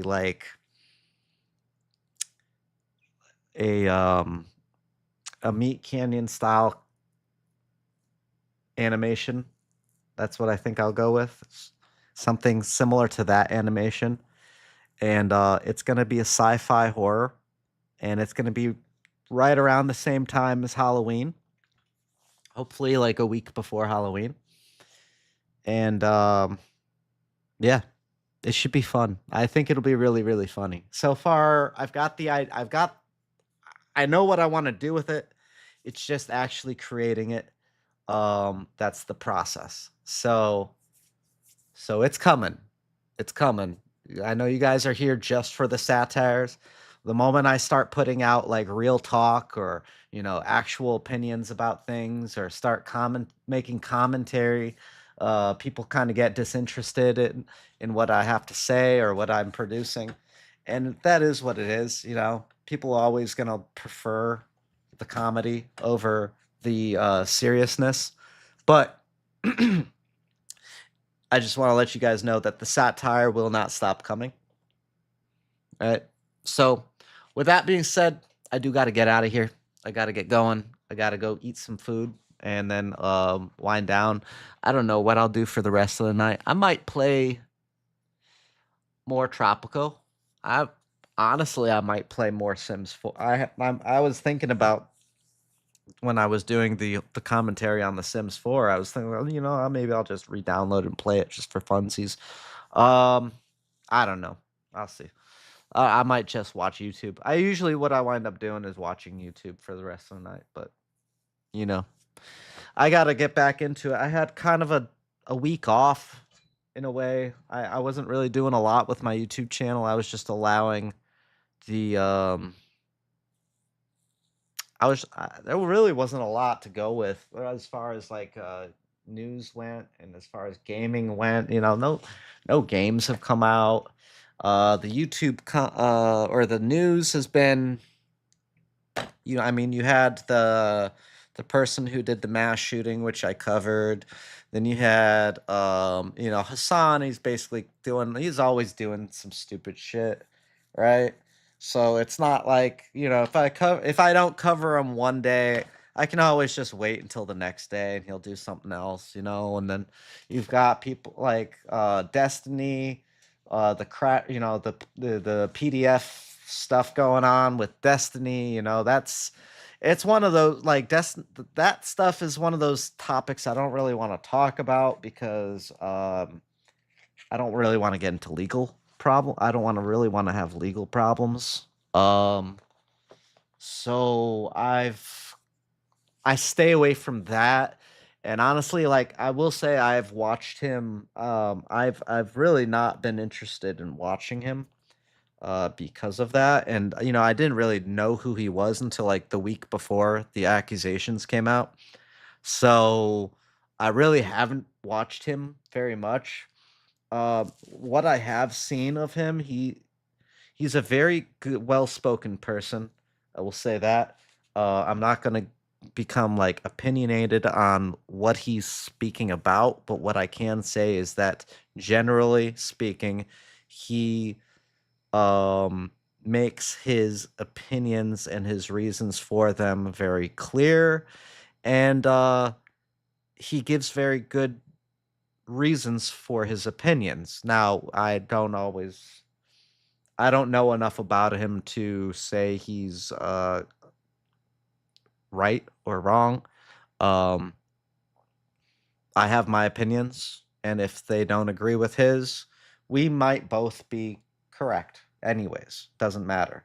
We might, you know, I might be wrong, he might be wrong. Who knows? It's really kind of in the eye of the beholder. So, you know, like I said, I'm gonna leave the allegations out of my criticism of his political takes.